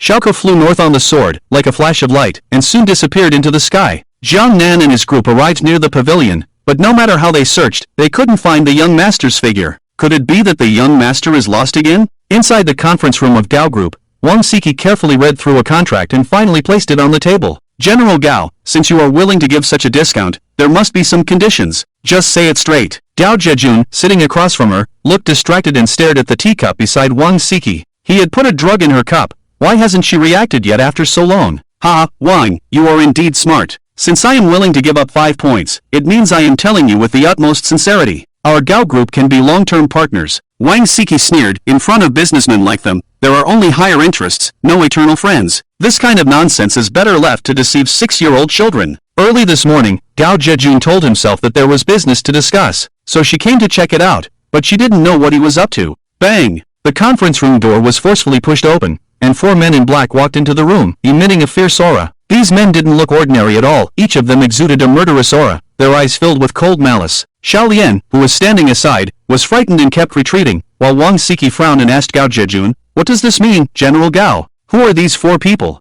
Hearing this, he looked embarrassed and didn't explain. His task was just to invite Wang Siki out. What happened next had nothing to do with him. The leading man in black sneered and walked slowly towards Wang Siki. The Wang family in the Magic City is nothing more than a stray dog abandoned by the main family. He reached out to grab Wang Siki, but his hand was blocked by an invisible barrier just before touching her. The man in black looked at the woman in front of him in surprise, then increased his strength and tried again. But no matter how hard he tried, he couldn't touch Wang Siki. His palm couldn't move forward when it was 10 centimeters away from her. "Black Bear, Black Panther, Black Pig, come and help." The other 3 men in black quickly approached and reached out to grab her. Strangely, none of them could touch Wang Siki. When they got close to her, there was a mysterious force blocking them. Everyone, including Wang Siki, stood still, not knowing what to do. Feeling a warmth in her chest, she touched it in confusion. It was the jade pendant her brother gave her. Could it be because of the pendant? She didn't notice that the jade pendant under her clothes was emitting a blue light at the moment. The drug that Gao Jejun had put in earlier was neutralized by the spiritual power in the pendant, otherwise she would have already fallen into a coma. "What's going on?"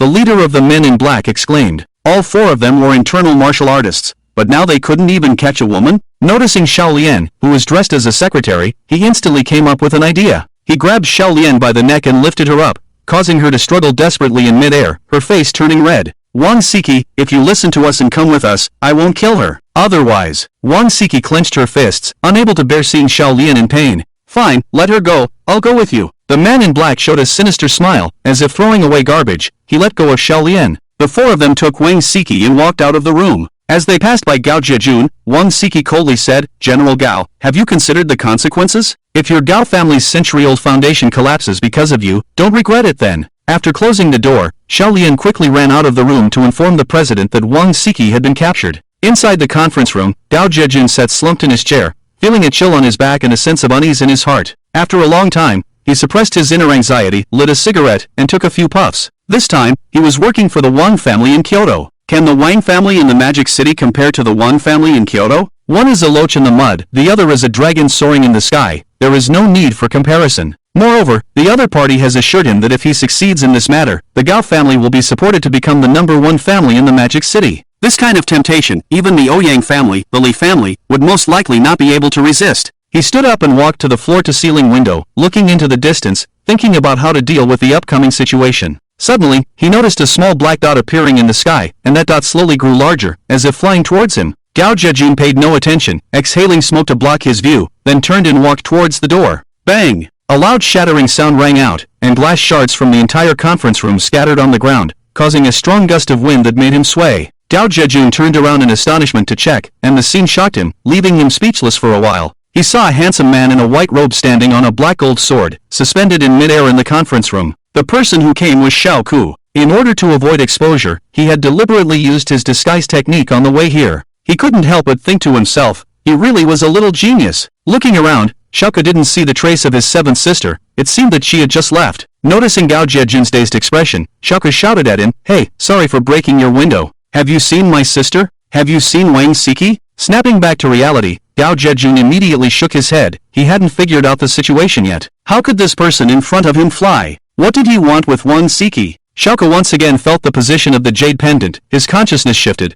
and the golden crow flying sword instantly disappeared from its original location. Gao Jejun looked in astonishment at the mess on the ground, and his heart was already in turmoil. That man just flew. He directly shattered the tempered glass. Inside a black Range Rover, four men in black stared at Wang Siki, and the leader took out his phone and dialed a number. Soon, a cheerful voice came from the other end of the phone. Hello? Who is this? Master Wang, your daughter is in my hands. If you want her to live, hand over Wang Xiao obediently. How dare you? Are you sent by the Kyoto Wang family? Hey Master Wang, if you hand over your son, we promise not to harm your Wang family. Don't think about provoking the authority of the main family. You're a smart person, so make your own choice. Tonight at 8 o'clock, the address is. The call ended, and the man in black put away his phone, revealing a smile, but that smile looked even more hideous in the eyes of others. Wang Siki remained calm, her beautiful eyes scanning the crowd, constantly observing the surrounding environment. How much will Kyoto offer you? I'm willing to pay double the price. She spoke lightly to the leader, but the man laughed even more arrogantly.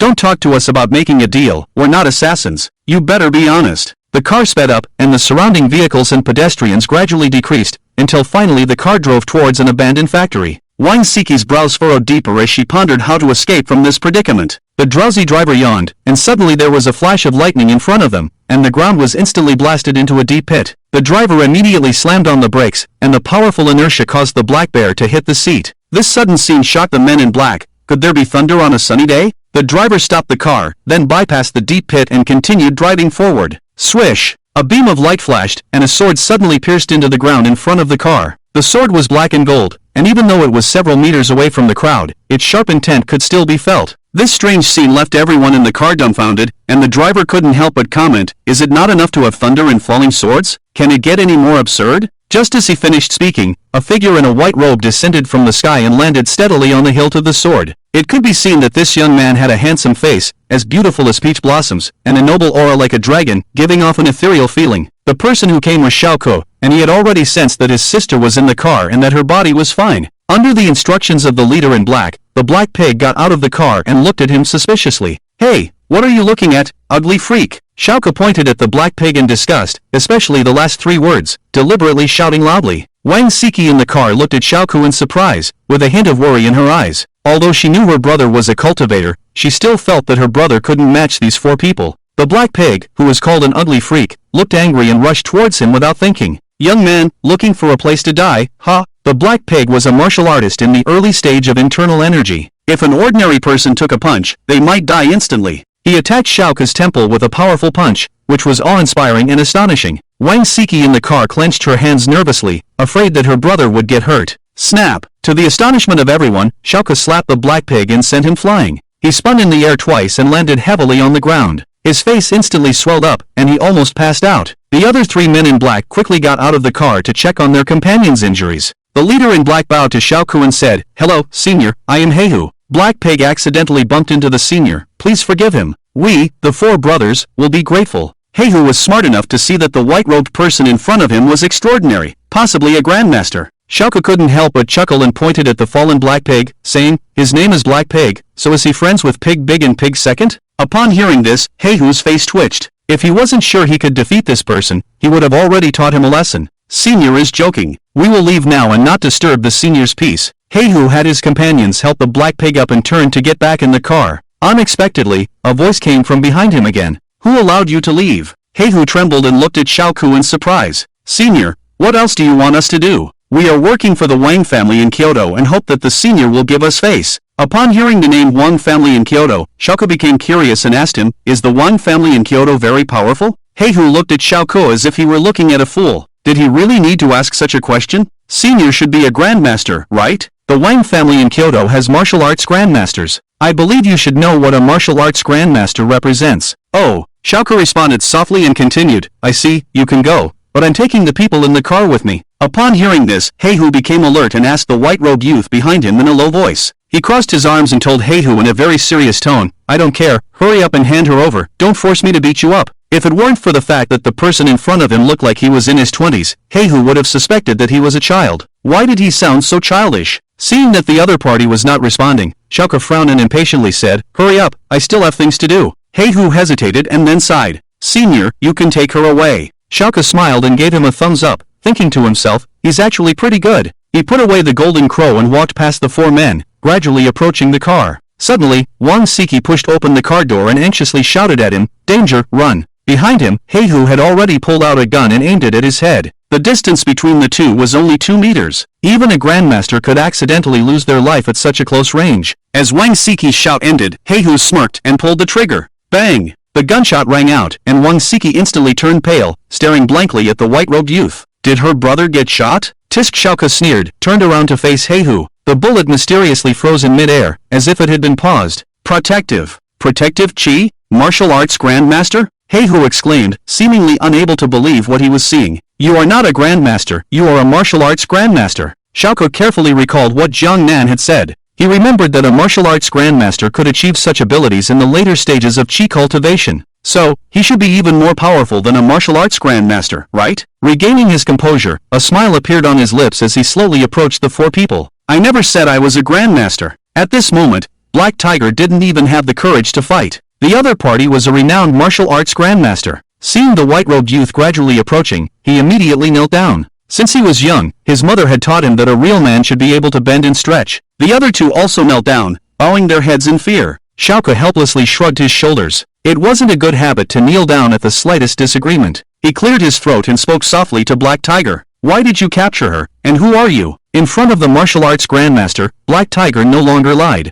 He respectfully replied to Xiao Ke, "Respected senior, the 4 of us are from the Kyoto Wang family. We were sent to capture the son of Shi Yuehao." Hearing that they wanted to capture him, Xiao Ke became even more interested. "Why? Respected senior, you may not know, but more than 20 years ago, Shi Yuehao refused a marriage alliance and fell in love with an ordinary girl. When the family had found out, he was furious. Shi Yuehao is one of the 4 young masters of the Wang family. His status is extremely noble. But no matter what, he insisted on marrying this woman. Even the elders in the clan couldn't persuade him. In the end, he was expelled from the Wang family, and all his assets and power were taken back. Under the request of the family head, he swore in the ancestral shrine that he would never have any offspring. But 6 years ago, he broke his oath and had a son. Hearing so much explosive news in a row, Xiao Ke suddenly felt overwhelmed. After sorting it out, he understood the whole story. His father was from the Kyoto Wang family, and he was the 4th young master of the Wang family, with a noble status. But in a big family like theirs, marriage alliances were highly valued, and his father chose to marry his mother, so he was expelled from the Wang family. But not allowing his father to have children, that was too heartless, right? At this moment, Wang Siki got out of the car and looked at Xiao Ke in astonishment. She didn't expect her little brother to be fearless in the face of guns. Was this the power of a cultivator? It was simply unbelievable. Xiaoka's eyes turned, and he pondered whether he should go directly to the Kyoto Wang family and teach the family head a lesson. They not only kidnapped his sister but also wanted to capture him. They were truly despicable. Respected senior, we will give you the person, can you let us go? Black Tiger smiled awkwardly, looking at Xiaoka with hopeful eyes. Hearing Black Tiger's words, Xiaoka turned his head with a smile. Alright, but you have to tell me the location of the Kyoto Wang family, don't lie to me, okay? Wang Siki had a question mark in her mind. She didn't know what her brother was thinking. The four men in black quickly gave the address and then quickly got into the car. In no time, the car disappeared from the scene. Wang Siki walked forward in confusion and opened her mouth to speak. Is it Xiaoku? Hearing her seventh sister calling him, Xiaoku removed his disguise and jumped into her arms. Sister, are you okay? Xiaoku looked up, blinking his big eyes, and asked her. Wang Siki gently stroked her brother's head, smiled lightly, and replied, I'm fine, but what about you, little brother? You're not afraid of guns, are you so powerful? Of course. Sister, do you want to practice cultivation with me? Then you won't be kidnapped anymore. Wang Siki chuckled, pinched his cheek, and then picked up her phone to make a call. Soon, 3 cars drove into the factory and parked beside them. Xiao Lian hurriedly got out of the car and carefully checked Wang Siki. When she found out that the CEO was unharmed, she finally felt relieved. CEO, are we going back now? Wang Siki nodded, took Xiaoka's hand, and sat in the car. Xiao Lian also noticed the young master's presence and asked in confusion, what just happened? How did the young master end up here? What about those 4 men in black? Wang Siki only gave perfunctory answers to these questions. Her brother's secret must not be revealed. The car first arrived at Modu Elementary School, where Xiaoka had to continue attending classes. He jumped off the car and smiled sweetly at his sister, then ran into the campus. Wow, Wang's younger brother is so cute. I wish I had a younger brother too. Xiao Lian covered her mouth and giggled, her gaze fixed on the small figure. Let's go, back to the company. Starting from today, we officially engage in a business war with Gao's family. I want Gao Zhejun to witness the downfall of his family with his own eyes. Wang Siki supported her chin with her delicate hand, her beautiful eyes gazing into the distance. Returning to school, it was class time. Xiaoka pushed open the classroom door and awkwardly smiled at the teacher. The math teacher's face stiffened, but when he saw who it was, he put on a kind smile. Go back to your seat first. Xiaoko, who was standing at the door, walked back to his seat and took out the Huaxia map to carefully examine it. Du Zimo curiously leaned over, and when he saw the complicated map, he whispered to him, Hey, why are you looking at the map? Xiaoka turned his head to face him and replied lightly, I'm going to Kyoto, so I'm studying the map in advance. Why are you going to Kyoto? To meet my family. Du Zimo stared with round eyes, looking at Xiaoka's serious expression, and stopped bothering him. After class, Xiaoka confidently closed his book and took out his phone to open the navigation. Following the address provided by the man in black, he quickly located the Wang family in Kyoto. Leaving the classroom, Xiaoka sneaked towards the school pavilion. Unexpectedly, as soon as he arrived near the pavilion, he encountered Zhang Nan and 2 others. At this moment, the 3 of them were sitting on the steps with worried expressions. What are you guys doing? Xiaoka walked up to them and asked in confusion. Zhang Nan, who was squatting on the ground, sighed heavily, seeming very troubled. How could the young master suddenly disappear? Xiaoka tilted his head, thinking about what Zhang Nan said. When he came back to his senses, Zhang Nan suddenly looked up, surprised to see the boy in front of him. Young master? The 3 of them stood up with joy and surrounded him, asking questions. Young master, where did you just go? Why did you suddenly disappear? Well, Xiaoka scratched his head awkwardly, then blinked his eyes and asked them, Do you see anything in my eyes? The 3 of them leaned in to take a look and found that the young master's pupils were indeed somewhat green. Yin and Yang ghost eyes. A voice exclaimed, and the 3 of them instantly froze in place, their eyes glowing green. Sorry about that. Xiaoka stuck out his pink tongue and then summoned the golden crow again. With both feet on the flying sword, he moved his mind slightly and quickly ascended into the sky. The golden crow's sword body flickered and flew north at an extremely fast speed. When Zhang Nan and the others returned to normal, they all stared at each other in astonishment. Where's the young master? I don't know, he was just talking to us a moment ago. The young master disappeared again? Several hours later, Kyoto Wang family. The entire Wang family was like a city within a city. Its coverage area was extremely vast, with buildings, entertainment facilities, restaurants, everything you could imagine. Occupying such a large area in a place like Kyoto, where land was scarce and expensive, it was evident how powerful the Wang family was. In the air, Xiaoka expanded his divine sense and secretly landed in a corner where no one was around. To facilitate his actions, he put away the golden crow and once again used his disguise technique. Is this the Wang family in Kyoto, my father's former home? Xiaoka looked in astonishment at the magnificent villa complex in front of him. At the entrance, there was a giant stone tablet with the words Kyoto Wang family written in golden characters that danced like dragons and phoenixes. It had to be said that the Kyoto Wang family was indeed more grandiose than his own home. Xiao pursed his lips and walked straight towards the main gate of the Wang family. As he approached, 6 strong and sturdy gatekeepers coldly shouted, "The Wang family's territory, unauthorized personnel are prohibited from entering." Xiao made a soft "oh" sound and then turned around to leave. After taking a few steps, he realized his mistake. He came here for revenge, so why should he listen to the gatekeepers? He got it wrong, let's try again. He walked up with a fierce momentum, slapping the stone tablet engraved with Kyoto Wang family with a single palm, shattering it. Stone monument, who did I provoke? Several guards stared at the newcomer, then glanced at the shattered stone monument. A stone monument weighing thousands of kilograms, and it was shattered with a single slap? What kind of strength is this? Hey, I'm going in, don't stop me, Xiao said with a stern face, then slowly walked towards the gate. Big brother, what should we do? A guard whispered to the man in the middle, who was the captain of the 6-man team. The captain of the guard cursed angrily. Cowards, I can't believe you're all external martial artists. Let's attack together. With that, he directly pulled out an iron rod from behind and swung it towards the young man in white robe. The others also drew their iron rods. Crack! Just as the 5 were about to rush forward to help, they saw a figure flying back. The captain rolled in the air twice and then fell on the ground when he collided with the others. The 5 twitched their mouths and looked at the young man in white robe in astonishment. Xiao took a step forward, and the others took a step back. Until the guards had nowhere to retreat, he smiled and spoke. Who is the eldest of your Wang family? The 5 looked at the young man in white robe in confusion. They didn't expect him to ask such a question. Buzz Koenigsegg quickly approached, at least at a speed of 160 miles per hour. Xiao looked at the car in confusion. Did it want to knock him down? Hiss! The car made an emergency brake as it approached Xiao, leaving a long skid mark on the ground. What are you doing blocking our Wang family's entrance? The car door opened, and a hot and fashionable young girl got out of the car. Judging by her appearance, she was only 18 or 19 years old. Wang Lingwei took off her sunglasses and looked at the young man in white robe and the guards in surprise.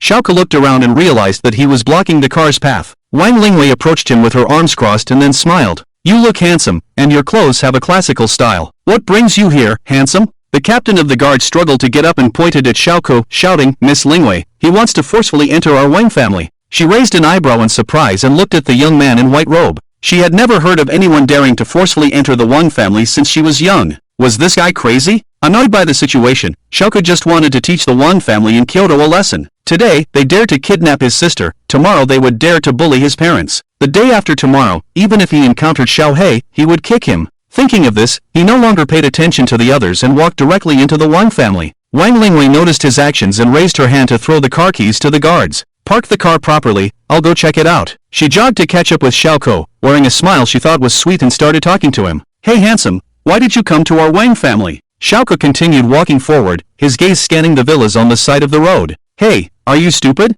I'm talking to you. Wang Lingwei walked up to him, blocking his way with her hands on her waist. I want to find the leader of the Wang family. He bullied my sister, and I want to beat him up. Xiao answered seriously, but was soon mocked. What leader of the Wang family? Are you an idiot? Xiao bypassed her and continued forward, his spiritual sense covering the entire Wang family area. Instantly, he sensed dozens of fluctuations of spiritual power. Seeing that the young man in white robe ignored him, Wang Lingwei spoke again. Are you talking about our family head when you mentioned the leader of the Wang family? Our family head lives there. She pointed in the direction she was referring to. Following her finger, Xiao saw a 6-story building. The tall building was located on a small hill in the center of the Wang family, and it had a tower-like structure. Inside the building, he could sense several strong spiritual power fluctuations, even stronger than a grandmaster. You're quite interesting, Jinwu. A dark golden long sword instantly appeared in Xiao's hand. Wang Lingwei was startled, and she curiously approached the sword, her beautiful eyes rippling. You can do magic tricks too? What a cool sword, can you sell it to me? Just as she wanted to touch the sword, Xiao lightly jumped onto the roof of a villa. Listen to the wind sword technique. A low whisper sounded, and he slowly raised the golden crow flying sword. His robes fluttered without wind, and 3,000 black threads floated behind him. Third sword, break flame blade. The sword suddenly ignited purple flames, and a terrifying aura spread out. For a moment, all the martial arts masters of the Wang family opened their eyes. Slash! With a shout, Xiao swung his sword towards a building a kilometer away. A red sword light swiftly slashed through 6 floors of the building. In an instant, the towering tower-like structure collapsed with a loud crash. Wang Lingwei covered her mouth in astonishment, staring fixedly at that figure. What kind of spell was this? Was he a deity? The loud rumbling instantly attracted countless members of the Wang family to come out and investigate. When they saw the central building collapse, everyone was dumbfounded. What happened to the patriarch? As the smoke cleared, 4 figures ran out of the ruins, looking quite disheveled. One of them was holding an old man and seemed to be very respectful towards him. After the old man stood firm, the three of them all looked towards the distant figure in the white robe. The old man in the middle of the three trembled in his heart. Who could unleash such an attack? Late Qi refining stage spiritual power fluctuations, martial arts masters? Xiao murmured, scanning his gaze over the three individuals. They were all dressed in plain clothes, with silver hair covering their heads. Although their skin was wrinkled, their complexion was rosy and full of vitality. The three of them stood with their hands behind their backs and quickly jumped onto the roofs of the villa complex. With a light tap of their toes, they moved agilely through the roofs of various villas. On the other side, dozens of martial arts masters arrived upon hearing the news and quickly surrounded Xiao. Wang Lingwei was taken away by one of the martial arts masters, while the people around and the servants were quickly evacuated. When the three individuals arrived in front of Xiao, everyone was stunned. They had expected the enemy to be someone of the same age, but they didn't expect the young man in the white robe before them to be so young. The leading martial arts master stepped forward and spoke. "Who are you, and why did you attack my Wang family?" Xiao answered seriously, "I came to beat up the patriarch of the Wang family because he bullied my family." This statement made him somewhat suspicious. When did the Wang family provoke this powerful person? Could it be that the younger generation made mistakes outside and offended this mysterious young man? The martial arts master paused for a moment before speaking again. "I wonder what your plans are." Xiao pondered. He only came today to teach them a lesson. If a fight were to break out, it might result in loss of life, and he didn't want to go that far. With this in mind, a smile appeared on his face. "How about this? I came all the way here, so you should give me some compensation for my troubles." The other two martial arts masters looked cold. This person came to the Wang family to cause trouble and actually dared to demand compensation? Was this even human language? The two of them were about to use their true Qi to attack, but were stopped by the old man in front of them. "Young friend, just say what you want, and I'll see if I can give it to you." Upon hearing this, Xiao began to think about what he wanted. Money? His family had plenty, so he didn't lack money. A car? His family had that too, and he couldn't drive until he turned 18. Suddenly, a bright idea flashed through his mind, and he said to the old man in front of him, "Then, pack me 100 fried chickens." What the F***ck? Everyone was rendered speechless by this statement. Xiao glanced at their expressions and wondered if he had asked for too little. "Then, pack me another 100 bottles of Coca-Cola, but it has to be Pepsi-Cola. I don't drink knockoff cola." What the F***ck? Everyone was once again left speechless. The leading old man's mouth twitched, then he instructed the others, "Go, prepare," as he said. Shortly after, Xiao happily walked out of the Wang family carrying a bag full of fried chicken and Coca-Cola. He came to teach them a lesson, but also managed to get so much delicious food. Not bad at all. Seeing the young man in the white robe come out unscathed, the 6 gatekeepers were completely dumbfounded. In a deserted alley, Xiao stored the fried chicken and Coca-Cola in his storage ring. Summoning the golden crow, he directly flew into the sky on his sword and soon disappeared on the horizon. In front of the collapsed building of the Wang family, 2 martial arts masters stared at the other plainclothed old man, their faces darkening. Perceiving the emotions of the two, he sighed and said, "Old friends, I understand your thoughts, but we must compromise. The power to destroy a 6-story building from a kilometer away is beyond my capabilities. If we were to go to war, even if the 3 of us could capture him, I'm afraid the entire Wang family would be affected." The old man stood with his hands behind his back, gazing at the horizon. The other party hasn't harmed the innocent, they just want to vent their anger. In the end, the conditions he asked for the fried chicken are just a way for both sides to save face. This person is highly intelligent and should not be provoked. Later, instruct the younger generation to investigate if they have caused any trouble recently. Mo Elementary School. Xiao held a chicken leg in one hand and an empty bottle of cola in the other, chewing on the food. It was already after school, and he could see a large number of classmates pouring out of the school gate through the mist. After putting away the food, Xiao descended vertically into a corner of the campus, without attracting anyone's attention. He removed his disguise and quickly ran back to the classroom to pick up his small backpack. When he arrived at the school gate, he stood on the side of the road and looked around. "Where are the sisters?" he muttered to himself. A roaring Maybach stopped beside Xiao. The car window rolled down, and Wan Xinru smiled faintly and waved at him. "Fifth sister, you're here to pick me up today, quack." Xiao jumped into the car and happily nestled into her arms. This caught Wan Xinru by surprise, and then she reached out and gently rubbed her brother's face. "Is my little brother so happy today because something good happened?" Upon hearing this, Xiao couldn't help but think of the 99 pieces of fried chicken and 99 bottles of cola in his storage ring. The storage ring also kept them fresh, so even if he took out the fried chicken later, it would still be hot. He smiled sweetly, and his eyebrows curved like a crescent moon. "Sister guessed right." "Since sister guessed right, is there any reward for little brother?" Wang Xinru hinted, turning her face to the side, and Xiao lightly tapped it. The warm touch made her body tingle, and she suddenly had the thought of letting her brother kiss her twice. The man driving the car, Xiao had seen him before. He was the big brother who had recently taken him out to eat. The Maybach started and headed east. Xiao leaned on the car window and admired the scenery along the way. Suddenly, he realized that this was not the way home. "Sister, aren't we going home?" he asked in a childish voice, blinking his bright eyes. Wang Xinru reached out and rubbed his head, explaining softly, "We're not going home right away. I'm taking you to meet the director." "The director? What are we going to see him for?" "We're going to shoot a promotional video, otherwise no one will know that Xiao was doing variety shows." 30 minutes later, at the Mo Du Star Cloud Entertainment Company, Wang Xinru led Xiao to the third floor in an elevator.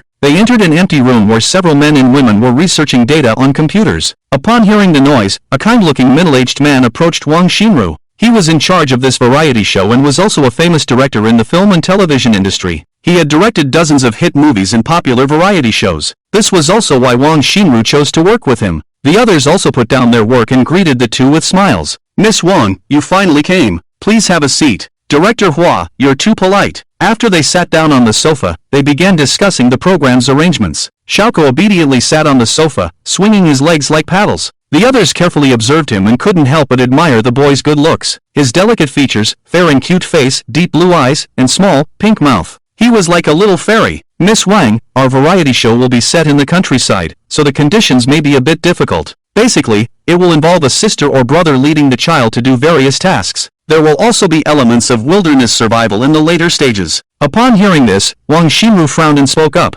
"Director Hua, it's not appropriate to send children to survive in the wild. If it's just ordinary rural life, she can accept it, but taking her brother to the wilderness to survive. It seems like her sister can see her dilemma," and Xiao confidently raises his paw. "Sister, we can do it." Wang Xinru smiled faintly and shook her head. She didn't dare to take her brother on an adventure. Seeing her like this, Director Hua hurriedly explained, "You can rest assured about safety. We have a dedicated medical team. Rural themes haven't been popular recently. Wilderness survival is more interesting and has higher popularity." Xiao looked eagerly at his fifth sister, reaching out and tugging at her clothes. "Sister, let's do this. Wilderness survival, it must be fun." After hesitating for a while, Wang Xinru nodded and agreed to participate. The two of them officially signed a contract with the director's team. Director Hua was overjoyed. With the presence of the film and television superstar Wang Xinru, there was no need to worry about the show not being popular. It would probably cause a sensation as soon as it was released. The siblings were taken to shoot the promotional video and were busy until it was completely dark. Director Hua was very satisfied with the result and turned to hand it over to the staff for secondary editing. As they left the company, Xiao happily bounced around. Thinking about recording a variety show, he couldn't contain his excitement. "Sister, how many more days until we can start recording the variety show?" Wang Xinru got into the car and looked at her brother with a smile. "Don't worry, we can start recording in 5 days. "Ah, why is it still 5 days away?" The car started again and drove back to the Wang family estate. Inside the villa, Wang Ying called 2 servants to carry clothes, all carefully selected military uniforms. There were also various children's weapons, such as pistols, grenades, automatic rifles, sniper rifles. On the other side, Wang Lele directed several male servants to carry a piano. It was a Meisenhandlin piano she had custom-made and specially airshipped from country M. Xiao Lu was earnestly carrying it forward, completely unaware of the sleeping Xiao He on the ground. He lifted his foot, and the next second, he heavily stepped on the dog's head. Ouch! In an instant, Xiao He was in pain. Xiao Lu slipped and fell to the ground uncontrollably. The two of them looked at each other. Xiao He, who was awakened by the step, opened his eyes and saw Xiao Lu. Memories of the past were instantly awakened. He still remembered over a month ago when this man tied him to a tree and ate a delicious chicken leg in front of him. Xiao He's eyes burned with anger as he stood up and bared his teeth at him. Woof! Woof! Hey, doggy, don't bite me! Ouch! My butt! I'm sorry, doggy! In no time, Xiao Lu lay exhausted on the ground. His clothes were already torn with more than a dozen holes, and you could even see his pink underwear. Xiao He raised his head and moved to another spot to continue sleeping. Wang Lele looked awkwardly at this scene and walked towards Xiao Lu. She thought the young lady was concerned about her, so he quickly stood up, patted the dust off his clothes, and said he was fine. But Wang Lele just ignored him and carefully checked the piano leg that fell on the ground. Xiao Lu was petrified on the spot. Xiao Lu, are you polite? Fortunately, the piano was not damaged, and she continued to instruct the servants to carry it. After the piano was placed, the two women looked at each other, and there was a strong sense of tension in the hall. Second sister, Xiao definitely doesn't like military uniforms and weapons. He, you can't be sure about that. Eighth sister, kids don't have the patience to learn the piano. While the two were talking, Wang Xinru led Xiao into the room. Noticing the military uniforms, toys, and piano in the hall, she suddenly had a bad feeling. Xiao curiously looked around, not understanding what his sisters were up to. Come here, little brother. Xiao, come here to sister. The two women spoke at the same time, leaving him a little confused. Wang Ying walked up quickly and directly lifted Xiao with one hand. This made Wang Lei anxious, but she didn't dare to compete with her second sister. After all, she was born a few years later. Wang Ying walked to the pile of military uniforms and toys she had prepared and gently put Xiao down. Younger brother, do you like these things? He stared blankly at the weapons and military uniforms in front of him. Especially in the pile of weapons, there was even a giant Barrett rifle. Although he didn't like it, he still pretended to be happy and told his second sister. Xiao really likes it. This cannon is so cool. Like it? Okay, then come back to the military camp with me in a few days. I'll let you play every day. Wang Ying nodded with relief, unable to contain her happiness. Xiao's scalp instantly tingled, realizing that he might have said the wrong thing. Wang Lei ran forward and picked up her younger brother, moving him to a piano. She smiled and pointed to the piano. Does little brother like the piano? This was prepared by eighth sister. Looking at the familiar scene in front of him, Xiao looked to his fifth sister for help. Wang Xinru smiled and walked closer to the three of them. Second sister, eighth sister, Xiao will go with me to record a variety show in a few days. Two fierce gazes instantly turned to her. It felt like being stared at by a fierce beast. A strong sense of oppression came over. Wang Ying walked forward, staring at Wang Xinru with a gloomy expression. Fifth sister, are you kidding? Xiao is not suitable for your entertainment industry. The water there is too deep, he can't handle it. Wang Lei also agreed. Indeed, it's better for little brother to learn the piano with me. Little Ko, who was being fought over by the three sisters, showed a helpless expression. He actually didn't want to learn anything if he had this free time. He might as well go practice. At this time, Wang Siki also returned to the villa exhausted. Wang's parents came downstairs, and the three of them curiously observed the scene. What's going on here? The family sat on the sofa and discussed Xiao's participation in the variety show. When they heard that the post-production would involve a survival in the wilderness, everyone expressed their opinions that little brother must not take risks. Xiao narrowed his eyes and raised a small chubby paw to propose. I can go with fifth sister. No! 5 voices sounded at the same time, instantly canceling Xiao's proposal.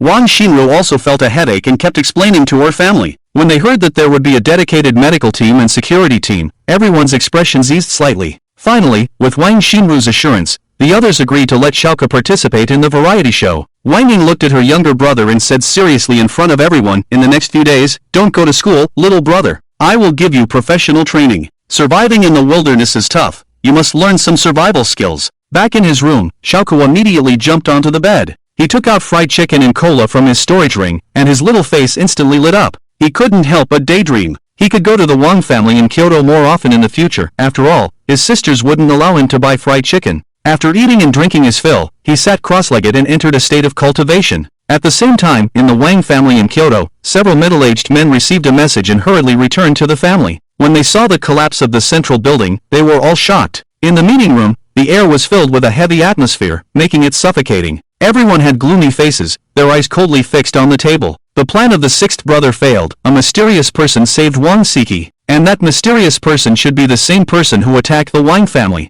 The previous failure to capture Wang Xiao by Li Lao was most likely the work of this person. Wang Linfeng calmly spoke, his gaze falling on the middle-aged man in charge. Wang's second son, Wang Zhenghua, slammed the table in anger, lowering his voice.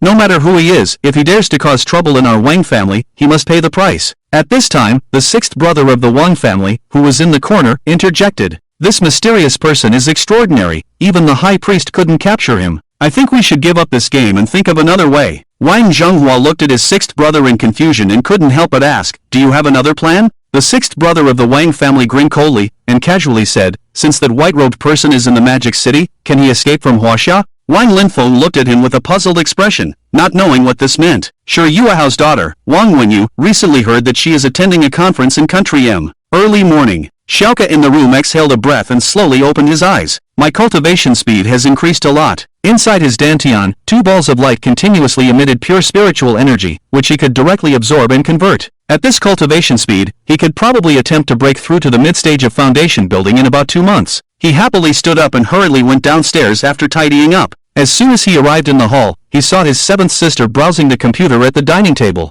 Driven by curiosity, Xiao walked lightly to his sister's side. A round head leaned towards the computer screen, only to see tiny characters filling the screen. Seventh sister, what are you doing? Wang Siki turned her head and gently explained to Xiao. This is our Wang Group's business plan. Soon, the other people in the house also came downstairs and sat at the table one after another. Today, Wang Ying was wearing a set of military green sportswear, which highlighted her heroic and spirited demeanor. Wang Xinru also held a set of small-sized sportswear with a helpless expression, seeming reluctant. Little brother, go change your clothes. Later, I'll take you all to training. Wang Ying's lips curled up as she spoke to Xiao with a smile. Training? He blankly took the small-sized sportswear handed to him by his fifth sister and immediately ran upstairs to change clothes. After a while, he changed his clothes and came in front of everyone. Looking at the energetic little boy in front of him, Wang Ying nodded in satisfaction. Aunt Lan brought breakfast, and the family quickly finished eating. Led by Wang Ying, the three of them walked out of the villa. Just as they stepped out of the gate, Xiao suddenly remembered something and turned back. Before long, he came to his sisters with a sleeping Xiao in his arms. Wang Xinru looked at Xiao in confusion, not knowing what her brother wanted to do.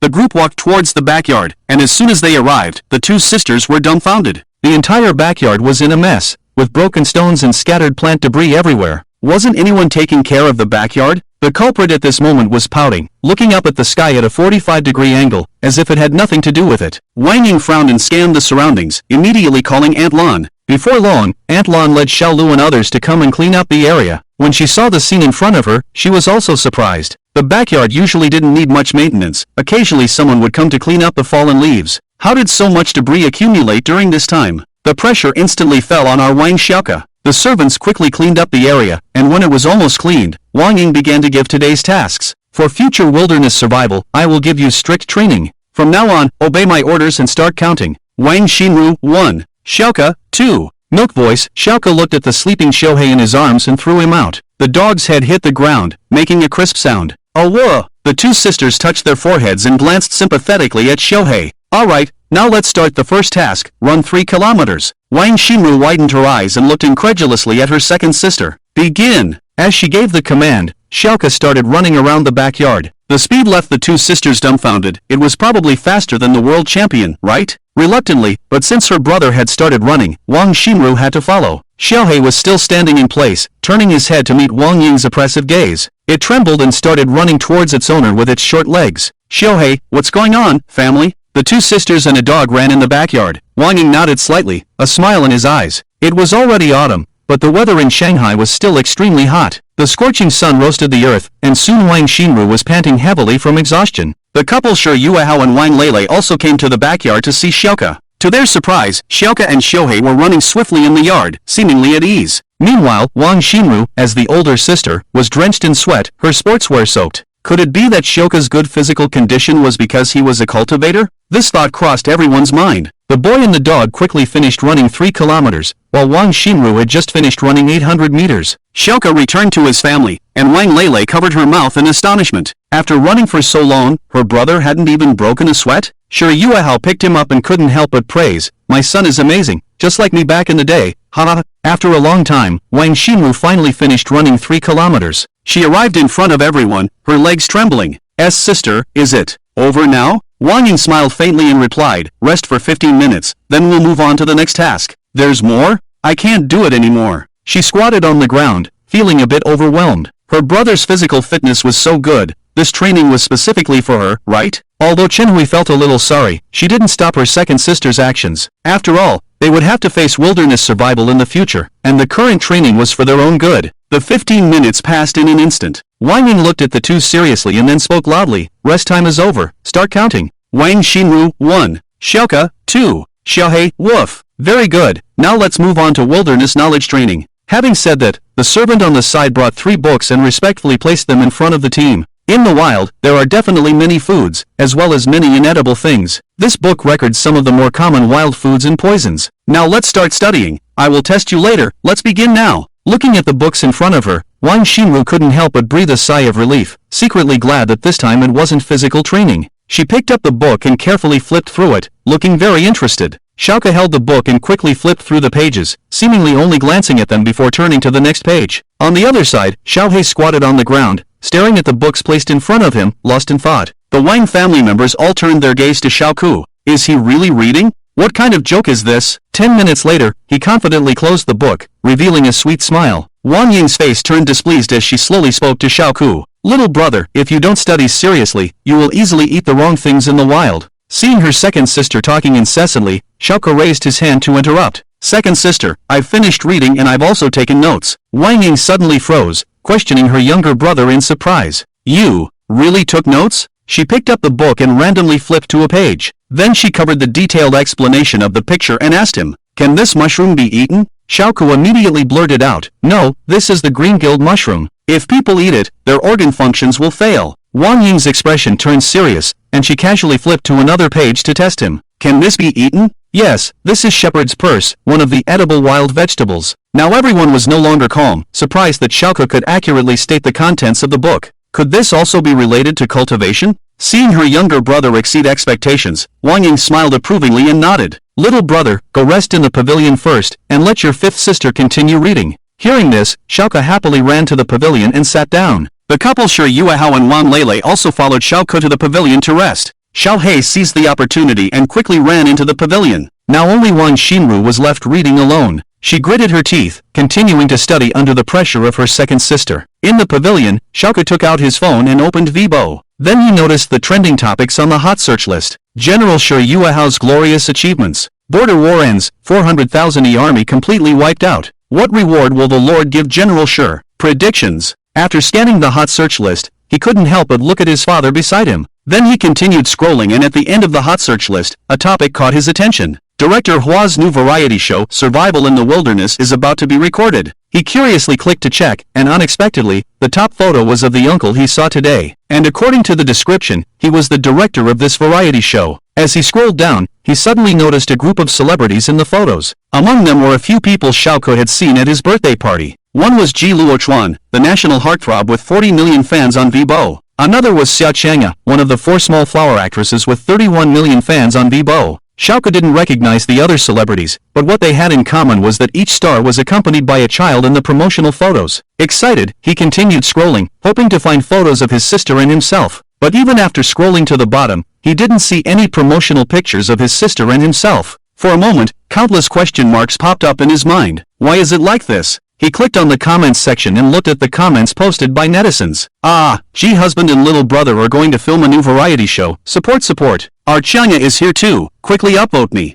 Fair-skinned, beautiful, long-legged, that's our white goddess. White's fans, quickly upvote me. The stars in the sky revolve, the stars in the human world are Goo's fans are here." Sai Xiao sighed disappointedly. Wang Lele noticed her younger brother's unusual expression and curiously asked, "What's wrong, little brother? Are you unhappy?" He shook his head and looked up at his fifth sister in the distance. At this moment, he really wanted to run over and ask his sister why there were no pictures of himself. Little Black yawned and lay down to continue sleeping. Shi Yuehao and Chen Hui exchanged a glance and then whispered to each other, "Wife, do you think our son doesn't want to train? Maybe, otherwise. Should we let Wu Yata train by herself? Isn't that favoritism? I am biased. Do you want to sleep outside?" "Sorry, wife, I was wrong." Xiao looked disdainfully at his father. He heard the conversation clearly. Indeed, Mom was the boss at home. Dad was too inferior. Wang Lele, who was sitting on the side, suddenly spoke up. "Little brother, can you show us your abilities as a cultivator?" After speaking, Shi Yuehao and his wife also turned their gaze towards him, curious about what superpowers their son had. Xiao patted his little face and jumped off the seat. He thought about what he could perform for his family, and suddenly he had an idea. Under the gaze of the three, he ran to the nearby pond. The pond was filled with various colorful goldfish, and the water surface was adorned with some lotus leaves, giving it a peaceful and serene look. As they watched Xiao standing by the pond, the three secretly speculated on what he was going to do. Could it be that he was going to perform a children's freestyle swimming? After Xiao was ready, he leaped forward and jumped into the pond. "Son!" Shi Yuehao was frightened and quickly got up to rescue his son. But when everyone saw the figure on the pond clearly, they suddenly froze in place. A surprising scene unfolded. Xiao stood steadily on the water surface after jumping in. The water was as calm as solid ground. Chen Hui was the most surprised. She widened her eyes and opened her mouth in astonishment. "Son, can he walk on water with lightness skill?" At this moment, Wang Ying also looked at his younger brother in a daze. Even Wang Xinru, who was studying, was the same. Xiao slowly walked to the center of the pond, then squatted down and lightly tapped his toes. With a swoosh, he leaped directly into the air more than 10 meters high. The center of the pond seemed to have been hit by a huge stone, instantly causing ripples and dispersing the fish around it. In midair, Xiao raised his right hand and clenched it into a fist. Crimson flame 9 fists. He shouted, and spiritual power condensed at his fist, emitting a red light.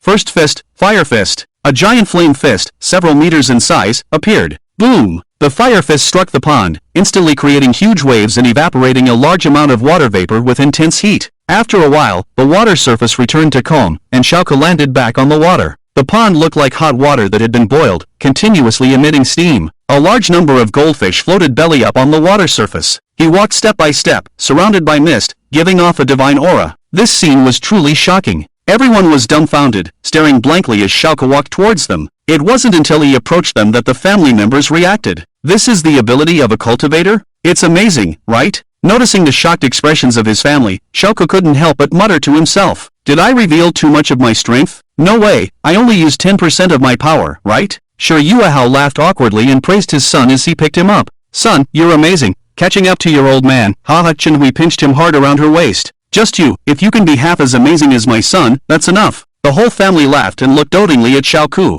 An hour later, Wang Ying picked up a book and randomly selected several plants to test Wang Xinru, but she stammered and had no impression of any of them. In the end, she was punished to run 2 kilometers. Soon, they moved on to the next task, and the two of them, along with the dog, lined up neatly. Wang Ying scanned the two of them and then lightly opened her lips. The most important thing in wilderness survival is food. Next is shelter. It's dangerous to sleep in the wild. So the third task is to use the provided tools to build a shelter within the specified time. She clapped her hands, and a group of servants brought things in front of everyone. These are all branches, leaves, sticks, and mud. If it were in normal times, these would all be considered garbage by everyone, but in the wilderness, these are the only materials available. Wang Xinru looked at her second sister with a sense of grievance. It was so uncomfortable for her to touch this dirty mud. She immediately protested. However, her protest was ineffective. Xiao curiously lifted a stick and arranged it on the ground like a bamboo raft. Although she was reluctant, Wang Xinru had no choice but to start building a shelter. Half an hour later, the shelter for the two of them and the dog was completed. The Wang family also acted as judges and looked at the works on the open ground. The first shelter was a tent-shaped nest carefully made by Wang Xinru. Sticks served as the tent frame, leaves were laid inside as a bed, and a layer of mud was applied on the outside for protection. Overall, it looked pretty good, and Wang Ying praised her fifth sister for the first time. Looking at the second shelter, it was a work carefully assembled by Xiao. It looked like a bamboo raft, with several sticks put together as a bed. A layer of mud was applied on top, and with the addition of leaves, it became a simple bed. The only drawback was that this shelter did not provide any protection from wind and rain. Sleeping on it would probably result in getting soaked if it rained. Although it wasn't great, Wang Ying still praised her brother a few words. Continuing to look to the side, they saw that Xiao also spent a lot of effort to make it work. It was a small nest built with small sticks and leaves, resembling a bird's nest. The Wang family was surprised as they looked at Xiao, unexpectedly finding it so clever. Wang Lele couldn't help but recall what her brother had said. Could it be that Xiao was really her brother's apprentice? Was this a dog that could cultivate immortality, so it was very spiritual? After a morning of training, everyone returned to the villa together. As soon as they entered, Xiao ran to his room and brought back a jade pendant. Wang Ying blankly accepted the jade pendant her brother gave her. As soon as it touched her palm, she felt that the jade pendant was extremely warm, indicating that it was valuable. Thank you, little brother, you're so good. She gently stroked Xiao's head, feeling a warmth in her heart that she had never felt on the battlefield. Lani sent someone to bring lunch, and the dining table was quickly filled with over a dozen dishes. While eating, Wang Ying kept putting food into her brother's bowl. Soon, his small bowl was filled to the brim. Even Xiao couldn't help but cover his forehead. Was the second sister crazy? Could her son finish eating all of that? Even if she loved her brother, she shouldn't feed him like a pig, right? After the meal, everyone returned to their rooms to rest. Xiao ran to the study alone and found the Wilderness Survival Guide among the dozens of bookshelves. After getting the book, he quickly ran back to his room. The whole afternoon, he studied the techniques of wilderness survival. Not only that, he also specifically watched several episodes of Master Nio's wilderness survival documentary on his phone. Although it was boring, he still insisted on watching it to the end. On the other hand, Wang Xinru lay comfortably on the bed, feeling relaxed without any physical training. Ding ding ding, her phone rang beside her, and she turned over to answer the call. Miss Wang, the production team wants to ask if you need wilderness survival training?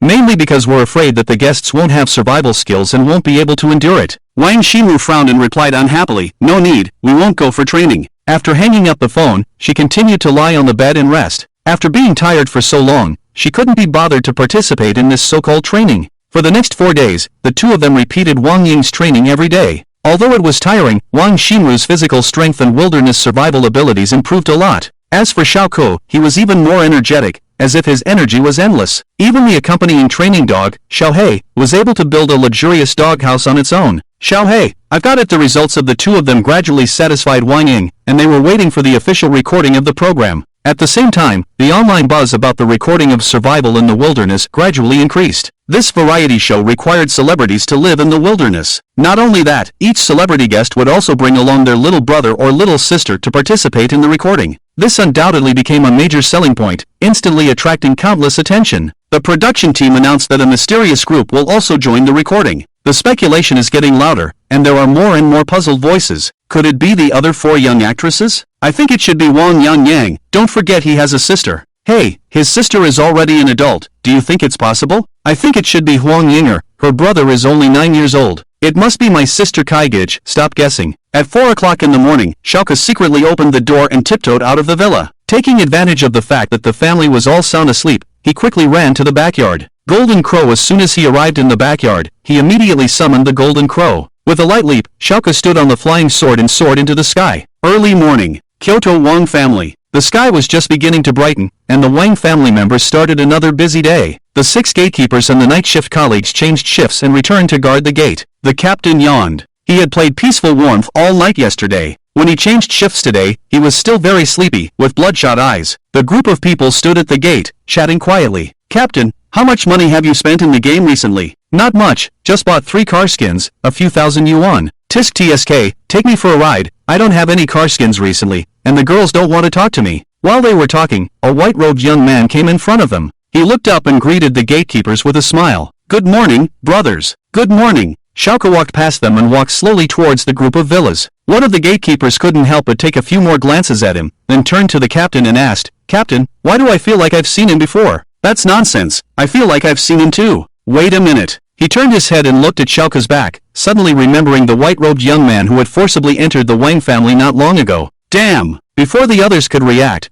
Xiao took a few steps and instantly leaped onto the roof of a villa. Looking at the newly rebuilt central building, he grinned and revealed 2 rows of white teeth. Golden Crow. A 3-foot-long golden sword floated into his palm, and the violent spiritual power instantly spread out. Listening to the wind sword technique, Xiao exuded a terrifying aura, and a gust of wind blew out of nowhere. The nearby Wang family members looked in astonishment at the rooftop of the villa, feeling that the figure seemed familiar. Second sword, Moon Slash. With a roar, the sword quickly enveloped in a silver-white sword aura. With one swing of the sword, a hurricane swept within 100 meters, and the crescent-shaped sword light slashed towards the central building. Boom! The newly constructed building collapsed instantly, and the rumbling sound spread throughout the Wang family. In the smoke and dust, 3 martial arts masters carried the old patriarch and ran to an open space. Wang Qingshan coughed violently a few times, angrily staring at the ruins in front of him. Since the last building was destroyed, the Wang family had finally built a new main building with great difficulty. Unexpectedly, it was just completed and it was razed to the ground again. Go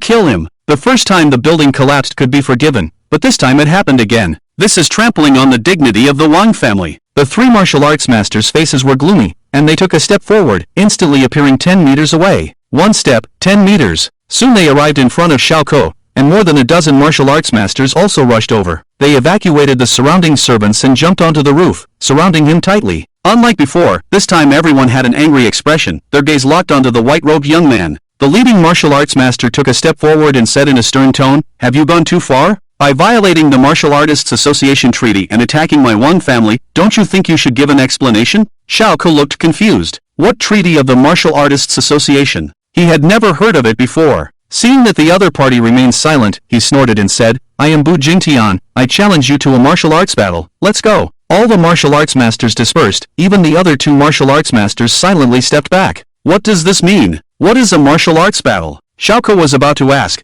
but he felt a wave of killing intent. Several small spiritual arrows shot towards his forehead. He quickly dodged this attack by tilting his head to the side. Bu Jingtian carried his hands on his back, lightly leaped in midair, and instantly transformed into dozens of ice spears. As he extended his palm, the ice spears shot towards Xiao. He quickly dodged back and forth on the nearby villa rooftops, easily resolving this attack. "Hey, I'm not here to fight." Xiao stabilized himself and shouted loudly at Bu Jingtian. Bu Jingtian landed on the rooftop and quickly rushed towards him. Although he was old, his body was exceptionally agile, and his speed was as fast as a bullet. "Can I still trust you? You've attacked our family twice in a row. Today, I will kill you." Bu Jingtian's right hand gathered a majestic true energy and blasted towards his chest. Xiao sighed helplessly and said, "I really didn't mean to." As Bu Jingtian's attack was about to hit his chest, a fair palm suddenly blocked the fierce blow. Everyone gasped in astonishment, looking at the scene before them. They saw him blocking Bu Jingtian's fist with one hand, without even taking a step back. The most surprised was Bu Jingtian himself. His full-force attack as a martial arts master was easily caught by the other party. Moreover, judging from his appearance, he seemed to have some strength left. Who exactly was this young martial arts expert? Bu Jingtian withdrew his fist and quickly retreated. Arrogant brat, take this. He gathered his energy and his plain-colored robe automatically fluttered without wind, emitting a majestic aura. When his breath reached its peak, his hands were already covered in vigorous true energy. Cloud palm. A huge palm of true energy pressed down towards Xiao, its speed astonishing. When the giant palm approached Xiao, he casually swung his sword. The sword light flashed, and the true energy palm was instantly cut in half, dissipating in midair. Bu Jingtian's expression became serious. The opponent's strength was too strange. He couldn't see through it at all. What exactly do you want? Xiao looked at the old man in plain clothes with anticipation. I want another 100 servings of fried chicken, 100 servings of cola, just like last time. What the F***ck? Everyone burst out cursing, unable to understand what he was thinking. Oh, and I want 100 servings of hamburgers too. It would be even better if there were some fries. What the F***ck? Bu Jingtian regained his composure, his body trembling slightly with anger. He gritted his teeth and said, "You destroyed my Wang family's building just for these things?" Yeah. Xiao pouted and muttered to himself in a low voice, I need to stock up on food if I'm going to survive in the wilderness. If we can't find food, my sister will go hungry. I'm so smart. Quack. Bu Jingtian stomped on the villa tiles, blowing his mustache and glaring. You treat my Wang family as a wishing well. If you want these things, couldn't you just ask? The cost of just one building could buy you hundreds of thousands of chickens. He was so angry that his eyes almost blacked out, nearly fainting. The surrounding martial arts masters all had black lines on their faces, not knowing how to describe their current feelings. I was afraid I couldn't find you. Xiao scratched his head embarrassedly, then looked expectantly at the old man in plain clothes. At this moment, Bu Jingtian was also silently calculating in his mind. This mysterious expert in front of him was not someone he could easily provoke, and his strength was even beyond his comprehension. If he were to fight desperately, the losses to the Wang family. After a moment of hesitation, he turned around and ordered the crowd, go and do as he says. The dozen or so martial arts masters looked at each other and, following the orders of the grand offering, began to prepare the food. Xiao happily narrowed his eyes and waited for the food to be delivered to him. In his heart, he secretly thought, anyway, the Wang family in Kyoto are all bad guys. They kicked my dad out of the house and even kidnapped my sister. And I flew so far, it's not too much to ask for some food soon. 2 trucks loaded with food parked nearby. There was a lot of food this time, making it difficult to transport, so he can only store it in his storage ring for now. Although there were many people around, he had already used disguise techniques and was not afraid of being suspected again. Xiao lightly jumped and landed next to the truck. Under the astonished gaze of the crowd, 2 piles of food suddenly disappeared into thin air. This strange scene instantly caused everyone's brains to freeze. Was this magic? Bu Jingtian's eyes widened in astonishment. He had no idea how this was done. The white-robed youth became more and more mysterious in his eyes. Thank you all, you're really kind. Xiao wore a bright smile and left the Wang family with great swagger. The 6 gatekeepers looked at him in shock as he walked out of the gate, feeling a mix of emotions. In the City of Magic, at the Wang family villa, Wang Xinru was searching everywhere for Xiao's figure. Today, they were going to the countryside with the production team, so they needed to prepare in advance. In the morning, she went to her brother's room to wake him up, but to her surprise, he wasn't there. Just as Wang Xinru was about to inform the family, the villa's front door slowly opened. A small figure walked into the hall, smiling sweetly at her. Wasn't this her missing brother? Little brother, where did you go? Wang Xinru walked over and held his chubby little hand. He babbled and explained that he went to the backyard to run. At this time, the rest of the family also came downstairs, except for Wang Siki. Lately, she had been staying at the company, probably dealing with important matters. Lani prepared a large and small suitcase. Xiao used his spiritual sense to investigate and found that they were filled with clothes for him and his sister to change into. Wang Xinru explained to him, we're going to the filming location, let's go now. Upon hearing this, Xiao hurriedly ran upstairs with the suitcase. Lani couldn't help but sigh, remarking on how strong the young master was. Mr. Xiao and his wife looked worried, unsure if their son could handle the challenges of wilderness survival. After a while, Xiao returned downstairs. Alright, sister, let's go. He smiled at Wang Xinru, and the bulging suitcase beside him attracted attention. 2 servants came to carry the suitcases and followed the 2 of them out of the villa. There was already a Maybach parked next to the villa's entrance. After loading the luggage, the 2 got into the car. Under the reluctant gaze of their family, the car slowly left the Wang family villa. Mr. Xiao let out a sigh and spoke softly, maybe we should have someone watch over our son. Once they leave, who knows how they'll fare. Wang Ying, standing by, responded calmly with her hands behind her back. Father, rest assured, I've already sent someone. If my little brother isn't happy, I'll personally bring him back home. Wang Lele smiled leisurely, confident that her sister would follow through. After all, everyone in the family knew that her sister had a stubborn temperament. At this moment, a Korayakan car secretly followed behind the Maybach. Inside the car were Jiang Nan and two others, along with various ingredients and pots. Jiang Nan had a dark expression the whole way. It was bad enough that he had to monitor the young master, but now he also had to work as a chef. It was too much.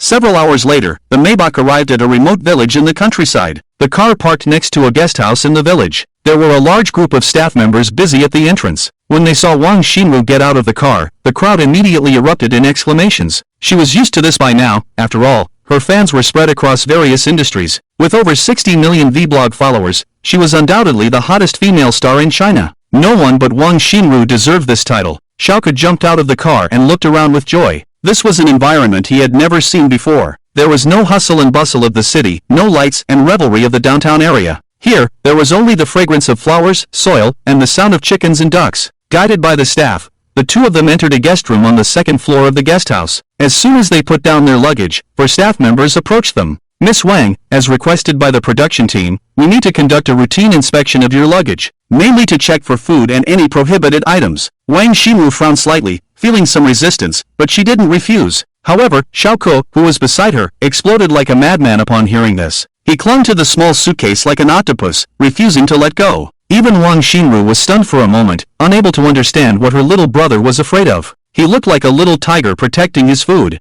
Xiao, be obedient and cooperate with your older brothers and sisters for the inspection. When he heard his fifth sister speak, he reluctantly let go of his suitcase with a face full of grievances. Wang Xinru's suitcase was checked by two female staff members and was quickly finished. Finally, it was Xiao's turn. Just as the two staff members unzipped the suitcase, a large pile of snacks burst out like a flood. Everyone was stunned, looking in astonishment at the floor covered in spicy strips, potato chips, cola, all the snacks Xiao loved to eat at school. Little brother, why did you bring all this junk food? Embarrassed, he scratched his head, his face turning red. Since he wasn't allowed to bring food, Xiao could only watch as his precious snacks were confiscated. After the inspection, the two suitcases were neatly organized and put back in place. The staff members then left the room with a large bag of snacks. Since the official recording wouldn't start until tomorrow, the two of them would rest in the guest house for the night. Wang Xinru lay on the bed, her gaze directed towards where her little brother was. She revealed a mischievous smile and softly called out to him, "Little brother, come over here. Sister has something nice for you."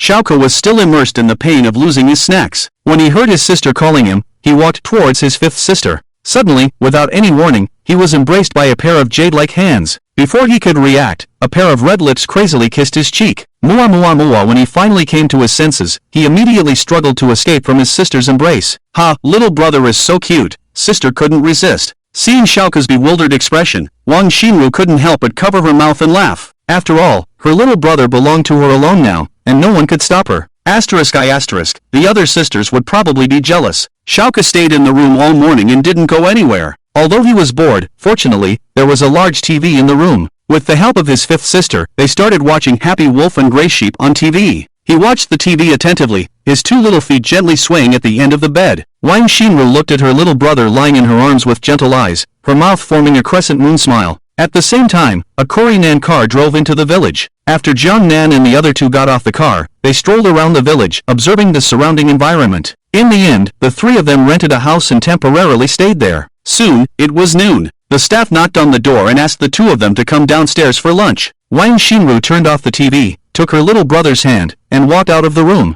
In the lobby on the first floor, 6 people were sitting around a round dining table. They were the stars and children participating in the recording of the program. As the two of them walked downstairs, they instantly attracted the attention of the 6 people. The girl had a pure and innocent temperament, with fair skin like beautiful jade and lips as red as cherries. Her pair of snow-white legs were casually matched with a short skirt, making her look even more enchanting and charming. Her stunning face made people couldn't help but exclaim. She was truly a fairy who could overturn a country. She held the hand of a little boy, who was also extremely delicate. His eyes sparkled like stars, and his fair face still had some baby fat. Moreover, there seemed to be a hint of fairy aura around him, giving off a cute and lively feeling. When the two of them stood together, their looks were simply outstanding. Wow, Xinru's sister is here? Xiao stood up and greeted her. She was also one of the invited guests. Hello, Wang Xinru. A handsome man stood up and greeted her. His name was Gu Xinghe, also a film and television star with 21 million followers on Vlog. The last man also stood up and greeted her. Wang Xinru, I didn't expect you to be here. He was one of the national heartthrobs that Xiao had met at the birthday banquet, Ji Luoshuan. Wang Xinru smiled and nodded, politely responding to everyone.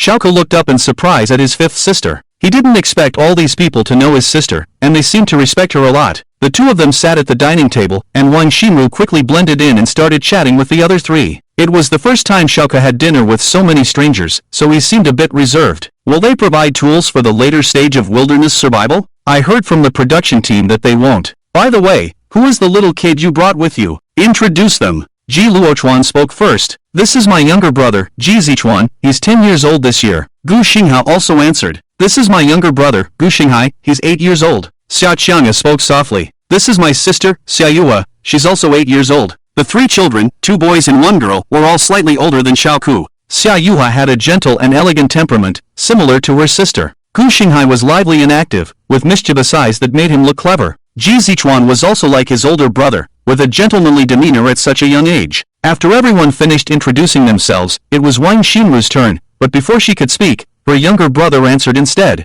Hello everyone, I'm Wang Xiaoke, I'm 6 years old. The three of them looked at Wang Xiaoke, and the other children curiously sized him up. Ha, Xinru's brother is different. I heard that Wang Xiaoke has 8 million fans on Vblog, amazing. He's also very cute. I want a younger brother too. Xiao Qianga gently gazed at Xiaoke. Gu Xinghai couldn't help but glance at him a few more times. After a few casual chats, everyone started eating. At the same time, a huge wave was stirred up on the internet. 2 major news quickly topped the trending list. The first news was that the country's leader conferred the title of marshal on Si Yuehao. The official conferment ceremony would be held in the capital 2.5 months later. The second news was that the queen of Huaxia's film and television industry, Wang Xinru, would be recording the variety show Survival in the Wilderness with her younger brother. It should be noted that Wang Xinru had never recorded any variety show before this. If it weren't for her brother's interest, she wouldn't have agreed to participate in this kind of program at all. Fans flooded the official account of Survival in the Wilderness, cheering for Wang Xinru. The official comments section was quickly filled with comments like Wang Xinru was the best. With her own efforts alone, she overshadowed all the other celebrities. The popularity of the show skyrocketed even before it was officially recorded,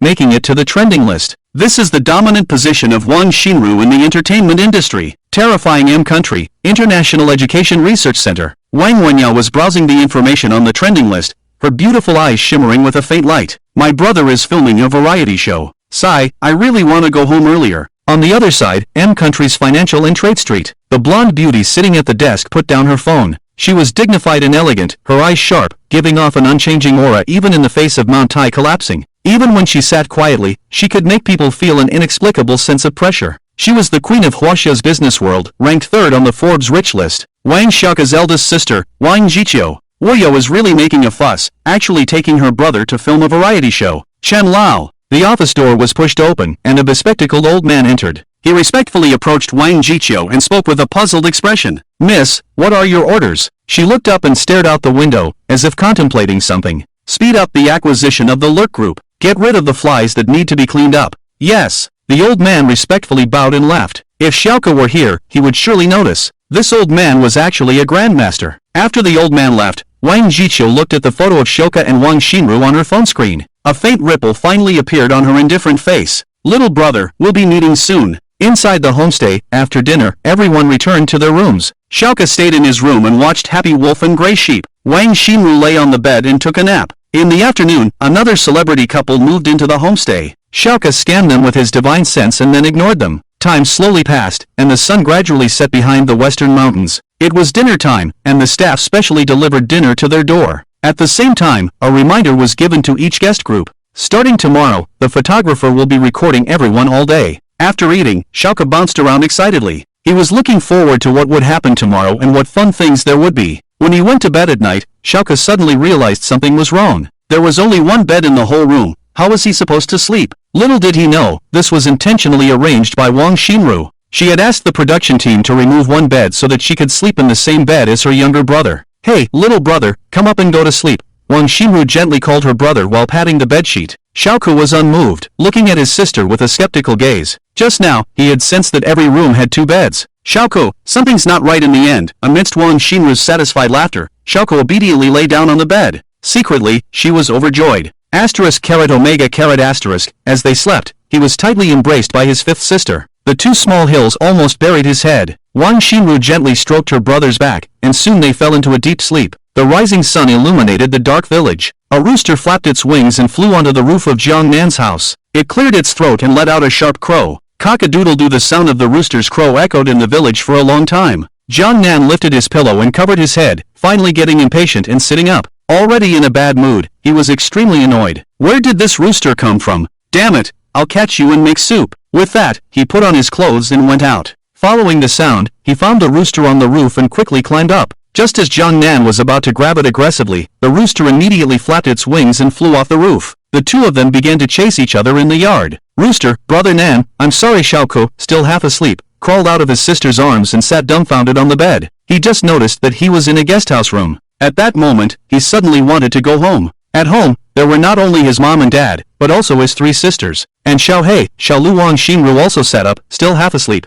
As soon as she woke up, she pounced on her brother and gave him a kiss on his milky face. Wiping off the saliva from his face, Xiao couldn't help but feel suspicious. Could this be a trap set by his fifth sister, just to kiss him every day? He had already been kissed dozens of times by his fifth sister. Knock, knock, knock. The door was knocked, and a staff member called for the two of them to get ready downstairs. Wang Xinru got up first to wash up, while Xiao hopped and ran to open the door. He tiptoed and turned the doorknob, and the door slowly opened. Immediately, Xiao was targeted by two black cameras. Two photographers and a staff member stood outside the door. Everyone was stunned, and the staff member thought it would be Wang Xinru opening the door. Unexpectedly, it was this cute little kid in front of them. Wang Xinru quickly stopped washing up and talked to the few people, then closed the door. After washing up, the two of them went downstairs and gathered at the guest house. At this time, the entrance was crowded with staff members, and Director Hua was among them. Dozens of cameras were aimed at Ji Luochuan and other celebrities. Next to Xia Qiangu, there was another sibling duo, obviously the guests who arrived yesterday afternoon.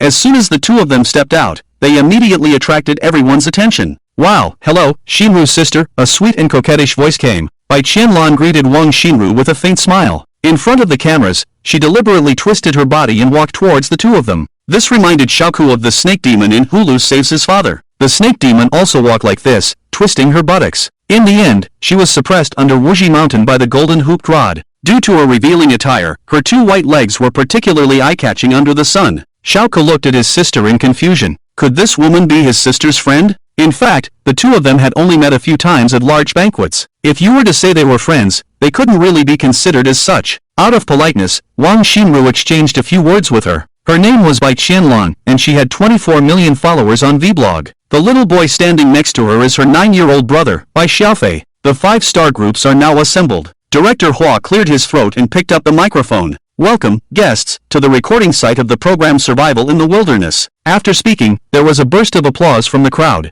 Xiao also smiled and looked expectantly at the director. For the next 5 days, each group will have 2 photographers following them for filming. During these 5 days, the groups need to complete various competitions to earn points. These points can be exchanged for items in the wilderness survival later on. 3 days later, the program will officially air. During the wilderness survival, it will be broadcasted live. And every 3 days, a video episode will be edited and aired. As the director explained the rules, everyone understood the general idea. It means that each group will compete for these 5 days. The points earned can be exchanged for items during the wilderness survival. It sounds simple. Director Hua paused and continued, to motivate each group. The competition results will also determine their living conditions. Some people were confused, and Director Hua continued to explain. Every day, the team with the highest points will have better living conditions. Next, each group please come up with a group name. Xiao was still in a daze, holding his sister's hand and looking around. Gu Xinghe smiled lightly at the camera and said, "My brother and I will be called the Double Star Group." Xiao Chang'e and her sister discussed for a while, then spoke to the crowd. Our group will be called the Qianyu Group. Ji Luochuan and his brother Ji Zichuan's group name is Zichuan Group. Bai Qianlan and her brother Bai Xiaofei's group is called Feifei Group. Seeing that everyone had already chosen a group name, Xiao anxiously tugged at his sister's finger. Wang Xinru rubbed his head and then walked forward and whispered, "My brother and I. Let's call our group the Panko Group." Ha! Xiao pouted and said, "I'm not fat, sister, you're not very good at naming. I'm better." Hearing this, Wang Xinru couldn't help but think of the name Xiao. What a talented name. She squatted down and pinched her brother's cheek, jokingly saying, "Isn't this fat? It's chubby." After all 5 groups had chosen their names, Director Hua gestured to the staff with his eyes. 6 commercial vehicles drove from a distance and parked next to the crowd. Next, each group please start today's competition. Now, please get on the cars and arrive at the competition venue. The 10 people each got on one of the 5 cars and quickly left the village. In the houses on the east side of the village, Jiang Nan let out a sinister laugh as he walked into the room with a bowl of steaming chicken soup in his hands. "Hey, don't sleep. Here's the chicken soup, drink it while it's hot." The two men took the chicken soup with confusion and hesitated to drink it. Jiang Nan,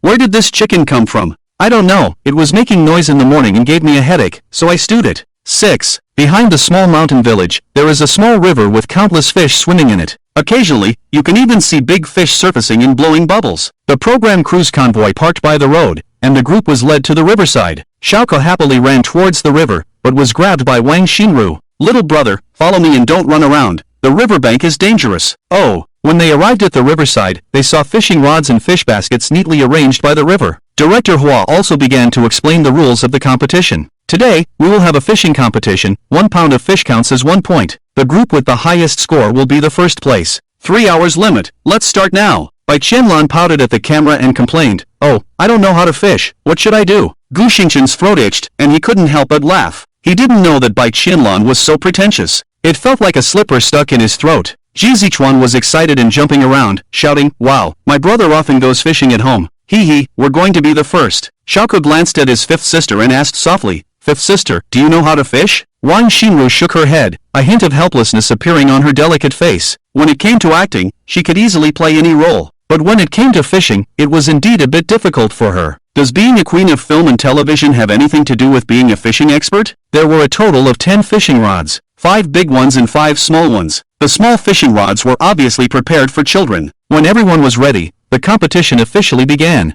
The production team had already prepared bait for each group, eliminating a lot of trouble. Ji Luochuan taught his younger brother how to operate while casting his fishing rod. His calm operation and skilled technique were far superior to others. Soon, Gu Xingha and his younger brother also cast their fishing rods. The rest of the people also hung bait and started fishing. Looking at the Fatco group, Wang Xinru hurriedly hung the bait. As soon as she cast the fishing rod, the hook got caught on Xiao's clothes. She exerted force and almost threw her brother into the river. Fortunately, Xiao had some cultivation and wasn't thrown by his sister. Wang Xinru smiled and quickly took the hook off her brother. "It's okay, once sister gets familiar, we'll be able to catch fish." She comforted her brother and then cast the fishing rod again, feeling dissatisfied. The hook drew a semicircle in the air and accurately hooked Xiao. He pouted, not knowing how to describe his feelings. Fifth sister was a bit disappointing. After a lot of effort, Wang Xinru finally cast the fishing hook into the river. At this time, Ji Luochuan next to her had already caught a 2-pound grass carp. Xiao also started playing with the small fishing rod.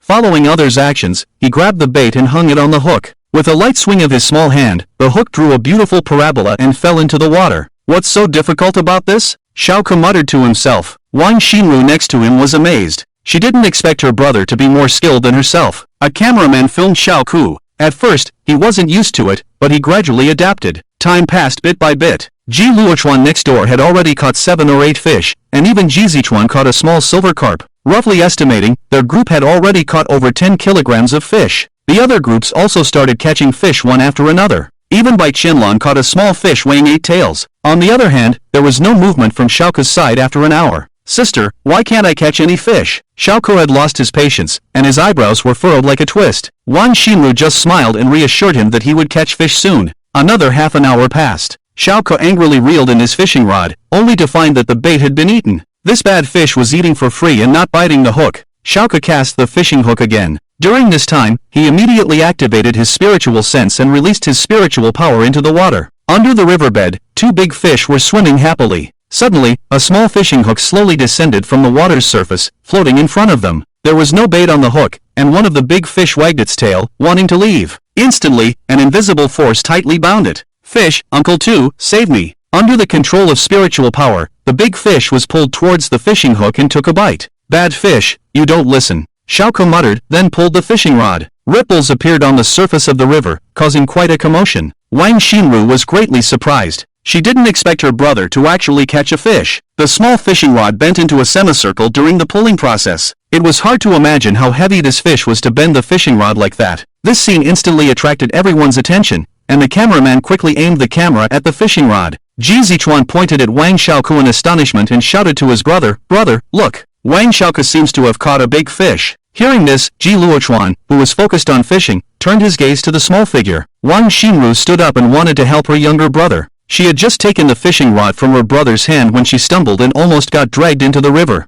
Xiao covered his face, unable to bear watching. Fifth sister is really incompetent. While Wang Xinru was still struggling to pull the fishing rod, he used his spiritual power to pull up a big fish. A green golden giant grass carp flew out of the river into the air. In the sunlight, the fish scales shimmered with a faint yellow light. The grass carp was over half a meter long and probably weighed more than 10 kilograms. The big fish landed on the shore, still flapping its body. He pounced on the big fish like a little tiger pouncing on its prey. It had a feeling of a cute baby fighting a giant beast. He was wearing a light yellow tiger head coat chosen by Seven's sister, paired with black pants. He looked particularly agile and cute in front of the camera. Now, that cute appearance added a touch of fierceness. Everyone looked confused, unbelievably watching the scene in front of them. Who would believe that a little child could catch such a big fish? Wow, such a big shark. Will it bite people? Gu Xinghai squatted on the ground, staring at the big fish with some fear. Gu Xinghai, as his older brother, slapped him on the head. Little brother, if you don't speak, no one will think you're a fool. He looked at Wang Xiaoke, then looked at his younger brother with disdain. Why can't his own 8-year-old brother do what a 6-year-old kid can do? Ji Luochuan, an experienced fisherman, was also shocked. When everyone reacted, the big fish had already been put into the fish basket by Xiaoke. The three children looked at him with admiration. Bai Xiaofei looked disdainful and muttered to himself, "Isn't it just luck to catch a fish? What's so impressive about it?" Bai Qianlan looked at their fish basket with envy and pouted. Wang Xinru picked up her younger brother and praised him happily. "My little brother is amazing, so great." Xiaoke, in the arms of fifth sister, sighed lightly. It seems that he can only rely on himself to bring his sister up. There is still an hour and a half left until the end of the competition, and Xiaoke can only speed up. His goal is to be the first. The little incident quickly passed, and the others refocused their attention on fishing. Xiaoke lifted the fishing rod to swing, but was stopped by Wang Xinru raising her hand. She carefully examined the fishing rod and then pointed at the hook. "Little brother, did you forget to put bait?" He scratched his head and pretended to hang the bait on the hook. With a wave of his small hand, the hook slowly fell into the small river. Before long, the small fishing rod bent again. "Ah, caught another fish?" Everyone fell into a state of stupor, not knowing how to express their feelings. "It's just too exaggerated." Xiaoke exerted a little force, and the fishing rod quickly lifted up. A more than 10 kilograms carp was thrown to Wang Xinru's feet. She was instantly frightened, opening her mouth and letting out a scream. Xiaoke calmly picked up the carp and put it into the fish basket. He looked at fifth sister in confusion. Could it be that she is afraid of fish? The photographer zoomed in, perfectly capturing this scene. After Wang Xinru took a few deep breaths, she slowly calmed down her excitement. She is not afraid of fish, but when such a big fish suddenly flew in front of her, it was indeed quite scary. Ji Luochuan looked serious. How could a little child have such strength? The more skilled one is, the more they understand the difficulty of catching big fish. It is not only related to technique but also to personal physical strength. To catch a fish weighing more than 10 kilograms, you need to have an arm strength of about 60 kilograms. His own 10-year-old brother can't even lift a 30-kilogram dumbbell. In his impression, Wang Xiaoke has just turned 6 years old. Do 6-year-old children have such great strength? The fishing competition continued, and Xiaoke kept catching big fish. The people next to them were already numb with shock. This cute little kid kept lifting the rod and casting, making it difficult for others to concentrate on fishing. The fatty team's fish basket gradually filled up, already weighing over 70 kilograms. The fish basket was also lively, with several big fish flapping around. "Big fish, hey, second uncle, why are you here?" "Second uncle fish, your aunt and I both came." "Fish second aunt, you really don't say, let me tell you." All these fish were caught by Xiaoke alone. The whole process, Wang Xinru has become transparent. She can only watch her brother catch fish and then lie down. Anyway, the fish caught by her brother also belongs to their group. She just needs to be a freeloader. Xiaoke was fishing with great enthusiasm when suddenly a little girl ran up to him. Perplexed, he asked, "What's the matter, Sister Yua?" The little girl smiled sweetly at him and shook her head, saying, "My sister and I can't catch any fish. Let me see how you're fishing. I'll learn from you." Xiaoke lowered his head embarrassedly and muttered, "I have spiritual power, something you can't learn." He put down his fishing rod and ran to the fish basket of Xia Chang's group to check. There was only one small fish in their basket, estimated to weigh only half a catty. It was small and cute. Xiaoke remembered that Xia Chang had given him blessings at his birthday party before. Thinking of this, he secretly decided to help the Qianyu group. Turning around, Xiaoke ran to his own fish basket and picked up a big fish. To the astonishment of everyone, he put the big fish into Xiao's sister's fish basket. Director Hua pursed his lips, wanting to speak up. After all, there was no rule in the competition about giving fish to other groups. But when he met Wang Xinru's sharp gaze, he swallowed his words. Forget it, she has connections. Can't afford to offend her. Bai Qianlan stared at Wang Xiaoke in a daze, then smirked. "Little Ko, can you give sister a fish too? Can you give sister one?" Gu Xinghai, who had been silent all along, raised his eyes and looked at Bai Qianlan strangely. Fishing is all about individual skills. How could she have the audacity to ask for it? The thoughts of others were surprisingly unanimous. Xiaoke looked at the two of them in confusion, then replied with a smile, "Sister, we still have to compete. I can't give you the fish. Bai Xiaofei was surprised that Wang Xiaoke directly refused his sister. Why is Wang Xiaoke so stingy? Even though she was unhappy, Bai Qianlan still smiled faintly and spoke up. Then why did little Ke give the fish to Xiajie instead of me? Could it be that you don't like me, sister?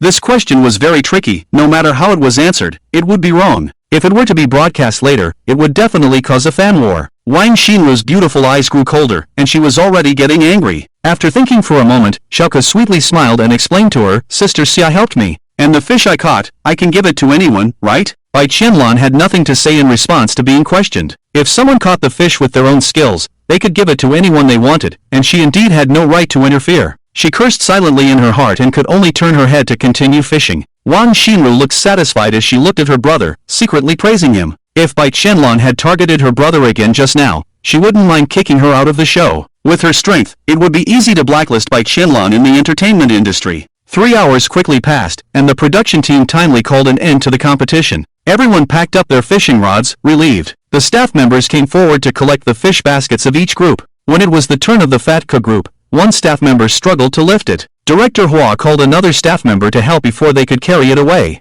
Next was the moment of weighing and ranking. It also determined the living conditions of each group today. Everyone was particularly nervous, praying for a higher ranking. After Director Hua received the weighing results, he loudly announced to everyone, 5th place, Feifei Group, 3 caddies. 4th place, Double Star Group, 7 caddies. Gu Xinghai smiled faintly, at least he and his brother were not last. Upon hearing the ranking, Bai Qianlan clenched her hands tightly, resentfully glancing at Wang Xiaoke. She blamed Wang Xinru and herself for their low ranking. 3rd place, Xianyu Group, 18 caddies. Xia Yua happily gives a high five and gratefully looks at Xiaoku. If it weren't for the fish Xiaoke brought, they might have been in 5th place. 2nd place, Zichuan Team, 43 caddies. Hearing the weight of the fish, everyone showed envy in their eyes. Ji Luoxuan furrowed his brows and curiously looked at Wang Xinru. He was curious about their results and wondered how much higher they would be compared to him. 1st place, Fat Ke Team, 89 caddies. Even the filming staff were shocked. 89 caddies of fish, it was simply too impressive. Xia Yuha blinked her big eyes, surprised with her mouth wide open. Wang Xinru happily rubbed her brother's head and whispered some praise in his ear. 1 pound of fish is 1 point, and the Fat Ke Team now has a total of 89 points. I'm afraid the production team didn't expect any group to catch so many fish. After the rankings were announced, some were happy and some were worried. After everyone packed up, they boarded the production team's car and returned to the mountain village. Sitting in the car, Xiaoke curiously looked at the cameraman. The two stared at each other with wide eyes all the way. He was curious about what kind of video the cameraman would capture. He just didn't feel comfortable asking. The car stopped at the entrance of the inn. As soon as everyone got off the car, they were stunned. They saw dozens of suitcases neatly arranged at the entrance. These were all the luggage brought by the guests, but it was unclear why they were taken out. At this moment, Hua Dao got off the car and reminded them, according to the rules of the competition, everyone's accommodations will be reassigned. The living conditions will be determined by the competition rankings. After saying that, he waved his hand to the staff. Everyone looked at each other and picked up their suitcases, waiting for further instructions. Congratulations to Wang Xinru and Wang Xiaoke for staying in the luxurious mountain village villa. Xiaoke excitedly hugged his sister's thigh, showing a bright smile. A luxurious mountain village villa, just the name sounds impressive. Congratulations to the Zichuan team for staying in the elegant courtyard. No air conditioning though. Ji Zichuan frowned and looked at Xiaoke with envy. Congratulations to the Qianyu team for staying in the rustic courtyard. No air conditioning, TV, or washing machine. Xia Qianyu and her sister were a bit dissatisfied, but they could only accept this reality. Congratulations to the Xuanxing team for staying in the caring courtyard. Due to not supporting high-power electricity, no appliances are provided, only light bulbs for lighting. Gu Xing's face darkened. He didn't expect the production team to be so cunning. This was making him and his brother suffer. Finally, congratulations to the Feifei team for staying in the leisurely room, no facilities. Bai Qianlan's heart skipped a beat, unable to believe it. She looked at the director. No facilities, yet they gave it such a fancy name? Hua Dao cleared his throat. The Analects of Confucius once mentioned a phrase. This is a humble room, but my virtue is fragrant. I believe Miss Bai can overcome this difficulty and have a pleasant rest. Just a reminder, each team needs to figure out their own food. Everyone was stunned, finding it hard to believe. Gu Xinghai pouted and curiously asked, Director, where do we find food? Food? It's the fish you caught today. You have to cook it yourselves. With that, I wish each team a good rest and prepare well for tomorrow's competition. Wang Xinru's mouth twitched, suddenly feeling that the production team was a bit cunning. Each team followed the guidance of 2 staff members and headed towards their new accommodations. Soon, Xiaoke and his sister arrived in front of a 2-story villa. As soon as they entered the villa, the exquisite room layout impressed them. The interior was clean and tidy, with all kinds of appliances available. There were even a kitchen, bathroom, bedroom, living room. Wang Xinru glanced around and realized that this villa had much better living conditions than the inn. Xiao Ke was secretly delighted. The new house had 2 bedrooms, and he could finally sleep alone. On the other side, the Qinyu team, Shuangxing team, and Zichuan team moved into 3 small tile-roofed houses. The 3 houses were not big. Ji Luochuan inspected his room. It was found that apart from the lack of air conditioning, other necessary facilities were not lacking. Although the conditions were average, they were still acceptable.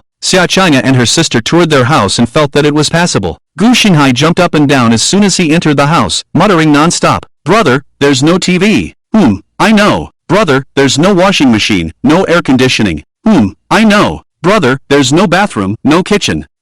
I know." What? Gu Xinghai widened his eyes and walked around the house. At that moment, he felt like the sky was falling. How could he go to the bathroom without a bathroom? And how could he cook without a kitchen? The production team was digging their own grave. Looking at his dumbfounded brother, he couldn't help but feel angry. They were both brothers, both children. Why couldn't his brother be as capable as Wang Xiaoke? Bai Qianlan and her brother Bai Xiufei followed the staff, turning left and right. Finally, they entered a dilapidated small house. The walls had become dilapidated from long-term exposure to wind and rain. The roof was likely to leak on rainy days. This is the peaceful little house? Bai Qianlan's face turned green with anger, almost bursting out in anger. How could this be considered a place to live? At a glance, the whole room only had 2 beds. There was no bathroom, no color TV, no air conditioning. There was nothing. She was really on the verge of a breakdown. It would be more comfortable to stay in her own doghouse. "Sister, how are we going to cook?" The 2 staff members also felt awkward and quickly turned away after bringing them to the place. Bai Qianlan clenched her hands tightly,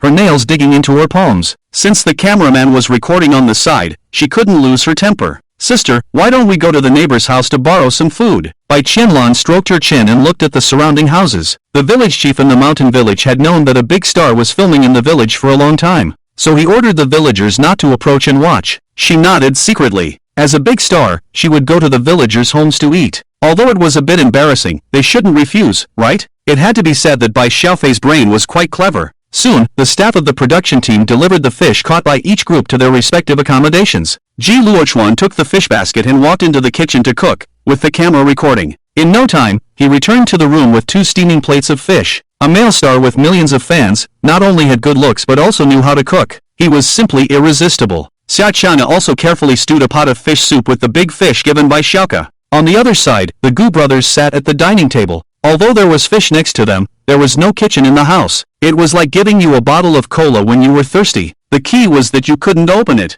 Gu Xinghai's stomach growled, and his face became increasingly ugly. Wow, his eyes turned red, and he couldn't help but burst into tears. Crystal tears slid down his round face. His small mouth pouted high, as if he had suffered a great grievance. Gu Xinghai was shocked by this scene and panicked, quickly getting up to comfort his brother. "Don't cry, little brother, I'll cook for you." Hearing this, Gu Xinghai slowly stopped crying, but he continued to hiccup. He was a big star with millions of fans. Now he was worried because he had no food to eat. It was too pathetic. After thinking it over, he decided to take the fish and go to Wang Xinru's place. He wanted to borrow her kitchen, and she probably wouldn't mind. In the luxurious villa in the mountain village, Wang Xiaoke was leaning in front of the fish basket, looking at the several big fish he had caught. Wang Xinru stood by, her face looking a bit unpleasant. "Sister Wu, let's cook quickly." He turned his head and pointed to one of the fish, smiling mischievously. "I want to eat this fish, it's big." "Fish second uncle, alright, I'll go first." Wang Xinru smiled awkwardly and quietly explained to her brother.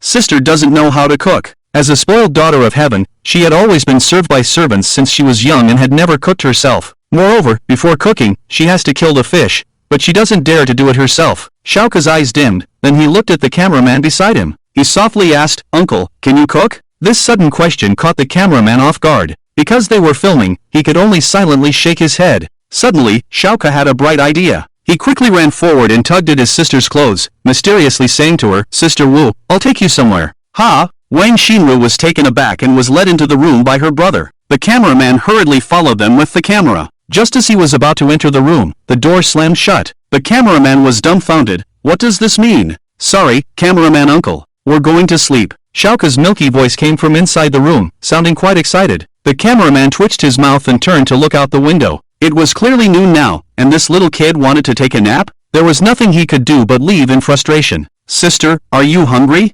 Inside the room, Xiaoke looked at Sister Wu with a smile in his eyes. Wang Xinru was puzzled, but still made a soft sound of agreement. She hadn't eaten since early morning and had been fishing for half a day. Now she was really hungry. Xiao playfully asked Sister Wu to close her eyes. Wang Xinru indulgently pinched her brother's cheek and obediently closed her eyes. Taking this opportunity, Xiao took out some food from the storage ring. Sister, you can open your eyes now. Just as she slowly opened her beautiful eyes, she suddenly noticed several bottles of cola on the bed. Not only that, her brother was holding a piece of fried chicken. Sister, try it. Xiao squinted his eyes and smiled as he spoke. Where did you get this? Wang Xinru asked in surprise. I secretly brought it. Sister, please eat. The fried chicken was still steaming hot for some reason. The delicious aroma filled the room. Wang Xinru frowned suddenly and lectured Xiao. Little brother, we've talked about this several times. No eating fried chicken. It affects intelligence, it affects growth. Xiao disappointedly took back the fried chicken, tears welling up in his eyes. His big eyes were watery, seemingly very sad.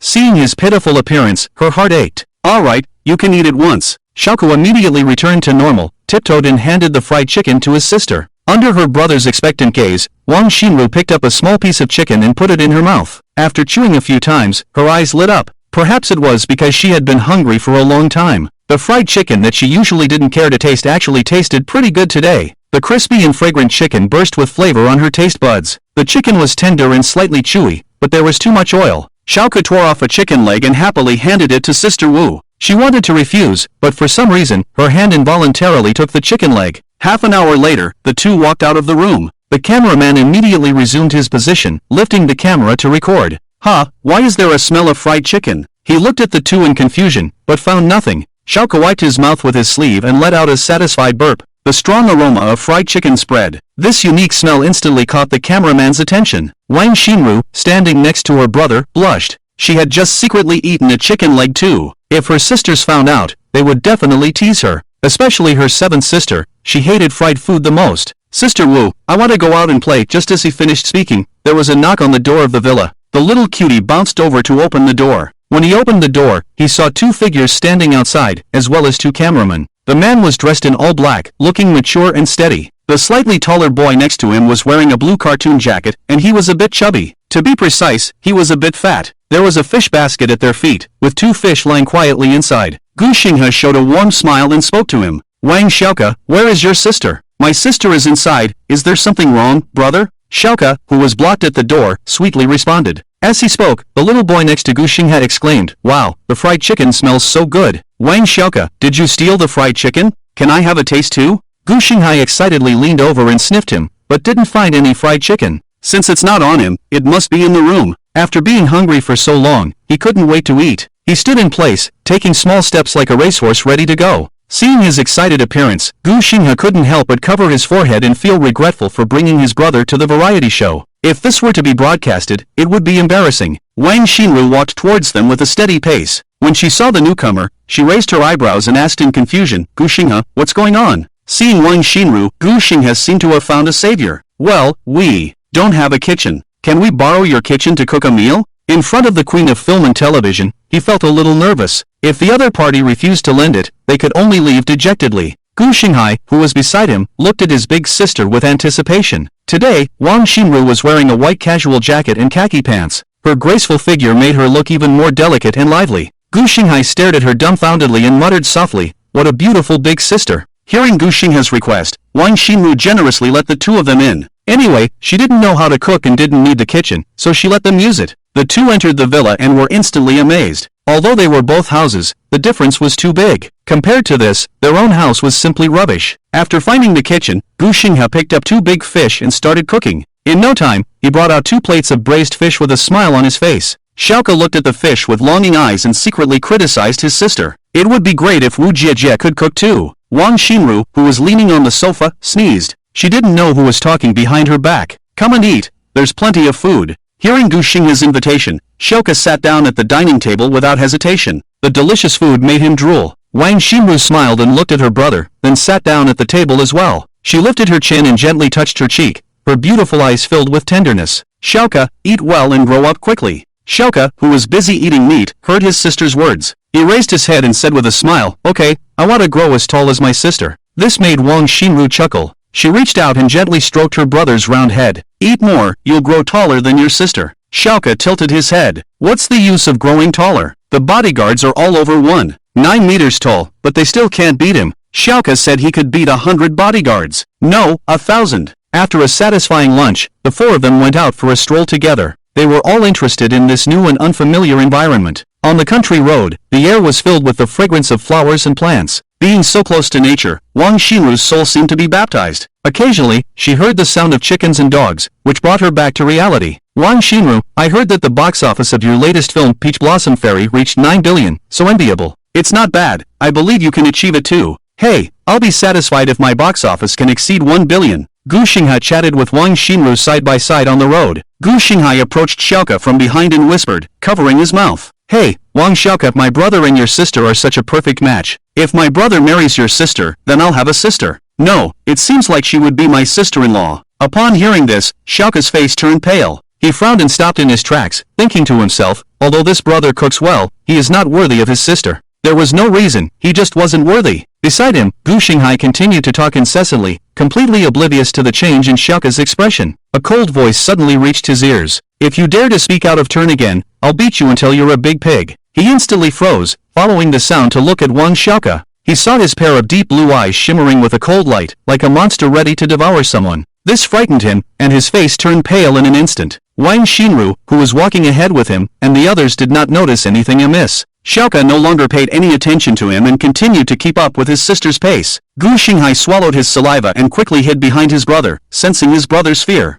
Gu Xinghe glanced at him in confusion. The group continued to walk along the winding country road. Looking into the distance, they could vaguely see the figures of villagers toiling in the fields. There were also several newly cultivated plots nearby, presumably for growing vegetables. There were many houses on both sides of the road, and dozens of villagers stood on the path. They all knew that a big star had come to the village to film a show. Although the village chief forbade everyone from crowding around, curiosity got the better of them. After all, everyone wanted to get a close look at what the star looked like. Oh my, it's Wang Xinru, even more beautiful than on TV. I watched her movie yesterday. It seemed that someone recognized the fifth sister, and Xiao curiously looked towards the crowd. A group of villagers gathered not far away, waving their fingers and discussing animatedly. The crowd included old people, children, and even some young adults. The atmosphere in the entire village gradually became lively, filled with exclamations. The mountain village was not big to begin with. The commotion quickly attracted more villagers to come out and see what was happening. Coincidentally, Zhang Nan and the others also appeared in the crowd.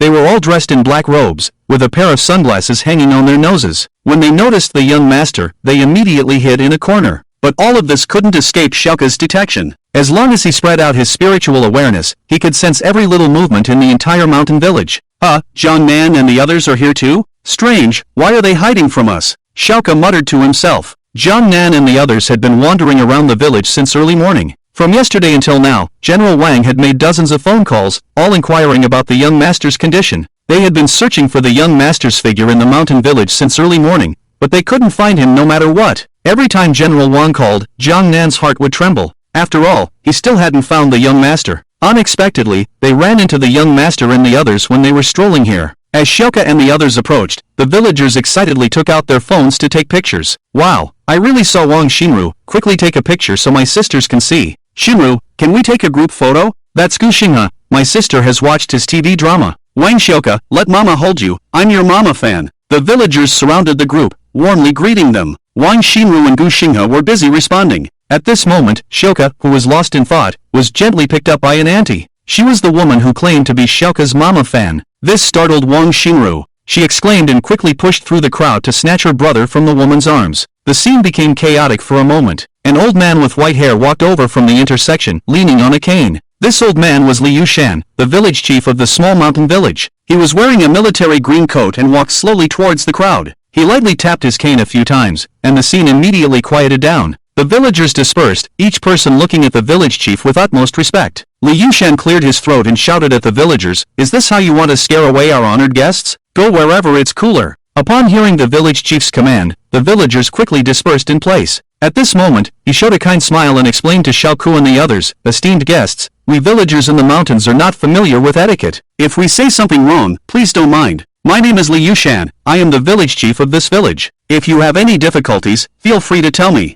Wang Xinru gently put down Xiao and took a deep breath. Just now, that woman almost took her brother away right in front of her. Thinking about it now still gives her a shiver. Xiao smiled, his eyes curved. Village chief grandpa, can you find us a cook? My sister can't cook, I'm afraid she'll starve. Upon hearing Xiao Menghua's words, everyone was stunned, then burst into laughter. Wang Xinru's cheeks turned red as she squatted down and lightly patted her brother's head. It was embarrassing to have such an ugly incident exposed by her own brother. Gu Xinghe, who was on the side, chuckled. So Wang Xinru can't cook, no wonder there are no signs of the kitchen being used. Li Yushan hunched his body and looked at the little Menghua in front of him. Dressed in a yellow coat and black overalls, he looked like a little elf. You must be Wang Xiaoku, such a cute child. Xiaoku tilted his head and asked in a childish voice, Oh, village chief grandpa, do you know me? Li Yushan burst into laughter and couldn't help but cough twice. Child, don't you know that you're famous? Your birthday banquet was so lively, even an old man like me heard about it. Xiaoku blinked his big eyes. He didn't expect his sister's birthday party to be so grand. Even in such a remote village, people knew about it. No wonder there were his fans here. Wang Xinru just smiled lightly without explaining. The magical city birthday banquet and the Wang family reunion were definitely well-known events. Only her silly brother couldn't understand. After a few words with the village chief, the group continued to stroll around the village. Jiang Nan, who was hiding in the corner, peeked out and noticed that the young master had left. He turned his head and gestured to the other two. The three of them nodded in agreement and secretly followed the young master and his group. On the other side, Bai Qianlan and Bai Xiufei knocked on their neighbor's door while carrying fish. After a while, a burly man opened the door. He looked at them fiercely and glanced at the cameraman. Before Bai Qianlan could speak, the man impatiently waved his hand and said, Go film your variety show somewhere else, don't bother me. Bang! The door was heavily closed, and the two of them were left empty-handed. The loud sound echoed in Bai Qianlan's mind. Her cheeks felt like they had been slapped, burning with pain. Bai Xiufei tugged at her sleeve and said in a low voice, full of grievances, Sister, let's try again somewhere else. And so, the siblings knocked on another door. This time, they waited for a long time. An old lady with white hair opened the door, her trembling hand hanging in the air. Seeing Bai Qianlan and Bai Xiufei, her hoarse voice asked, What are you doing? After a pause, Bai Qianlan forced a strained smile and said, Grandma, can we have a meal at your place? The old lady seemed to have trouble hearing and asked the two again, What? Do you need to use the bathroom? Bai Qianlan's mouth twitched, and she raised her voice a few degrees. Grandma, can we have a meal at your place? Bathroom? Go ahead and use it. No, I mean, can we have a meal at your place? Eat? Why would you eat in the bathroom? This scene made even the cameraman couldn't help but laugh. Bai Qianlan was so angry that smoke seemed to be coming out of her 7 orifices as she shouted, Grandma, can we have a meal at your place? The old lady with white hair frowned and replied displeasedly, Why are you shouting so loudly? I'm not deaf. You still have such a temper when begging for food. Leave now, I don't have any food here. Bang! The door was closed again, and Bai Qianlan was almost driven crazy by anger. She was a big star, and she didn't know how many people wanted to invite her for a meal. But here, the villagers treated her like a beggar. It was really humiliating. Was it her fault? It was clearly the fault of the program crew. The given room doesn't even have a kitchen, and they don't provide any food at all. Are they trying to starve us? Bai Xiufei lowered his head in frustration. He was still just a child, and the two failures had made him feel so upset that his eyes turned red. Crystal tears swirled in his eyes, as if they would burst out in the next second. Bai Qianlan, his older sister, didn't go to comfort him. She turned her head and coldly said, Why are you crying? What's there to cry about? Look at Wang Xiuke, he can catch fish, why can't you? Bai Qianlan impatiently shouted at her brother, her face twisted in anger. Hearing his sister criticize him, he burst into tears, as if he had been greatly wronged. Bai Xiaofei's voice was not loud, but it had a penetrating power that made Bai Qianlan's ears ache. Stop, try crying again. Her words instantly stopped Bai Xiufei from crying, and he tried his best to hold back his tears, but he kept hiccuping. Led by Bai Qianlan, the two of them continued to try nearby. In the end, their efforts paid off. In a woman's house, the siblings finally had a hot meal. Soon, all the groups returned to their accommodations to rest. The afternoon passed in a flash. At night, the darkness swallowed up the remaining light. Perhaps the production team felt guilty. Hua Dao gathered all the guests in the homestay for dinner. The slightly dim light illuminated the whole room. There were more than a dozen colorful and delicious dishes on the table. Bai Xiufei wolfed down the food as if he had been hungry for a long time. The others also had a good appetite, clearly having increased their food intake. While eating, Wang Xinru remained as elegant as ever. Her beautiful figure seemed like a princess from a fairy tale. She picked up some food from the table and gently put it in her brother's bowl. Xiaoke had eaten a lot for lunch and wasn't very hungry now. He smiled and picked up an orange, peeling it himself. Sister, have an orange. Everyone looked over and saw a cute little child smiling sweetly. He held the peeled orange in his hands and handed it to Wang Xinru. In everyone's eyes, he was really well-behaved and adorable. Wang Xinru took the orange and put it in her mouth, a smile appearing on her delicate face. You're such a good little brother. I'll give you a kiss as a reward. With that, she cupped her brother's face and gave him a kiss. Xiao Chana looked at her own sister and couldn't help but sigh. At that moment, she felt a bit envious of Wang Xinru. Gu Xing had gently patted his brother's head and pointed at the orange, saying, "You should learn from Xiao more, be more sensible." Gu Xinghai pouted and replied unhappily, "But you're not a beautiful sister, I don't want to peel it for you." Good brother, say that again." So, under his brother's gaze, he awkwardly started peeling the orange. It seemed like a chain reaction had occurred, and Ji Luochuan also looked at his brother. Soon, the two brothers peeled the oranges and handed them to their older brothers. Xiao Yue didn't wait for her sister to speak and handed her a peeled orange. The three of them praised their younger siblings happily. Bai Xiufei picked up an orange and looked at his sister. When he handed it to her after peeling it, he only received a cold snort. After finishing their meal, Bai Qianlun put down her chopsticks and looked dissatisfiedly at the director. "Director Hua, the living conditions for my brother and me are too poor. Can we change rooms?" Director Hua forced a smile and shrugged helplessly. "If your ranking is high in tomorrow's competition, then you can change rooms. It's decided based on the competition results." Bai Xiufei immediately deflated, pouting in frustration. Not far away, Jiang Nan stood on a tree branch in black clothes. He took several photos with his Huawei Mate 60, zoomed them in, and sent them to Jiang Jun. "Hey, Jiang Nan, do we still need to cook for the young master?" Two figures under the tree spoke softly. "Yes, of course we do.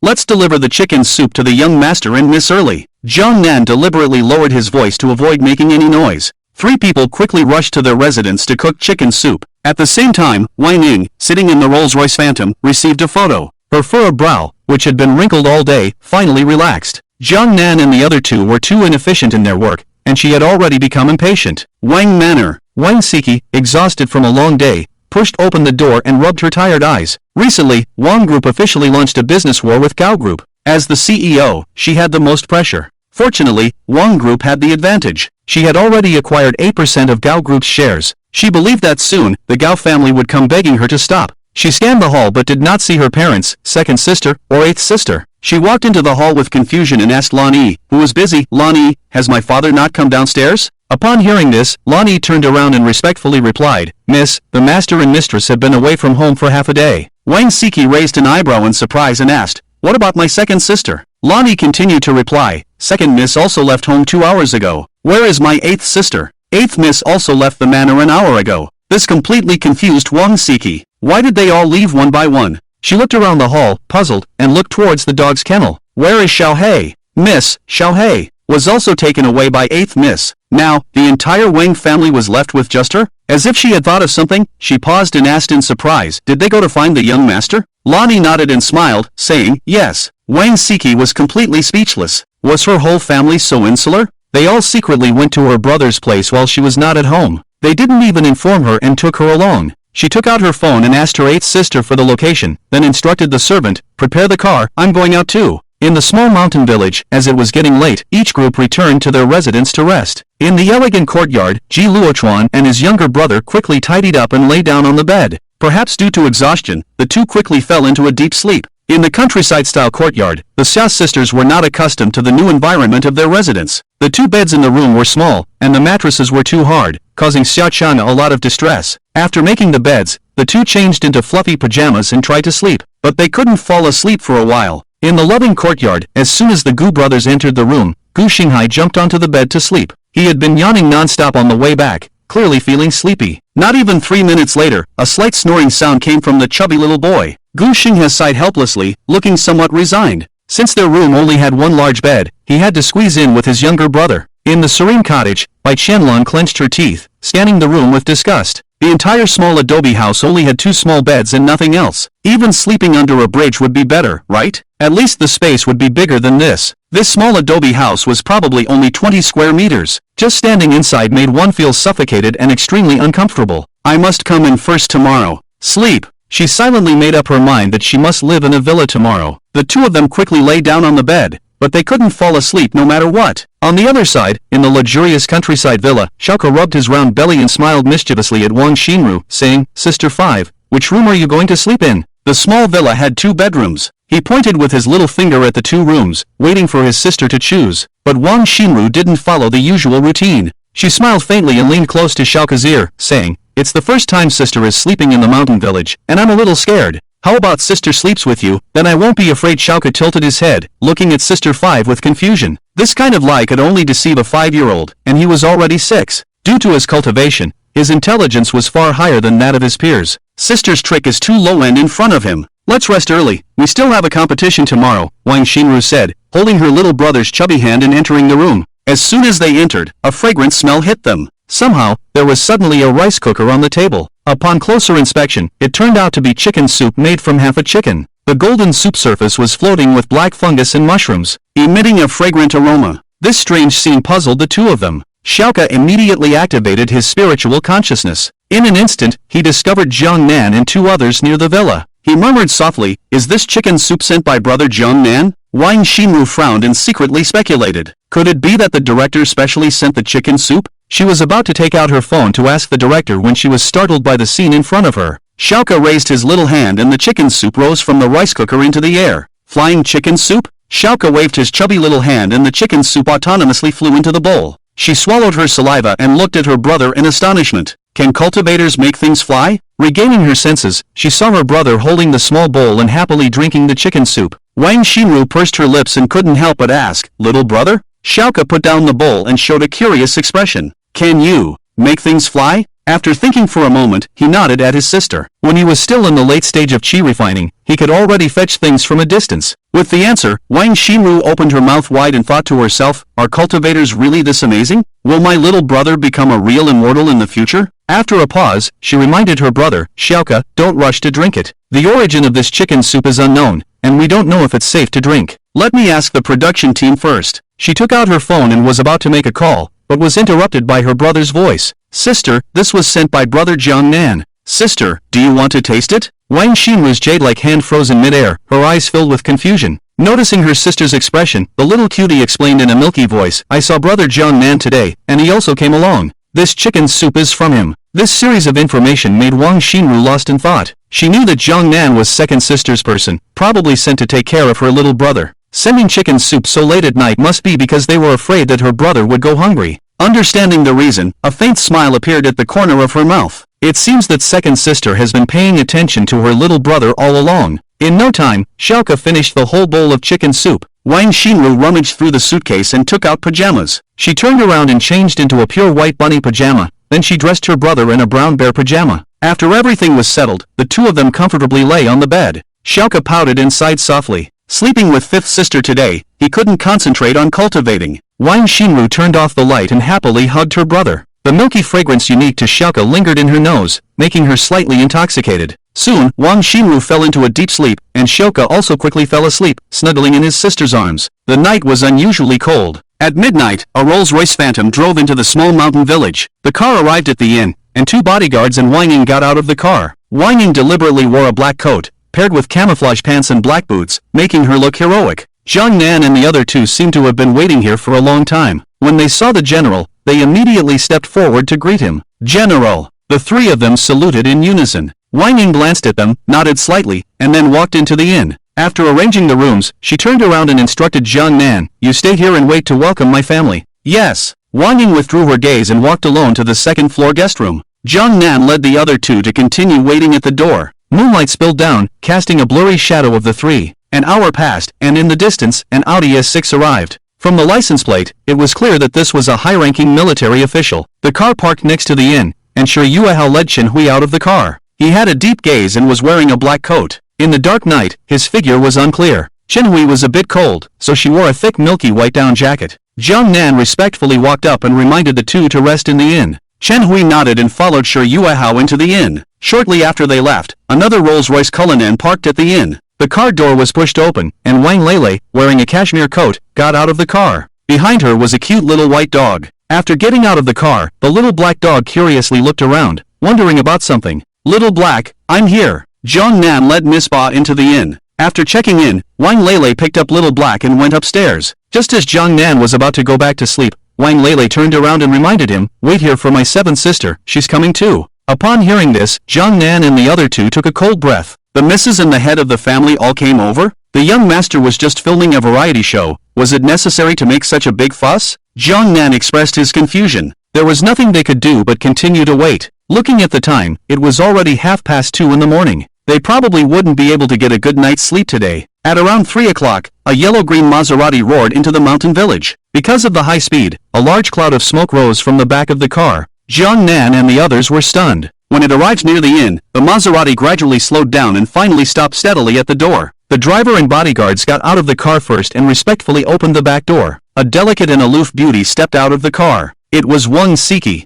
Because she had rushed over, she hadn't had time to change out of her office attire. The cold wind blew, and her beautiful eyes wrinkled deeply. The bodyguard respectfully handed her a gradually golden fur coat. Led by Jiang Nan, Wang Siki walked up the steps to the second floor. When she was far away, Jiang Nan and the other two stretched lazily and prepared to go back to rest. The production team had booked all the rooms on the first floor. Now the Wang family took over the second floor as well. Following Wang Leilei's instructions, Wang Siki pushed open one of the guest rooms. As soon as she entered, the Wang family members in the room all looked at her. "Seventh sister, please have a seat," Wang Leilei greeted Wang Siki with a smile. After she sat down, her gaze swept over everyone. "You all came over. Why didn't you say anything?" she asked her family members with a hint of resentment in her tone. Sure, Yuehao couldn't help but burst into laughter. Wang Siki turned her head and continued, "Father, your injury has long been healed, and now you are about to be appointed as a general by the Lord of the State. What about Uncle Gu Biao and the others who are still guarding the northern border? How should we handle it?" The conversation took a turn, and Sure Yuehao stopped laughing, coughed twice, and his face turned slightly red.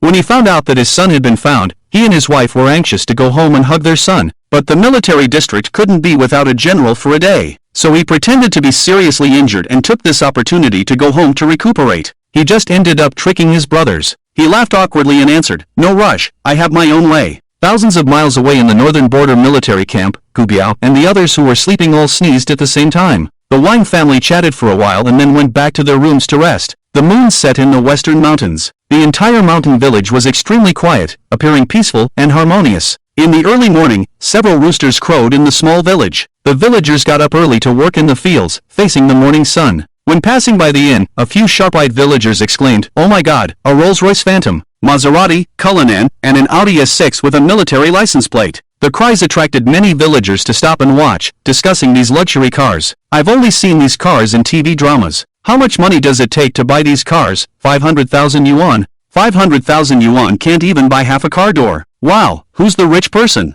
You idiot, are you blind? Isn't that a Shanghai license plate?" The staff of the production team also gradually gathered outside the door. As soon as Hua Dao stepped out of the inn, he noticed the crowd watching. Looking ahead, I saw a row of luxury cars neatly parked at the entrance. The most eye-catching one was an Audi S6 with the license plate number 00003. Without a doubt, it belonged to a high-ranking military officer. With so many luxury cars gathering in this small village, even the experienced director Hua was amazed. He couldn't help but take a deep breath. For some reason, that yellow-green Maserati looked familiar. He felt like he had seen it somewhere before, but couldn't remember. Could it be that some wealthy person from the city came to the village for vacation? Although this place is remote, the scenery is good and suitable for a holiday. Director Hua regained his composure, took out his phone, and checked the time. Then he quickly gave instructions to the staff. Upon receiving the director's orders, the 10 cameramen brought breakfast and headed to the accommodations of each group. The rest of the staff evacuated the villagers. The small villas in the mountains were luxurious. Xiao was still sound asleep, but he was having a strange dream.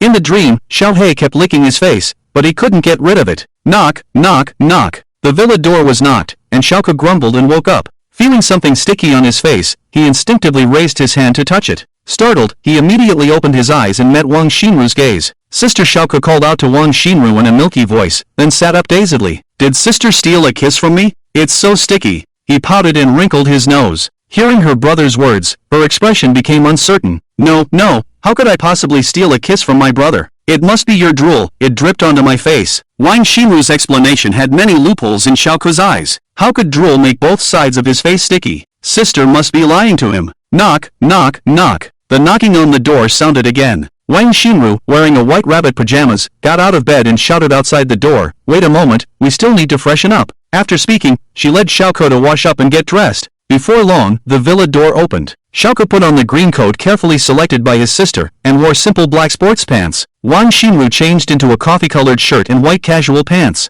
The two entered the sight of the cameraman. They received notice from the production team that each group needed to go to the designated venue for today's competition. Wang Xinru held her brother's hand and walked out of the villa. At this time, the production team's cars were parked at the entrance. On the way, Xiao was eating meat buns in the car. It was the breakfast prepared by the production team, only buns and soy milk. Wang Xinru didn't have an appetite, she just quietly watched her brother. No one noticed that there were 2 Rolls-Royces following them from behind. Inside the car sat Wang Siki and others. Early in the morning, Wang Ying called and sent Jiang Nan to keep an eye on the young master's movements. When they learned that their younger brother had left, they hurriedly followed. The vehicles drove on the winding country road and soon arrived at an orchard. Several cars were parked near the entrance of the orchard. At the entrance, more than a dozen staff members gathered around Director Hua, seemingly discussing something. The car parked near the orchard, and Wang Xinru led her brother out of the car. The other 4 groups of guests had been waiting at the entrance for a long time. Xiao looked around in surprise. Through the fence, he could see many apple trees. Could today's competition be related to apples? When Xiao arrived, Xiao greeted him with a sweet smile and took the initiative to say hello. Gu Xinghai also approached Xiao to chat. Children seem to have short memories and completely forgot about yesterday's unpleasantness. Wang Xiao, guess what we're going to compete in today? I think it should be a competition to see who can eat the most apples. Gu Xinghai put his hands on his waist, very confident in his guess. Xiao gave him a disdainful look. How did this chubby brother know it was about eating? A big hand patted Gu Xinghai's head, and when he looked up, it turned out to be his own brother. Gu Xinghai obviously didn't sleep well, and he still had faint dark circles under his eyes. My good little brother, if you don't speak, no one will think you're a little fool. Gu Xinghai deliberately emphasized the words good little brother, with a hint of resentment in his heart. Oblivious Gu Xinghai didn't notice anything wrong with his older brother. Bai Qianlan, standing on the left, looked a bit haggard. Even though she had put on heavy makeup, it was difficult to conceal. She hadn't done anything to her hair. After all, there were no facilities in the small cottage. Just after one day of living there, she was already feeling extremely uncomfortable. Seeing Wang Xiao again at this moment made her even more irritated. If Wang Xiao had been willing to give her a fish yesterday, her living conditions would have definitely improved. Why was it that Wang Xinru could live in a villa while she could only live in a cottage? The 2 brothers from the Ji family seemed to be in good condition. It looked like they had rested well last night. All the guests had arrived at the scene, and Director Hua picked up the microphone and announced, "Everyone, today we will have the second round of the competition. In the autumn season, the apples on the trees have already ripened. You can see the orchard in front of you, and today's competition is called Brave Fruit. The rules are simple. Each group has to collect apples within the specified time and put them in their respective large baskets. We will rank the groups according to the number of apples. 3 hours limit, children, be careful not to get hit by apples." After explaining the rules, the staff brought out 5 pairs of long scissors, 10 safety helmets, and 10 fruit baskets. The 5 large baskets were labeled with the names of each group and were quietly placed in the orchard. Wang Xinru took a small safety helmet and put it on Wang Xiao's head. The small safety helmet was yellow-green and had cartoon patterns on it. Everyone put on their safety helmets and picked up their small fruit baskets. The sharp scissors were only allowed to be used by the older brothers and sisters, to prevent the children from accidentally hurting themselves. With everything ready, Director Hua officially announced the start of the competition. Accompanied by the laughter of the children, the 5 teams rushed into the orchard, and the cameramen quickly took their positions. Wang Xiao followed closely behind his sister, carrying a small fruit basket. Director Hua smiled. Suddenly, he felt a hand resting on his shoulder. He turned around and came face to face with 2 burly men. The 2 men had a strong and courageous temperament, like sharp swords out of their sheaths, clearly not ordinary people. Who are you? Director Hua asked in panic. The nearby staff immediately crowded around. Just as everyone was puzzled, the 2 men dispersed. They had blocked Director Hua's line of sight earlier, but now he could see a group of people walking towards him. When they approached him, Director Hua lost his composure. He couldn't believe his eyes as he rubbed them. Standing in the middle of the crowd was none other than Shi Yuehao. The recent events about the border war had caused a sensation throughout the country. Shi Yuehao had annihilated 400,000 troops from Country E with his 450,000 troops, with casualties of less than 50,000. He had become a national hero in the eyes of the Chinese people. What an impressive record! Such a national hero was, in his eyes, 1,000,000 times greater than any so-called celebrity. General Shi? Director Hua's legs trembled with excitement, and his brain felt a lack of oxygen, causing dizziness. He looked towards the people beside him, and when he saw a beautiful and aloof woman, he suddenly froze. Wang Group, President, Wang Siki? Suddenly, he remembered the Maserati. No wonder he felt familiar, it was the car of the president of the Wang Group. As he continued to look at the others, his mouth formed an O shape. Genius pianist, Wang Lele. As a top director in the entertainment industry, he naturally knew about Wang Lele's achievements. At just 19 years old, she had gained millions of fans with her melodious and beautiful piano compositions. What was even more terrifying was that her fans were spread all over the world, with immense influence. He never expected her to appear in front of him. Director Hua's trembling legs became even more intense, and he couldn't hold back any longer. Thump! Everyone was stunned. Shi Yuehao looked at the director in surprise, then turned to his daughters and said, "This guy is too polite. He's already giving such a big gift upon first meeting. I can't accept this." Chen Hui lightly slapped him on the waist and sarcastically said, "Why don't you kneel down too, as a return gift?" Sure Yuehao smiled brightly, walked forward, and pulled the director up, while also patting the dust off his body. The staff brought a few stools. The Wang family and Director Hua sat together and chatted.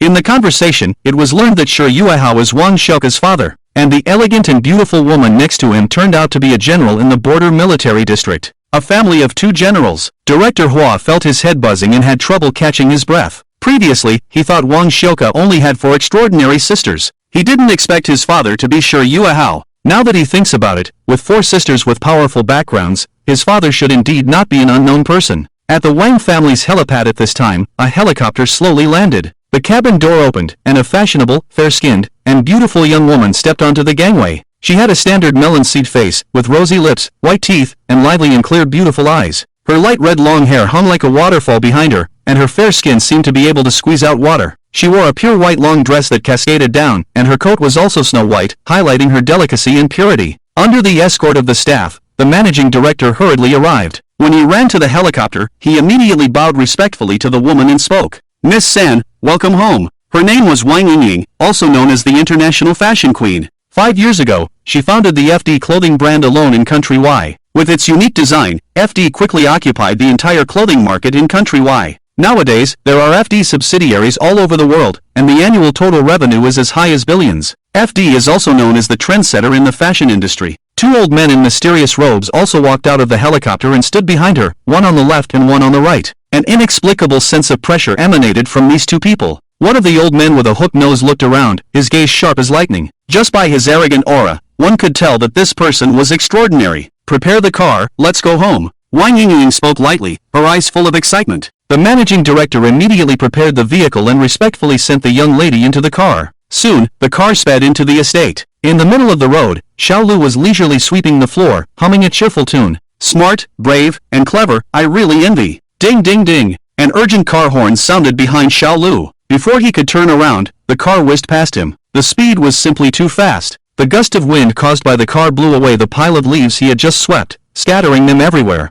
Seeing this scene, Xiao suddenly became furious. He picked up the broom and slammed it on the ground, cursing angrily at the car. After venting, he had to pick up the broom and start sweeping again. At the Wang family villa, Aunt Lan had nothing to do, so she picked up a cloth and started wiping the dog's kennel. Suddenly, the villa door was pushed open. Wang Yingying stepped into the hall, scanning the room with a slightly unfamiliar gaze. Noticing Aunt Lan in the corner, she softly called out, Aunt Lan, what are you busy with? Hearing the crisp female voice, Aunt Lan paused and looked towards the sound. Seeing the beautiful figure standing at the door, she covered her mouth and nose in surprise. Miss San is back? Regaining her composure, Aunt Lan stopped her actions and responded. I saw that the dog's kennel was dusty, so I cleaned it up. Why didn't Miss San inform us in advance that she was coming home? I will go clean up the room for Miss San now. Wang Yingying led the 2 old men to Aunt Lan and spoke to her. I want to give my little brother a surprise. Then, she asked with a puzzled expression, Aunt Lan, where are my family members? And where is my precious little brother? After hearing this, Aunt Lan sighed and said, the master and madam left home yesterday. Miss Air, Miss Chi, and Miss Ba have also left the estate to find the young master. Wang Yingying was somewhat surprised, as she didn't know that her second sister was also at home. She had wanted to give everyone a surprise,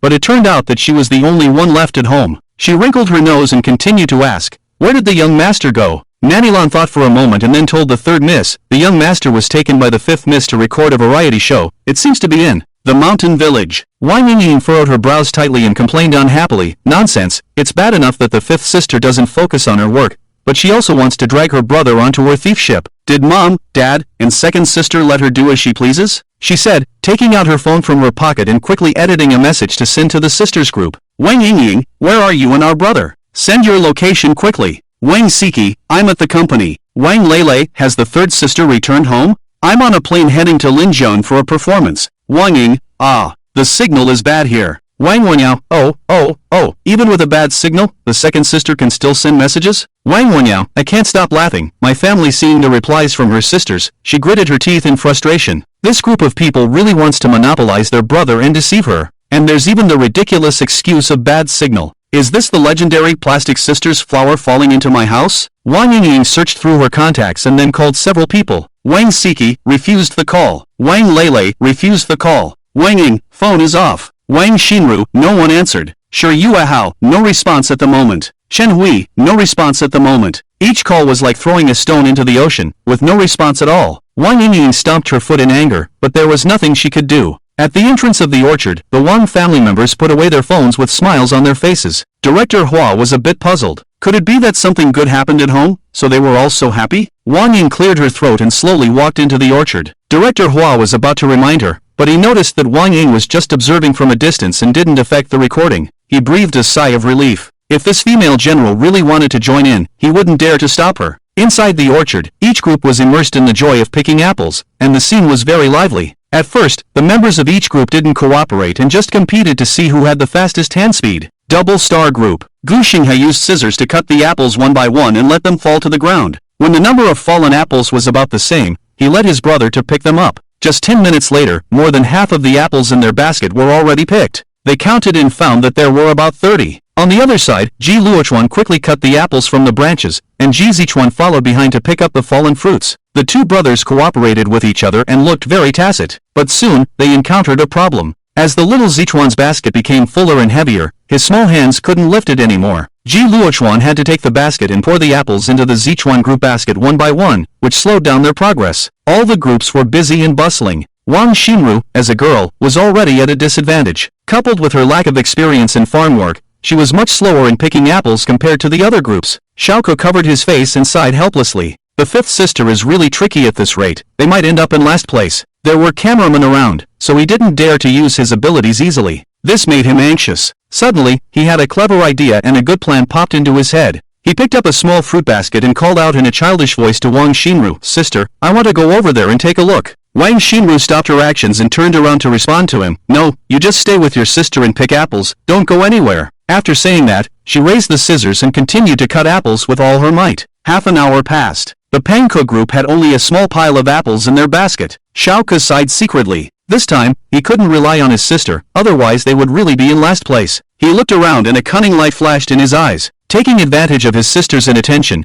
Xiao lifted his feet and ran towards a distance. When a cameraman saw this, he immediately got up and chased after him. A big and a small person shuttle through the fruit tree forest and quickly arrive at a corner of the orchard. When Xiao stops, the cameraman is already panting from exhaustion. He can't help but complain in his heart. Is this kid's legs a perpetual motion machine? How can he pedal so fast? Xiao turns around and sweetly asks him in a soft voice, "Uncle Cameraman, is there something in my eyes?" The cameraman's expression freezes, then carefully examines Xiao's eyes. He sees his deep blue pupils clear and pure like gemstones. Ghostly eyes. The cameraman suddenly notices a hint of green light appearing in Xiao's pupils. Immediately, he stands still, his consciousness swallowed by endless darkness. Xiao grins, revealing 2 rows of white teeth. Stepping out of the camera's range, Xiao shouts, "Golden Crow!" A golden sword instantly appears in mid-air. With a slight thought, the flying sword turns into a stream of light flashing around. Thump thump thump. In an instant, an apple rain starts falling under the surrounding fruit trees, creating a spectacular scene.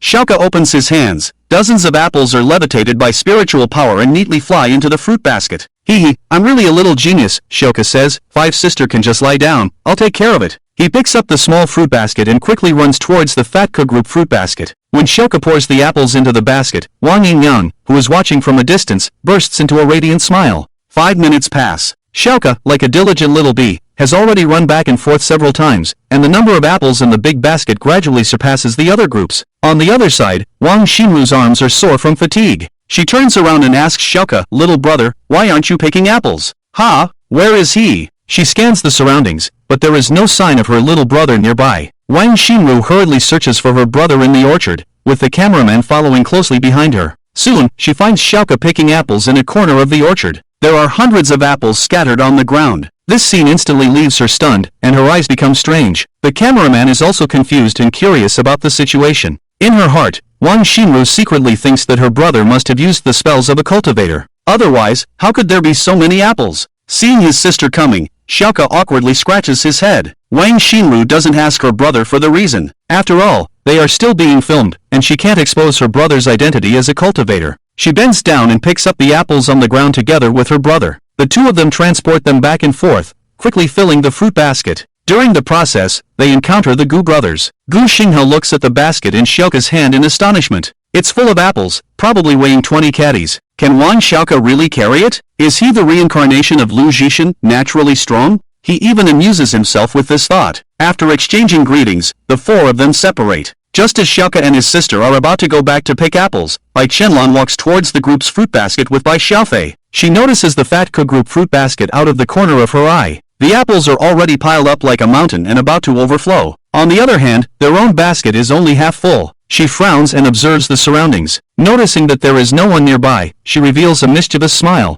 "Cameraman, can you help me get some medicine? I have a headache and it hurts. Do you have any painkillers?" Bai Qianlan covers her head and squats on the ground, weakly asking the cameraman. Seeing Bai Qianlan in this state, the cameraman also panics and quickly goes to the director's team to get medicine. The plan is successful. As soon as he leaves, Bai Qianlan quickly gets up and runs to the fat cook group fruit basket. She quickly picks up apples and puts them into the Fei Fei group basket. After a while, when it's almost full, Bai Qianlan sneers. "Wang Xinru, you really have to thank me today, hee hee hee." Bai Xiaofei looks at his sister dumbfoundedly and mutters softly, "Sister, what we're doing is not right." Bai Qianlan glances impatiently at her brother. He immediately shuts his mouth and dares not say anything more. When the cameraman returns with the medicine, Bai Qianlan immediately squats on the ground. She pretends to tremble as she gets up. After taking the medicine, the cameraman kindly reminded her to sit down and rest. At this moment, Wang Xinru and her younger brother came with a fruit basket. When they reached the basket, Xiaoka was stunned. The pile of apples that were just sticking out a moment ago was now only half a basket. Xiaoka noticed Bai Qianlan standing nearby and gave her a strange look. He remembered that the Fei Fei group only had half a basket of apples a moment ago, but now it was almost full. This strange change made it hard not to suspect her. Wang Xinru also noticed that something was wrong. She looked serious and walked slowly towards Bai Qianlan. "Why did you steal the apples from our group? Because your group is slow, so you chose to take shortcuts?" These words instantly angered Bai Qianlan, like a cat whose tail had been stepped on. "Wang Xinru, I respect you, but that doesn't mean you can accuse me at will. Which eye of yours saw me stealing your group's apples? Don't make baseless accusations, everything should be based on evidence." Bai Xiaofei on the side was a little scared, hiding behind his sister and not daring to look up. Xiaoka frowned angrily, thinking to himself, "This woman is really bad." Wang Xinru was really angry with these words. She instructed the cameraman next to Bai Qianlan, play back the video from earlier. The cameraman obediently picked up the camera and played back the video. In the video, Bai Qianlan said she had a headache. Then the video jumped to after she took the medicine. It was clear that a part of the video was missing. Wang Xinru frowned. It was estimated that during this time, Bai Qianlan secretly moved the apples. But no matter how she questioned her, Bai Qianlan denied it. And she really had no evidence. This made Wang Xinru very angry. Just as the two of them were arguing, a tall figure walked towards them from a distance. She had a cold temperament and a natural sense of nobility. Every move she made showed her heroic and elegant demeanor. Xiaoka excitedly shouted at her, "Second sister, why are you here?" Hearing this, everyone looked at the woman.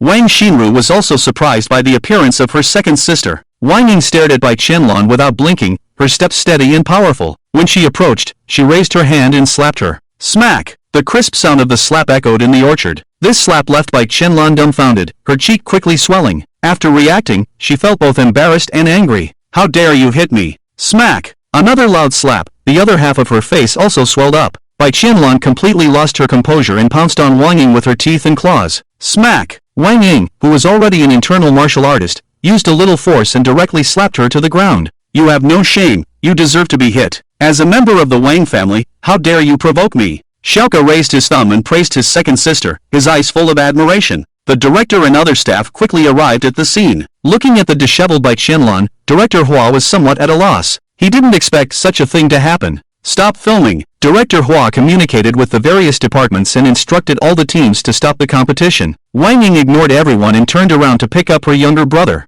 Her cold face turned into a gentle smile. "Little brother, do you miss your sister?" Xiaoka sweetly smiled and nodded repeatedly. At this time, Wang Siki and the others also came to Xiaoka's side. It was only then that Xiaoka realized that his sisters had come. He hadn't expanded his spiritual consciousness before, so he didn't know that his sisters had come. The whole family surrounded Xiaoka, all with smiles on their faces. "Little brother, seventh sister came all the way to find you. Shouldn't you reward her?" Wang Siki raised her hand and pointed to her own cheek, as if hinting at something. On the side, Shi Yuehao stood in front of his daughter and said to his son, "Baby boy, Daddy came all the way here. Shouldn't you also reward Daddy with a kiss?" "No." Xiaoka shook his head like a tambourine. Wang Lele covered her mouth and laughed, suddenly realizing that her usually dignified and serious father had become much more childish. The whole family was happy, and no one paid attention to Bai Qianlan lying on the ground. Seeing her sister being hit, Bai Xiaofei burst into tears, instantly attracted everyone's attention. Hua Dao sent someone to help Bai Qianlan, and then asked about the reason.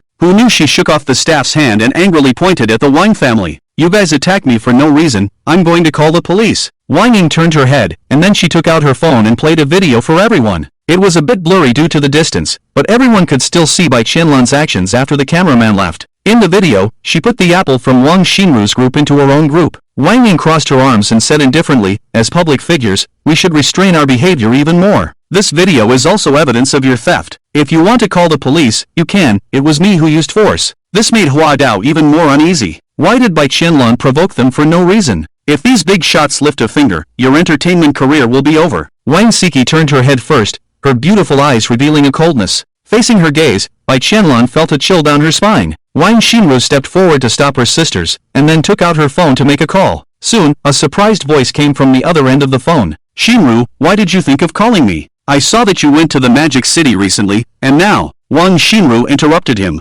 Mr. Zhang, is Bai Qianlan one of your artists? Cancel Yaoxing Culture Entertainment Company's rights and resources for her. The man on the other end of the phone was obviously stunned, and then asked in confusion, did she provoke you? Okay, I understand. Click, the phone hung up, and Bai Qianlan and the director and others were dumbfounded. Yaoxing Culture Entertainment Company is Bai Qianlan's signing company. It is said that their company's boss is surnamed Zhang. Could it be that Wang Xinru contacted their company's boss? If a popular actress is exposed with negative information, the consequences would be unimaginable. If she loses her resources, her entertainment career will truly come to an end. This leading actress seems to be serious. Bai Qianlan felt like she had fallen into an ice cellar, her previous anger turning into fear. She wanted to rank higher, and had no intention of provoking Wang Xinru, but she seemed to have gone too far. But just because of this small dispute, was it necessary to suppress her? Before she could even recover, her phone in her pocket suddenly rang. It was a call from her agent. She tremblingly answered the phone, and a loud female voice entered her ears. Bai Qianlan,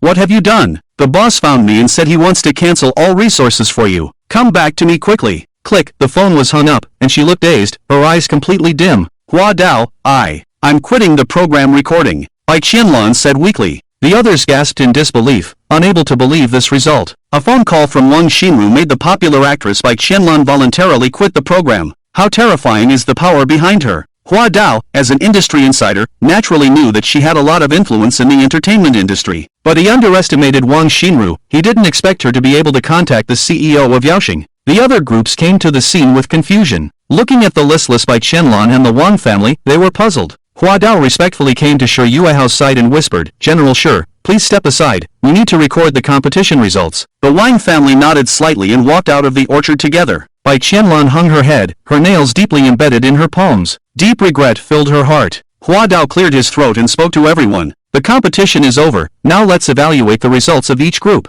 The staff came forward to count the number of apples in each group's basket. After a while, Hua Dao announced, the Feifei group violated the rules and took the apples from the Ponca group without permission. So the Feifei group will deduct 100 apples, and the Ponca group will add 100 apples. Every 10 apples count as 1 point. 5th place, Xinyu group, 182 apples. 4th place, Feifei group, 196 apples. 3rd place, Team Zichuan, with 248 points. 2nd place, Team Shuangxing, with 270 points. 1st place, Team Ponca, with 388 points. The announcement of the results brought both joy and worry to the participants, especially Xiao Chang'e, who looked extremely desolate upon learning that her team was in last place. Hua Dao and the director's team gathered together, seemingly discussing something. With one team missing, how will the next competition proceed? Our plans have been disrupted, we'll have to find other guests, but it might take some time. We have 2 days of footage now, why don't we? Finally, Hua Dao looked at everyone with a complex expression and let out a long sigh. He turned around and faced the teams. Due to special circumstances, Team Feifei will temporarily withdraw from the program. The original plan was to record for 5 days, but due to the lack of guests, we will end it earlier. After editing the footage, it will be broadcasted as usual. Once the new guests arrive, we will proceed with the recording of the wilderness survival. After saying that, everyone was stunned, especially the members of the late arriving team, who had no idea what had happened. Everything was fine just now, why did Team Feifei suddenly announce their withdrawal? Xiaoka blinked her eyes, her mouth slightly open. Sister, can we go home now? Wang Xinru gently rubbed her brother's head and replied with a faint smile. Of course, the director said so himself. We can go home, but in a week, we still have to go and record the wilderness survival. This was only the first episode. Xiaoka narrowed her eyes and said cheerfully, okay. Since the recording was over, there was no need for them to stay here. Wang Xinru held her brother's hand and walked towards the exit. Halfway there, Bai Qianlan quickly blocked their path. Perhaps she was too excited, her body trembled slightly. Her eyes instantly turned red, tears flowing freely as if they were free. This scene puzzled the uninformed few even more. Thump by Qianlan knelt down, enduring the waves of sourness that came from her nose, and said with tears streaming down her face, Wang Xinru, I'm sorry, please spare me. If I lose the company's resources, my entertainment career will be over, my life will be over. I'm sorry, it's all my fault. Everyone stared at that figure, and Hua Dao helplessly uttered, if only I had known, why did you have to act like a demon? The other celebrity guests looked at the scene in astonishment, feeling that it was somewhat unreal. Could someone tell them what had happened? This was too sudden, right? Seeing her pitiful appearance, Xiao couldn't bear it. He tugged at Wang Xinru's clothes and said, Fifth sister, she's so pitiful. Although she did something wrong, she didn't harm us. Let's spare her this time. Wang Xinru looked at Bai Qianlan in front of her, stroked her cheek, and pondered for a moment. After a long time, she gently opened her lips. Get up. You should be grateful that my little brother is kind-hearted. Bai Qianlan suddenly looked up, revealing a face full of tear stains. Wang Xinru, you're willing to forgive me? She seemed to see a glimmer of hope, and her disgust towards Wang Xiao completely disappeared. Wang Xinru shook her head and responded calmly, I can take back my command, but you were in the wrong first, so you must be punished. Her heart skipped a beat. In these 2 minutes, Bai Qianlan's mood was like riding a roller coaster. You have to apologize publicly on Vlog and apologize to my little brother. Bai Qianlan's face stiffened. She had 20 million fans, and if she apologized to Wang Xiao in front of so many fans, it would definitely cause controversy. Not only that, her reputation would also suffer a huge blow, and the haters wouldn't miss this opportunity. Hearing her silence, Wang Xinru's eyes gradually turned cold. What's wrong? Are you unwilling? Afraid of losing face? Upon hearing these words, Bai Qianlan seemed to have made up her mind and nodded heavily. I'm willing to apologize publicly. Thank you, Xinru, for forgiving me. What's the point of losing face? What's more important than her own stardom? Wang Xinru waved her hand and responded perfunctorily. Don't thank me. If it weren't for my younger brother's plea, even if you kneel for a lifetime, it would be useless. From now on, put away your bad intentions, or I can ruin your reputation at any time, understand? Her voice was not loud, but it shook her to the core. Bai Qianlan looked at Xiao with a softer gaze, filled with genuine gratitude. She forced herself to stand up and led Bai Xiaofei to leave the orchard slowly. At this moment, the other guests finally reacted. Xia Chang'e secretly rejoiced that the recording had stopped, so she didn't have to stay in a rundown house anymore. Was this a blessing in disguise? The production team cleaned up the venue, and the guests from each group followed the program team to leave the place. Wang Xinru and her brother were preparing to return home in their own car. As they walked out of the orchard, Xiao and his sister joined their family. Sure Yuehao happily picked up his son and asked curiously, Son, is recording variety shows fun? After thinking for a moment, Xiao replied in a childish voice, It's fun, but fifth sister always drags me down during the competitions. And fifth sister can't cook, we almost starved. Chen Hui, who was standing nearby, frowned and sternly reprimanded Wang Xinru. After you come back this time, go learn cooking from Aunt Lan, cook for yourself. You brought Xiao to record a variety show, and you want to starve your younger brother? Sure Yuehao burst into laughter, and the other sisters couldn't hide their amusement. Wang Siki and Wang Lele sarcastically said, Oh, fifth sister can't cook? Really, making your younger brothers suffer with you. Wang Xinru raised her fist in anger and threatened the cute baby in her father's arms. Little brother, how dare you expose your sister's secrets? Watch how I deal with you. Hearing fifth sister's threat, Xiao didn't take it seriously and deliberately stuck out his tongue at her. The family got into the car and hurriedly drove back to the small village. Arriving at the guest house, the sisters looked at each other.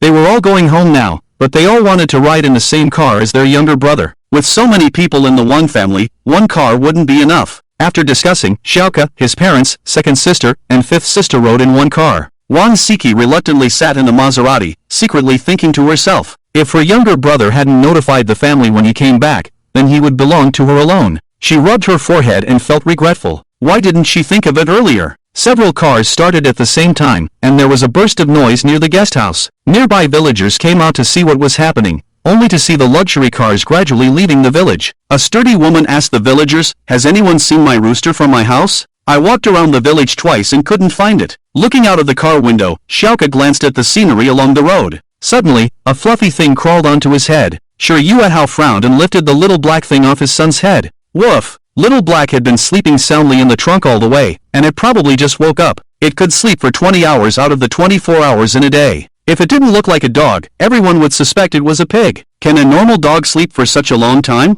Little Black, Captain Lao Bai, I advise you to put me down quickly. Sure Yuehao smiled faintly and casually threw Little Black back into the trunk. Second Lieutenant, what the F***ck are you doing in Italy? A deep male voice sounded, surprisingly Sure Yuehao's exclusive ringtone. He took out his phone in confusion. When he saw the Kyoto number on the screen, he became serious and solemn. Xiao curiously looked at his father, not knowing what had happened. After lowering the volume of the phone, Shi Yuehao put it to his ear and answered the call. General Shi Yuehao. A faint female voice came from the phone, like a mosquito. The volume was very low, but with Xiao's keen senses, he could still hear it clearly. After a pause, the woman on the other end of the phone continued, I am Qiao Tong. His Royal Highness the Third Prince wants to invite you and General Wang Ying to meet in Kyoto. Shi Yuehao's eyebrows furrowed. Are you from the Third Prince's side? Tell them that Wang and I will go to the capital tomorrow. After hanging up the phone, he sighed deeply, his eyes filled with complex emotions. If the Third Prince wanted to see him, it must be to win him over. With several princes vying for the throne, the royal family is in chaos. Even the troubled border regions are not being properly controlled. In addition, he is about to be appointed as a general, so he will definitely be persuaded to take a side. Xiao's pupils flickered with determination.